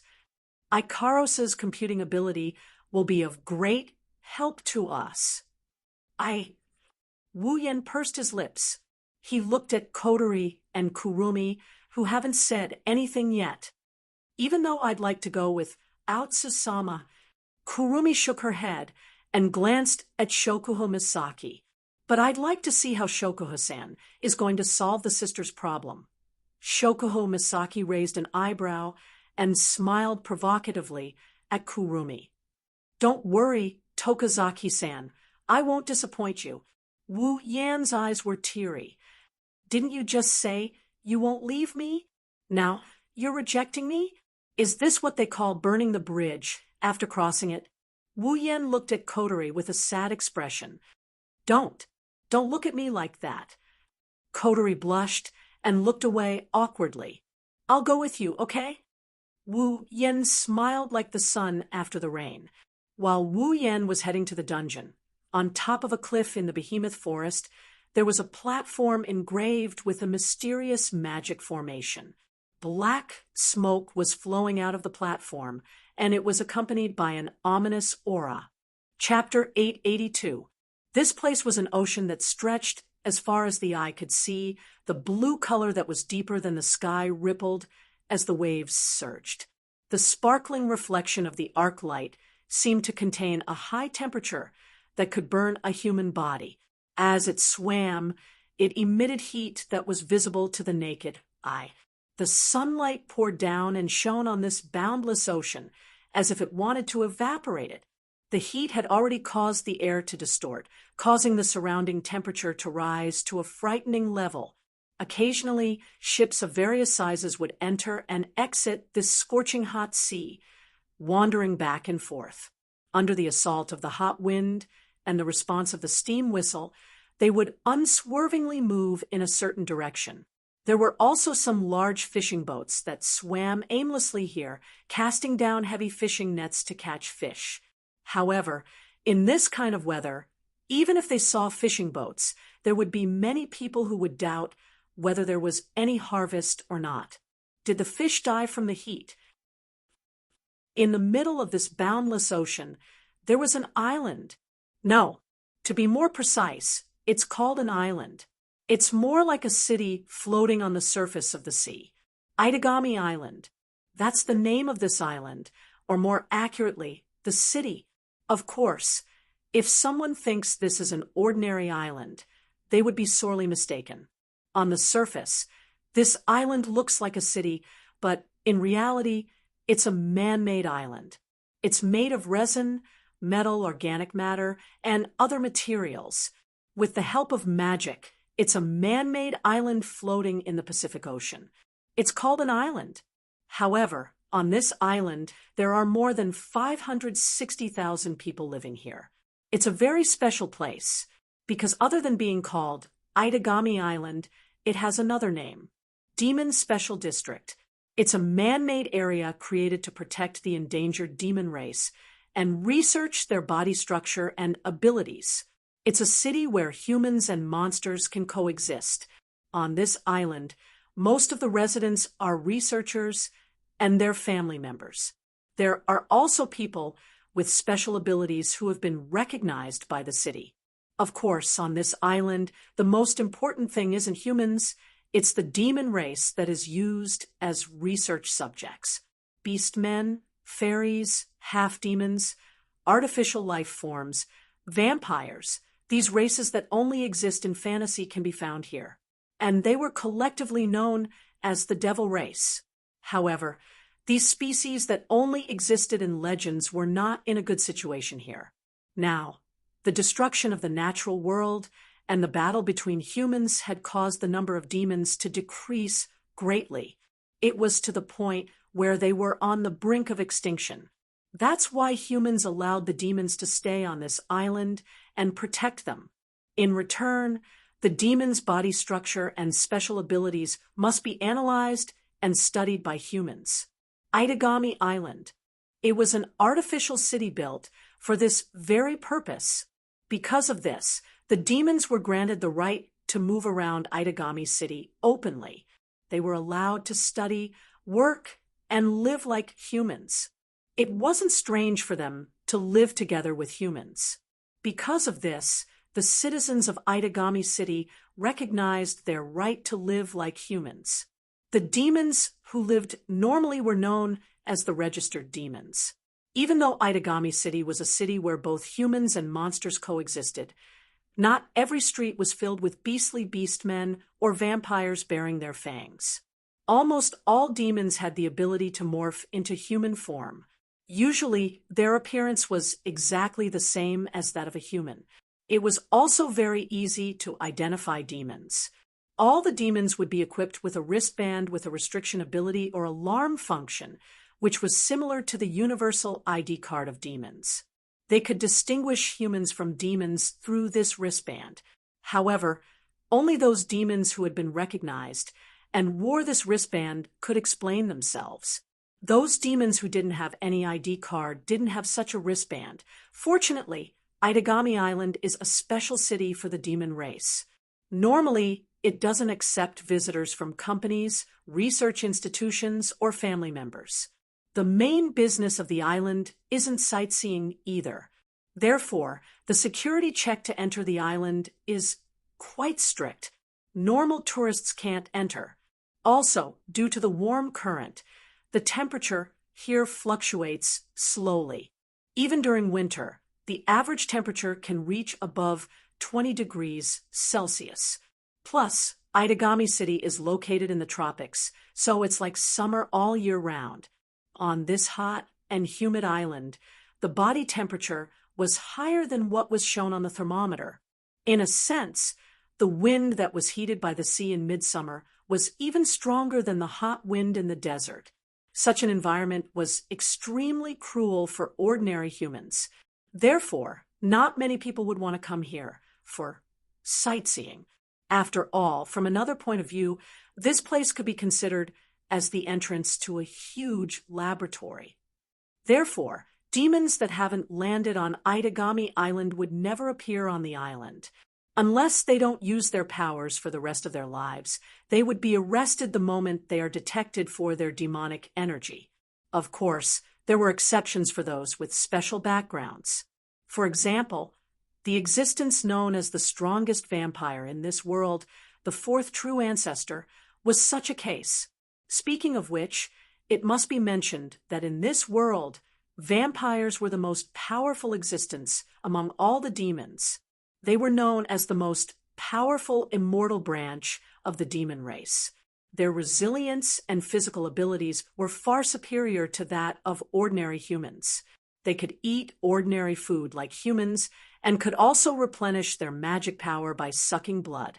Naturally, they also had the general urge to suck blood like vampires. However, the blood-sucking impulses of the vampires here were not triggered for no reason but because of sexual impulses. As for the reason why vampires are known as the strongest demons, it is because they have a trump card. Vassal beasts. Only vampires can truly control vassals. They pay the price of their life force to summon vassals from another world. Even the weakest of them was more powerful than any new fighter jets or tanks. Some of the more powerful familiars could even easily destroy the terrain. The most powerful familiars possessed the terrifying power of natural disasters. It would be more than enough to destroy an empire. Vassal beasts were the greatest proof of vampires' power among the demons. Compared to vassal beasts, vampires are considered to be the weakest among the demons. After all, Even though vampires are known as immortal, they aren't completely immortal. The reason they're known as immortal is because their lifespans are so long that no one has ever seen them die of old age. If a human child were to use the weakest vassal beast, it wouldn't take long for the child to die from exhaustion. Vampires, on the other hand, were able to freely use vassal beasts. Under such circumstances, no one would be able to witness the end of a vampire's lifespan. One can only imagine how long a vampire's lifespan is. Furthermore, vampires have a brain that can control magic and a heart that controls blood circulation. These are the vampire's fatal weaknesses. If these two parts are seriously damaged, no matter how strong a vampire is, they will die. The only ones who can truly achieve immortality are the gods who have never existed, and the pinnacle of vampires, the primogenitor, the first primogenitor, the forgotten warlord, the second primogenitor, the Eye of Extinction, the third primogenitor, the Chaos Empress, and the fourth primogenitor, who only existed in legends, but was recently confirmed to be living in Itagami City. These were the four strongest true patriarchs in the world at the moment. At least, that's how it looks on the surface. But now, in Itagami City, which is about to experience chaos due to the presence of the fourth primogenitor, another primogenitor from another world has arrived with his partner. Unknown to the world's major powers, the fourth primogenitor has arrived. Chapter 883. The scorching heat from the sun baked the earth mercilessly. The atmosphere seemed to distort as it flowed freely under the cloudless sky. It entered the bodies of the pedestrians as they breathed. Judging from the sweat and heavy breathing of the pedestrians, one can see how painful it is to breathe in the hot air. There are many skyscrapers in the surroundings. The buildings that reflect the sun's rays are like towering trees. They are lined up on both sides of the street in an orderly manner. There are as many pedestrians as there are hairs on a cow, but there aren't many vehicles. The pedestrians who passed by were all sweating profusely. They couldn't wait to get away from this sea of suffering and find a cool place to save their muddled heads. However, amidst the bustling flow of people, there were two people who stood out from the crowd. Not only were they not in a hurry to leave this street that had no shelter and received all the sunlight, they stood in the middle without moving at all. And this scene had been going on since 30 minutes ago. If it wasn't for the fact that Itagami City is a special district of the demon race, these two people would be the center of attention. The two people standing in the middle of the street are a man and a woman. The man is wearing a black shirt, black pants, and a black hooded jacket. His hair is black, and his eyes are red. Other than his eyes and skin, everything else is black. In this kind of weather, it's no different from asking for trouble. After all, black is the color that absorbs the most heat. Not to mention, he's wearing a jacket. The woman, on the other hand, is much more eye-catching.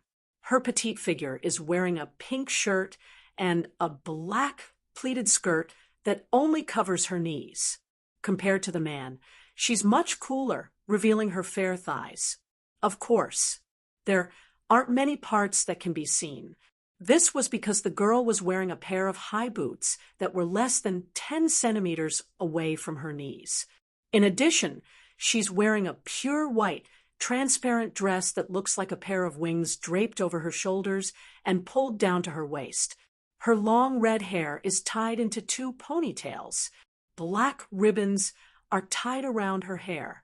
She looked very cute and sweet, like a little princess who was in love for the first time, causing the people around her to fall in love. Many passers-by who were hurrying past couldn't help but glance at her. It was a pity that this adorable appearance was completely destroyed by the girl's next action. I say, the girl's face was filled with displeasure. She yelled at the man with a voice that's not much lower than a roar. "Are you done or not? We've been standing here for 30 minutes. Hearing the young girl's cries, the man seemed to be unable to take it. He closed one of his eyes and tilted his head so that his ear was further away from the young girl's mouth. Then he smiled embarrassedly and waved his hand. Well, let's wait a little longer. Grabbing the map that he had been holding in his hand since 30 minutes ago, his wine-red pupils shifted to the map again. I'll be done soon, probably. Huh. The young girl let out a cute cry of disbelief, then covered her forehead with her hand. Coming to this dungeon world with you is the worst decision I've ever made in my life. Yes, the man and woman standing here are Wu Yen and Kodori from the Spalier world. It's been about an hour since I arrived in this world, or Itagami Island. Itagami Island is a special district of the demon race. It's a man-made island for researchers and their family members to live in. Strictly speaking, it's a large research facility. Research on the various types of demons is the main focus here. Life is just a side benefit. Under such circumstances, Itagami City's security is very strict. Basically, to enter Itagami City, not only do you have to go through a lot of paperwork, you also need to have a good reason or background. Otherwise, such a special place wouldn't allow outsiders to enter. Fortunately, Wu Yen and Kodori arrived at Itagami Island directly. If they wanted to enter, they would have to go through a lot of trouble. They might even get into conflict with the guards. That wouldn't be good for Wu Yen and Kodori. After all, if they can't enter Itagami Island, Wu Yen won't be able to complete his dungeon mission. Dungeon World, Bloodlust Rampage Dungeon Mission. Redemption Mission 1. Become an attack mage in Demon Race Special District. Itagami Island Mission Reward. 5,000 equipment points, item points, ability points, summoning points. Mission 2. Yet to be activated. Mission 3. Yet to be activated. Beep. User, you will only be able to leave this instance dungeon after completing all the quests in this instance dungeon. When Quest 1 is completed, Quest 2 will be activated. When Quest 2 is completed, Quest 3 will be activated. When Quest 3 is completed, user will be able to leave this instance dungeon. Reminder, the time ratio between the real world and the real world is 100:1. Users can train in this dungeon without any worries. I wish you a pleasant journey. An attack mage is a term used by humans who have the ability to fight demons head-on. For example, magicians who have mastered powerful magic, psychic abilities, and are known as overachievers, or humans who have extraordinary strength and are comparable to demons. These types of people can become attack mages. Strictly speaking, Wu Yen can't become an attack mage. That was because he was the true ancestor of vampires, not a human being. Even if he wanted to be called a general term, he should be called a demon. It was impossible for him to be called an attack mage by a human being who had the power to fight against demons. However, Wu Yen may be a vampire's primogenitor, but unlike other vampires, he can control familiars. He can use magic, psychic abilities, and even alchemy, soul language, yin-yang, and other skills that belong to humans. Generally, people who had this type of skill could become an attack mage. Because of this, Wu Yan's position is a bit ambiguous.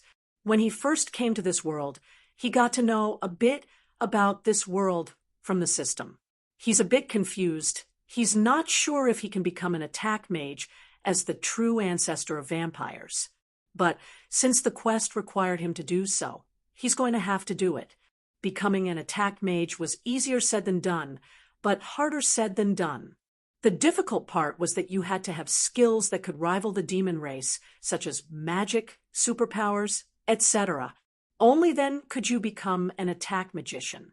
The easy part was that as long as one had the ability to fight against the demon race, then one would have the qualifications to become an attack mage.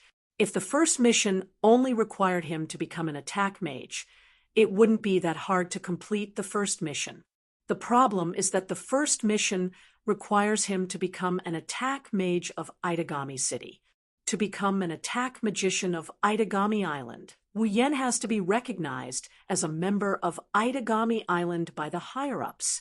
He also has to accept missions from the higher-ups whenever an attack magician is needed in Itagami Island.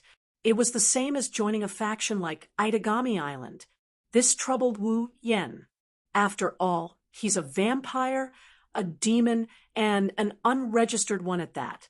If he swaggered to the higher-ups of Itagami City and asked them to accept him as an attack mage, it would be strange if they didn't arrest him for causing trouble. But the first mission is right there. With no other choice, Wu Yen could only take one step at a time. After getting a basic understanding of Itagami City, he brought Kotori with him and bought a map to explore the city. Because of this, they didn't know the place and didn't have a clear destination. The two could only stand there and stare blankly at the map for half an hour. How should I put it? Silly, naive. Chapter 884. Under the Scorching Sun. Even Wu Yen couldn't help but sweat beads on his forehead and trickle down his cheeks. Even his throat started to dry up, and his wine-red eyes started to ache. The current temperature is at least 40 degrees Celsius. It's not a normal heat. If a normal person was exposed to the sun for more than half an hour, they would have already gotten heat stroke. Wu Yen didn't get heat stroke, but he still felt unbearably hot. After looking at the map under the sun for so long, it's normal for his eyes to feel sore. Compared to Wu Yen, Kotori didn't sweat at all. As a flame manipulator, this temperature is nothing to Kotori. However, she still noticed Wu Yan's sweaty appearance. She blinked her eyes, and her heart ached for him. Kotori took out a handkerchief from her pocket. She hesitated for a bit, but she couldn't muster the courage to wipe his sweat.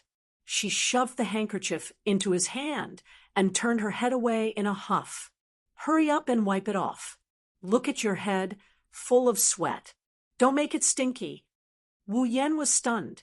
He chuckled when he realized what was going on. Well, I'll gratefully accept the kindness of my cute little sister. Although I'm quite dissatisfied with the fact that there's no need to wipe my sweat. Who would wipe your sweat? Kotori blushed and pretended to be angry. Who do you think put us in this situation? You want me to wipe your sweat? Don't even think about it. I can't help it. Wu Yen wiped the sweat off his forehead, and he complained. We don't know anyone here, and we don't have a destination in mind.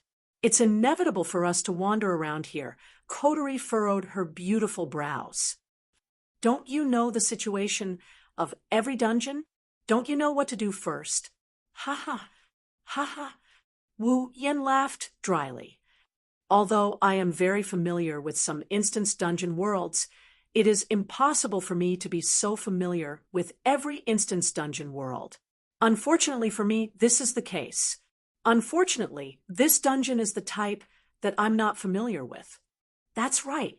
Wu Yen wasn't as familiar with the bloodthirsty rampage world as he was with the Whirlwind Butler, Forbidden Tome Catalog, Date Battle, and Sword God's domain. When he first transmigrated to the Spalier world, the bloodthirsty rampage world was just released. Although he was an otaku, he wouldn't let go of any good anime. However, he wasn't as familiar with it as he was with the old world. That's why Wu Yen only had a rough understanding of the bloodthirsty rampage world.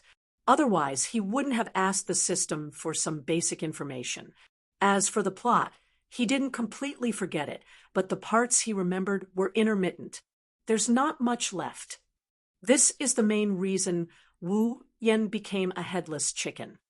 Anyway, Kotori unwrapped a pearl and put it in her mouth. It's not a good idea to stay here. Let's find a place to stay. That's what I thought from the start. Wu Yen glanced at Kotori and waved the map in his hand. So, you've been looking for a place to stay? What? Is it that hard to find a place to stay? It's not hard to find a place to stay, but it's not easy to find a place where we can stay without having to show identification. Of course, it's not that hard to find a place like a couple's hotel. Love. Couple's hotel. Don't shout so loudly in a place like this. Do you want me to be looked down upon as a pervert? You're a pervert. You're a big pervert. Couples Hotel. You can even think of that. I'm just mentioning it. I'm not really going to stay there. Humph. Do you think I don't know what you're thinking? Let me tell you, if you find a place like a couple's hotel, you're dead meat. I told you. Don't be so loud. Just like that, the two siblings made a big fuss in the middle of the street, attracting the attention of many onlookers. Fortunately, because of the weather, not many people wanted to stay and watch the show. They all just took a glance and left with a belly full of curiosity. Of course, there were some who weren't afraid of the heat. Those who were bored didn't mind being a fly. For example, "Yo, the two of you are fighting?" Oh, a teasing whistle came from beside Wu Yen and Coterie. Then, three guys in their 20s with dyed hair and adorned with eye-catching accessories came out from a nearby alley. They approached Wu Yen and Coterie with flirtatious looks on their faces. Wu Yen and Coterie froze, but soon relaxed.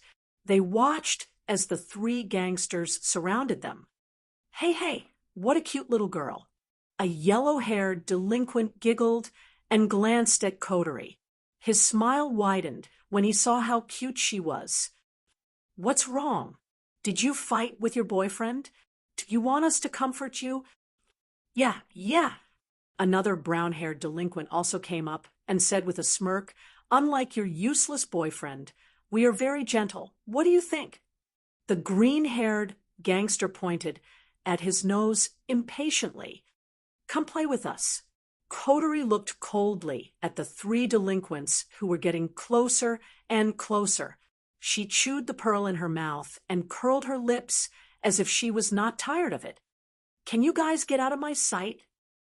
Hey, don't be so cold. We're easy to get along with." The three delinquents giggled as they tried to squeeze in front of Coterie. They even tried to push Wu Yen out of the way. However, Wu Yen crossed his arms in front of his chest. He didn't say anything. He didn't move either. He just let them squeeze in. Thus, the three delinquents tried to squeeze their way in, but the scene they imagined didn't happen. Instead, they felt like they were being squeezed into a wall. They're taller than Wu Yen, but they couldn't push him aside. "Oh, you're quite strong." The blonde gangster looked at Wu Yen in surprise and sneered. "Hey kid, can you move aside? Didn't your mom teach you that it's wrong to block other people's way?" Wu Yen raised an eyebrow and he smiled in amusement. "Oh, did your mom teach you to hit on other people's girlfriends?" "Hey, kid, you seem to be very arrogant." The brown-haired delinquent laughed sinisterly and clenched his fist. Suddenly, the sound of his knuckles cracking could be heard. "I'm just borrowing your girlfriend for fun. You don't mind, right?" Wu Yen narrowed his eyes and sneered. "You mean if I want to borrow your girlfriend, you won't mind?" "Don't talk so much to this brat. This brat looks very arrogant." The green-haired gangster pushed his companions aside and walked in front of Wu Yen. He slowly raised his hand. "Kid, do you know what this is?" Wu Yen subconsciously followed the delinquent's words and looked at his hand. His eyes narrowed. He saw that the delinquent was wearing a metal bracelet on his wrist. No, it's not just the gangster. The other two gangsters also have the same bracelet on their wrists. This kind of bracelet looks very common. You can buy it even on the streets. However, Wu Yen didn't think that the guy was trying to show him a cheap product. Wu Yen didn't recognize the bracelet, but he knew that there was a special bracelet on Itagami Island. Demon entry permit. Only the demons on Itagami Island were allowed to wear the demon entry certificate to show their identity. In other words, these three gangsters aren't humans. They are demons. Chapter 885. The three delinquents in front of him are all demons. Looking at the three special bracelets that represent their identities, he frowned and sighed. In this world, even demons can be delinquents. Should I say as expected of the Demon Special District, or should I say it's a far cry from my impression? However, this also proves that the demons have fully integrated into the lives of ordinary people in Itagami Island. It's time for me to change my perspective on the demons. Many thoughts flashed through his mind in an instant, causing him to look like he's frozen in place. In the eyes of the three delinquents, his demeanor is no different from being frightened. Instantly, the three delinquents giggled in delight and delight. How about it? You understand? The blonde delinquent had an annoying smile. He put his arm around Wu Yan's shoulder and waved the demon land permit in his hand. This is the demon race's landing certificate. We are all demons. Do you understand what this means? This means. Without waiting for Wu Yan's reply, the other brown-haired delinquent puffed out his chest and shouted, "In our eyes, you are a mere human. You're just an ordinary human being. You're just a piece of cake. You understand?" The green-haired delinquent seemed impatient. He waved his hand at Wu Yan like he was swatting a fly. "If you understand, then get out of my way." Wu Yan looked at the three demons. He didn't interrupt them, but his gaze became colder and colder. He was no longer as interested as before. "You." Wu Yan looked up. His wine-red eyes were emotionless. "Are you done?" The three delinquent demons were stunned by Wu Yan's sudden change in tone. Their eyes were filled with confusion. In the past, they had done things like today many times, relying on their status as demons to back them up, bullying the weak. They do it almost every day. But when they do, they will. Then, the demonic entry permit in their hands would sound the alarm when they used their demonic energy, alerting the guards of Itagami Island. When that time comes, they won't be able to get away with it. But as demons, they don't need to use demonic energy to bully ordinary people. It was also because of this that every time they flashed their devil landing certificate and revealed their identities as devils, the ordinary people they bullied would obediently listen to them. No matter how unwilling they were, they didn't dare to act on the spot and let them do as they pleased. Over time, these three devils became more and more unscrupulous. But this time, it's different from the past. Not only was the man before them not fearful of their devilish identities, his attitude had also changed after they had revealed their identities. It was as if before he revealed his identity, the other party was like a lion watching an antelope waving its sharp horns in front of him. Rather than saying that he was playing with them, it was better to say that he was watching their performance with a playful mood. After revealing their identities, the lion suddenly realized that the antelope's horn turned into a spear that can pierce its skin. It went from ignoring them to looking at them directly, but that doesn't mean it's a good thing.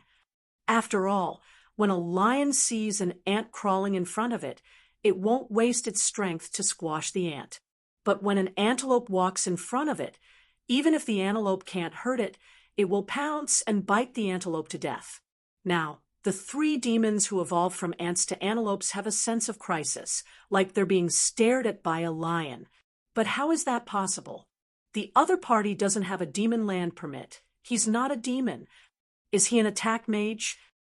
Thinking of this, the three demon hoodlums couldn't help but tighten their bodies, but their words were still as arrogant as before. "Hey, human, do you want to fight the three of us alone?"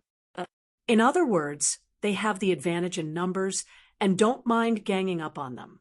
Of course, the three youths didn't notice that the brat they were referring to had changed from human to brat. Wu Yan sensed the change in the three demons and sighed. He turned to Kotori. "Kotori, how do you think we should deal with them?" "Ha!" Kotori twirled the jewel in her hand, seemingly amused by Wu Yan's question. She waved her hand nonchalantly. "It doesn't matter. Just deal with them quickly. I don't want to stand here like an idiot." Ugh. Wu Yan glanced at Kotori. who didn't seem to care. He smacked his lips. All right, all right. As soon as he said that, thud, before the three delinquent demons could react, a soft stomp abruptly sounded and reverberated in the scorching air. Wu Yen turned into a wisp of light, and in a flash, he gradually enlarged in their eyes. In the blink of an eye, he arrived in front of them. Wah! The three delinquent youths' expressions changed drastically. Wu Yan's lips curled into a thought-provoking smile. Boom! He swung his leg like a whip and smashed it on the body of the green-haired delinquent demon.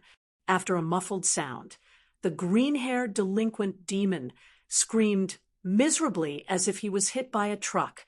His body flew out like a kite with a broken string and heavily smashed into the wall of the street. His head tilted as he fainted.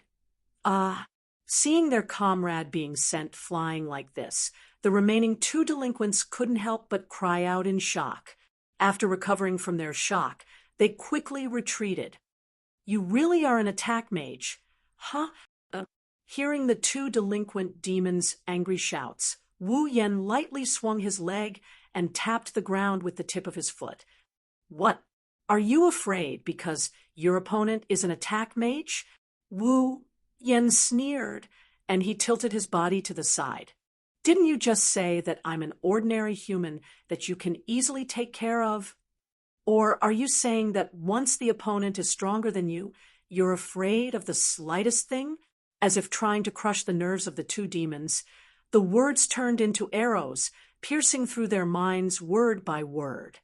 As expected of delinquents, bullying the weak and fearing the strong. Even demons. You bastard. The two already frightened demons seemed to have been hit by his words, their faces filled with anger. Then, a torrent of demonic energy violently surged from their bodies. Due to the difference in status between attack mages, the skill system they use is also different. Magicians use magic, overdaptors use superpowers, there are all kinds of skill systems. As long as their skill is strong enough to fight demons, they can become attack mages. However, regardless of the differences in the skill system of attack mages, it was a fact that they had the ability to resist the demon race. For the demon race, attack mages were also the natural enemies of attack mages. Attack mages, attack mages, attack mages. The meaning of this skill was as literal as its name. One could rely on their own strength to attack the demon race. Therefore, there were also attack mages who hunted demons for a living. Like assassins, there were attack mages. The two demons already regarded Wu Yen as an attack mage, although they don't know if he's the type that hunts demons for a living. But the fact that their comrade was defeated in an instant made them fearful, so they used their demonic energy regardless of the cost. BZCZ, BZCZ, BZCZ. Almost at the same time, the two demons' demon entry permit issued an alarm. Along with it, the surrounding streets also abruptly rang with the sound of sirens. Abnormal demonic energy detected. Surrounding citizens, please evacuate. Repeat it. Abnormal demonic energy detected. Surrounding citizens, please evacuate. The sound of mechanical alarms reverberated in the surroundings. The entire street was in chaos all of a sudden. Chapter 886. BZCZ. BZCZ. Abnormal magical energy detected. Civilians, please evacuate immediately. I repeat, abnormal magical energy detected. Civilians, please evacuate immediately. On his wrist, the two demon race landing permits immediately sensed the magic power surging from the wearer. They vibrated like an alarm bell and issued an alarm in a burst of red flashes. On the street, an alarm that was louder than the demon landing certificate sounded from somewhere and spread all over the place in a short period of time. The next moment, defensive doors started to fall from the buildings on both sides of the street. after being stunned for a short while, people started to panic. Demons! Demons! Quick! Run! Amidst their screams, the pedestrians ran towards the ends of the streets in panic. They no longer had the appearance of being exhausted due to the hot weather. Every one of them was afraid that if they ran too slow, they would be involved in the battle. At that time, as ordinary humans, they might not even know when they would be implicated and die. Screams and screams resounded throughout the area. Along with the sound of the sirens, the crowd quickly ran away. Wu Yan and Coterie exchanged glances with each other when they heard the sirens echoing in the area. There was an alarm.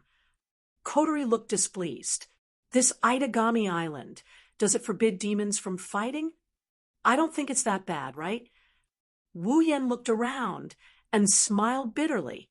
But it seems like we've gotten ourselves into some unnecessary trouble. Even though Wu Yan has a basic understanding of the situation in Itagami Island, he didn't expect to see a battle in the city. The result is like a fire. But then again, it makes sense. There are normal humans living in Itagami City. When demons fight, their power isn't something normal humans can handle. That's why demons fighting in Itagami City isn't a big deal. But when demons use their magical energy, it's not a big deal. In fact, it was no different from a large-scale disaster. Under such circumstances, it's impossible for Itagami Island to not have any rules or regulations. It's just that Wu Yan and Yukari aren't familiar with the rules here.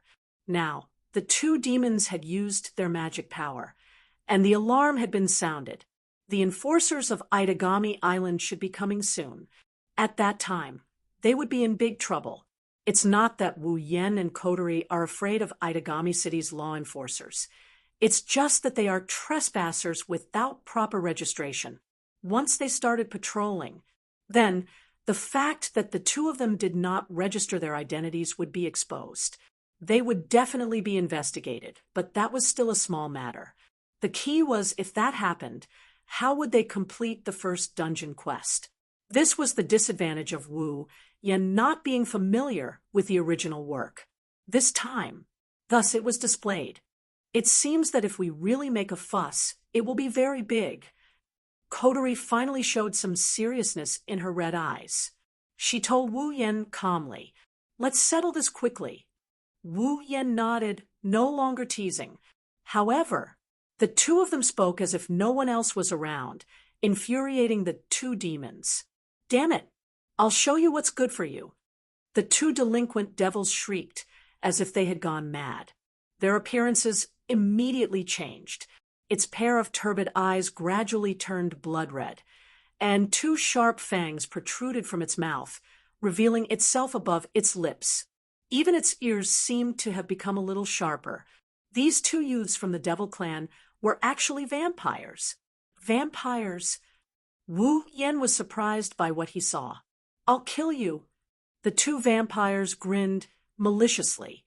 An air current that resembled blood and red steam erupted from their bodies. As they wriggled, their already impressive magic power increased by 2 to 3 times.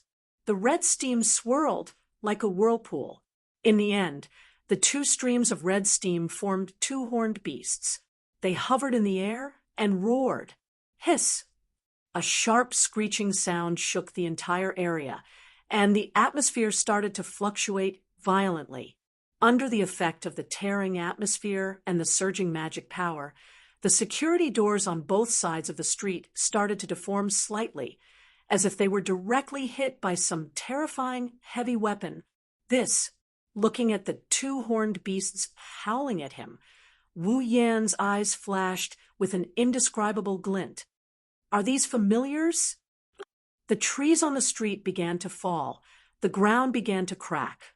Even the iron pillars of the street lamps groaned, as if they would collapse at any moment. All of this was caused by the mana from the familiars. What a strong magic power! What a destructive power! Wu Yan gasped in shock. It's no wonder he reacted that way. From the feedback he received from system perception, Wu Yan knew that the two vampires before him were only at rank 7. They had just reached the lowest rank of rank 7. However, the vassal beasts they released were already at the peak of class 7, and were even showing signs of breaking through to class 8. What does this mean? It means that even if someone stronger than them were to take a hit from one of their familiars, they would suffer a fate worse than death. These familiars give their masters the ability to challenge those above their rank. In fact, they might even be able to challenge those above their rank. It was only now that Wu Yan realized he had underestimated the power of familiars.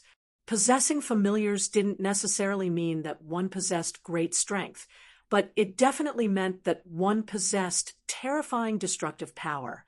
Even those stronger than you wouldn't be able to match up to you in terms of destructive power.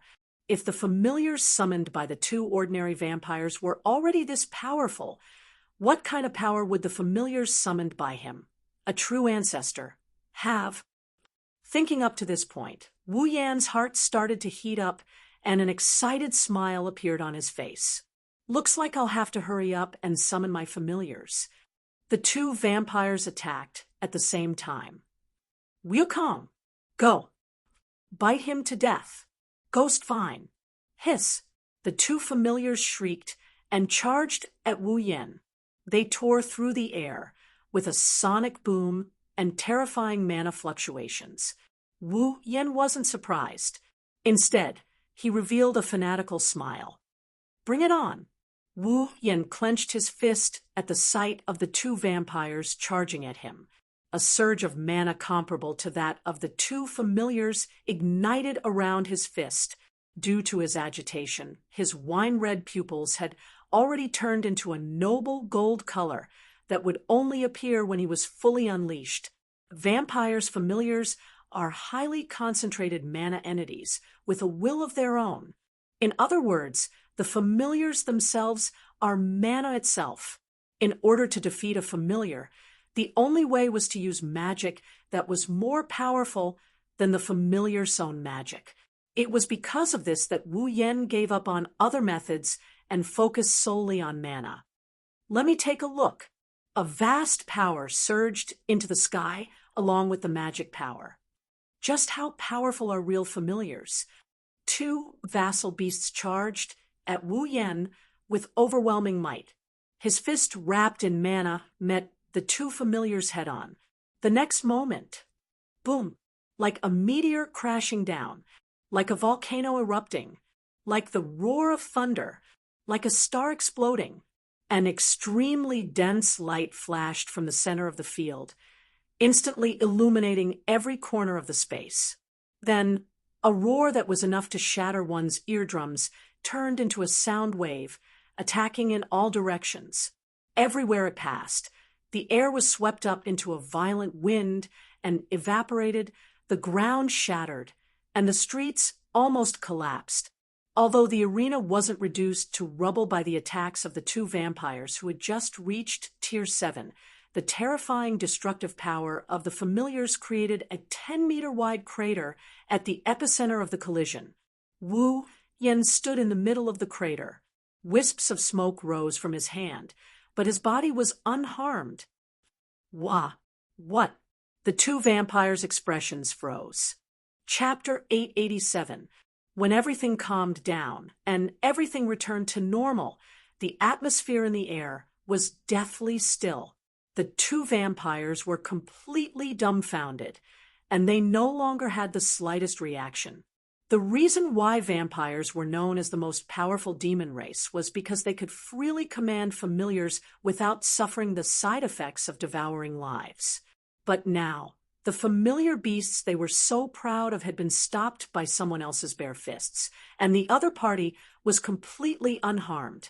Even if the other party is an attack mage who specializes in dealing with demons, the two vampires couldn't accept it. Little did they know, Wu Yan's heart was also in turmoil. Even though they had just reached the 7th tier, the familiars summoned by the most ordinary of vampires with mediocre bloodlines had actually depleted a full 10% of his mana in the clash with them. Wu Yan isn't some random vampire. He's a primogenitor who stands at the pinnacle of all vampires. If he used this 10% of his mana to maintain the daily operations of Itagami Island, it would be enough to last an entire month.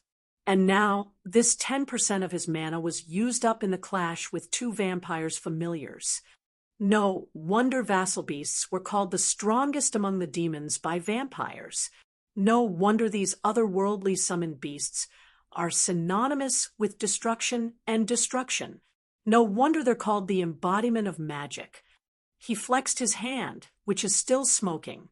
The two vampires aren't done yet, but Wu Yan's eyes were filled with joy.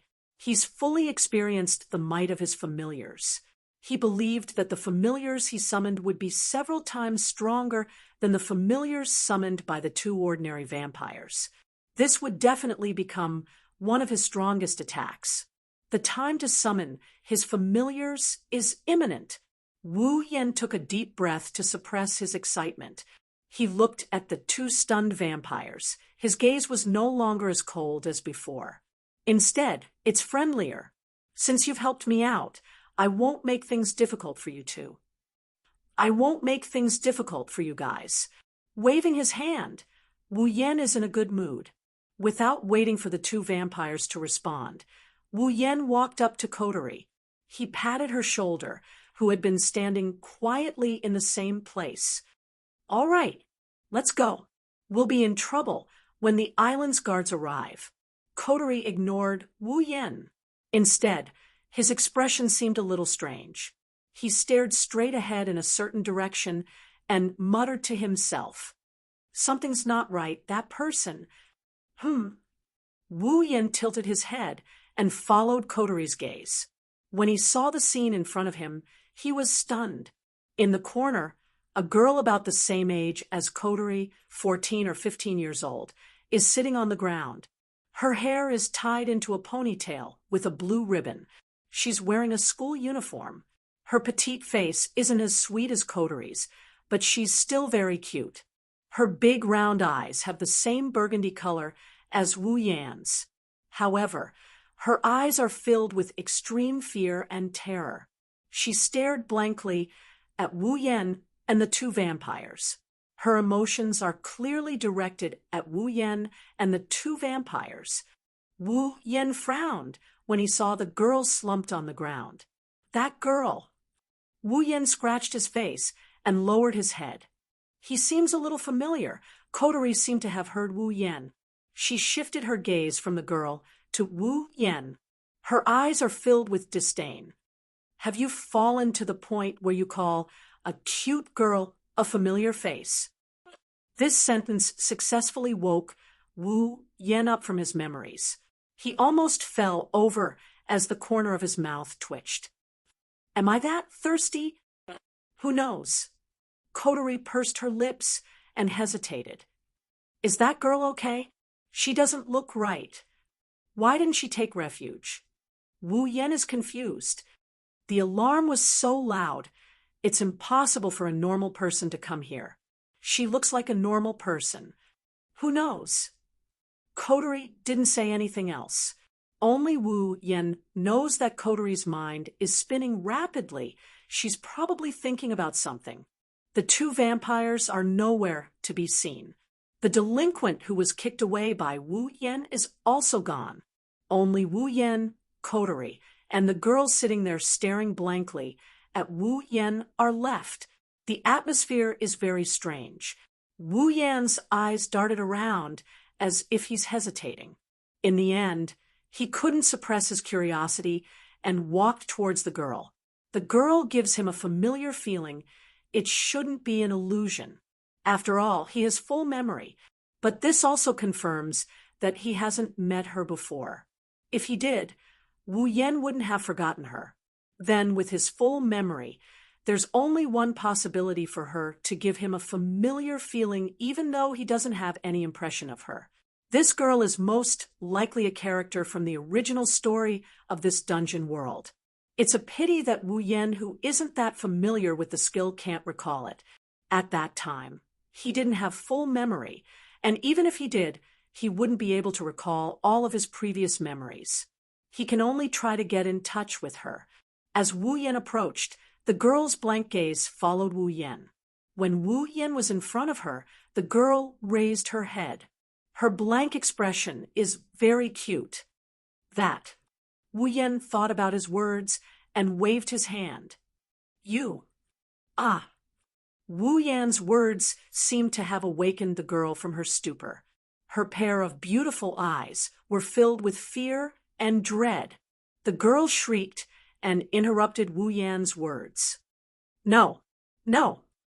Like a young girl who had seen a ghost at night, the young girl moved her legs and moved backward while screaming in horror. No, no, no. Wu. She hugged her head and shook it with all her might. The girl's fear is on full display. Wu Yan stiffened up, and he quickly opened his mouth. Don't be afraid. I mean no harm. Don't come over. Don't come over. The young girl didn't listen to anything and continued to move her body in fear. The expression in her eyes was clearly an expression of extreme fear. If this continued, it wouldn't be strange if her nerves collapsed due to fear. Don't. Demon. This. Wu Yan didn't know what to do. He could only retreat and try not to get close to the girl.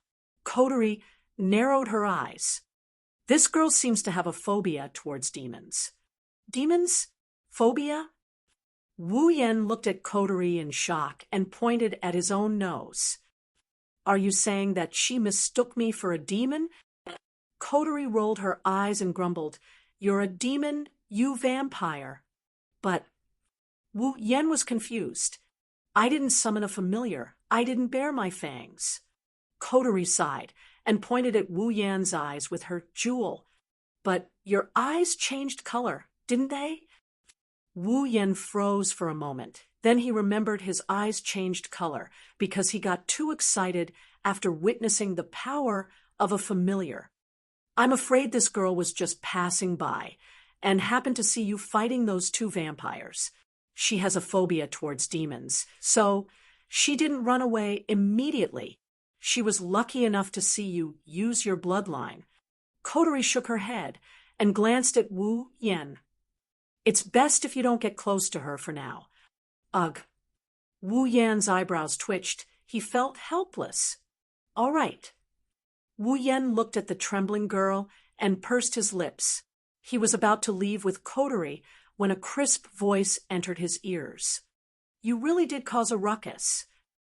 Chapter 888. It's really a big mess, a crisp, tender, and majestic voice echoed. Wu Yan and Coterie, who were about to leave, froze. Someone's here. No, that's not the main point. The most important thing was that the two of them didn't even notice that someone had come. After exchanging glances with each other, the two of them relaxed their bodies and slowly turned around. They raised their heads and looked in front of them. Dust was still rising from the crater caused by the familiar beast's attack. Pieces of gravel rolled down from above and landed in the pitch-black crater, producing a strange, rustling sound. Small but clearly visible cracks spread out from the center of the crater, stopping only when they were about 10 meters away. With that as the boundary, the rest of the streets were still intact. In the middle of the smoking crater, a petite figure is standing there. She's even smaller than Coterie and only slightly taller than Flandrechan. She was wearing a black, pleated Gothic, lowly outfit. She looked like a princess, but also like a noble. Her long black hair hung down to her waist and was divided into several bundles. The ends of her hair were slightly curled up like a tornado. It didn't look exaggerated, but it was very pleasing to the eye. She's holding a parasol in one hand and a lace fan of the same color as her outfit in the other. Her face is exquisite. Her facial features are as beautiful as a sculpted doll. Even Wu Yan, who's used to being surrounded by beauties, can't find anything wrong with her face. She looks very young. She's a beautiful girl. To be more precise, Rather than calling her a beautiful young lady, it would be more appropriate to call her a young girl. After all, her height. She's not even 5 meters tall. Blinking his eyes, Wu Yan's expression is more or less one of shock. Could it be the person who snuck up behind me without me noticing? Could it be this little girl? He and Coterie exchanged glances with each other as they looked at the petite girl. They both activated their system perception. They scanned the girl, Natsuki Nangong. Level 82. When the words level 82 entered Wu Yan and Coterie's mind, they froze in shock. Then they became even more shocked. The little girl in front of him was only a little older than Flandre-chan and Yoshino. She's a Tier 9 powerhouse. Wu Yan opened his mouth. He didn't know whether to laugh or cry. You can't judge a book by its cover. Coterie nodded in agreement. Her red eyes kept sizing up the girl. But she's pretty cute. The goth girl named Natsuki seemed to have sensed something she didn't like. She met Wu Yan and Coterie's gazes with her sapphire eyes. She slowly parted her lips. So it's you too? The source of the abnormal mana. Wu Yan and Coterie reacted. They frowned and looked at Natsuki. Could it be? Wu Yan asked Natsuki Nangong with uncertainty. You're an attack mage of Itagami Island? Yes. Well, there are people who have taken up such positions. Natsuki raised her parasol. She used an immature yet dignified voice to say that. Wu Yan couldn't help but feel a little helpless. I didn't expect an attack mage to be dispatched for a small brawl. Itagami Island's security sure is good. A small brawl. Natsuki Nangong looked at Wu Yan with a smile. She pointed at the hole in the ground. So, this is considered a brawl? If that's the case, I'll have to reevaluate your abilities. But you are right. Natsuki changed the topic and slowly walked over. It's just an abnormal mana. There's no need to dispatch an attack mage. Natsuki walked over to Wu Yan and Coterie. She walked past the two of them and stopped next to the girl with a phobia of demons. She stared down at her from above. My students are trembling in fear. As a teacher, I can't ignore it. Teacher? Coterie stopped spinning her pearl and looked at Natsuki Nangong, strangely. You said you're a teacher? Although your reaction is similar to what I expected, it still makes me a little unhappy. Natsuki clicked her tongue and turned around to look at the girl, who was paralyzed on the ground. You're Koju's sister, Koju, Nagisa, right? Nangong, Nachu's serious face didn't change at all, but there was a trace of pity in her eyes. Pull yourself together. Ugh. The girl called Nagisa. Nangong finally noticed someone standing in front of her. She looked up in fear and saw Natsuki Nangong's petite figure. After being stunned for a moment, Nagisa finally reacted. There was a teardrop at the corner of her eyes as she threw herself at Natsuki. Sensei, Nangong. All right, stop crying. Natsuki Nangong sighed and patted Nagisa's shoulder. She then turned to Wu Yan and Coterie. Her gaze turned hostile. You guys seem to have made my student cry. Wait a minute, don't accuse an innocent person. Wu Yan quickly shook his head to prove his innocence. Yeah. Coterie pointed at Wu Yan with one hand on her waist. He's the one who made that girl cry, not me. Coterie, Wu Yan was at a loss for words. Strictly speaking, Nagisa was the one who was afraid. But if he didn't approach her, she wouldn't be this scared. It's not wrong to say that he made her cry. No, I definitely didn't make her cry. Wu Yan tried his best to deny it. He said righteously, how can I do something as ungentlemanly as making a girl cry? Huh. Coterie's gaze turned hostile. You rascal, you've been plotting all along, haven't you? Why would you come to such a conclusion? Seeing the two siblings ignore her and stand in front of her, quarreling as if there was no one else around, Nangong Na Yu's forehead was filled with wrinkles. However, if one looked carefully, they would see that the faint trace of wariness in her eyes was slowly lowering. Even Nagisa, who was looking at Wu Yan with fear, was stunned by the scene in front of her. The fear in her eyes was still there, but it wasn't as strong as before. Enough! Natsuki Nangong couldn't stand the noise, and raised her hand to stop them. If you want to flirt, you can continue later. Don't be an eyesore here. Why would you come to such a conclusion? Who's flirting? In short, Natsuki Nangong closed her eyes and placed the parasol on her shoulder. The two of you come with me. Tell me what happened. Of course, if you want the guards to investigate, that's fine as well. Natsuki raised her parasol, and she started walking down the street. Nagisa followed her with a panicked expression. She didn't want to stay in the same place as Wu Yan, even if she had to die. She followed behind Natsuki, and she didn't want to stay in the same place as Wu Yan. Wu Yan was speechless as he watched Natsuki Nangong leave with Nagisa. He couldn't help but complain. She's leaving just like that. Aren't she afraid? We won't follow. Of course not. Of course she's not afraid. Kotori said exasperatedly. She has the strength of a tier 9, and she saw our faces. Plus, she was able to hide behind us without us noticing. It's easy for her to find us on this man-made island. That's true. Wu Yan had a headache. He asked Kotori, "Then, should we follow?" "Of course. Why wouldn't you go?" Kotori revealed a seductive smile as her eyes lit up with interest. "Maybe we can get some information from her. After all, you're not that familiar with this world." "That's true." Wu Yan muttered and nodded. "Then let's follow."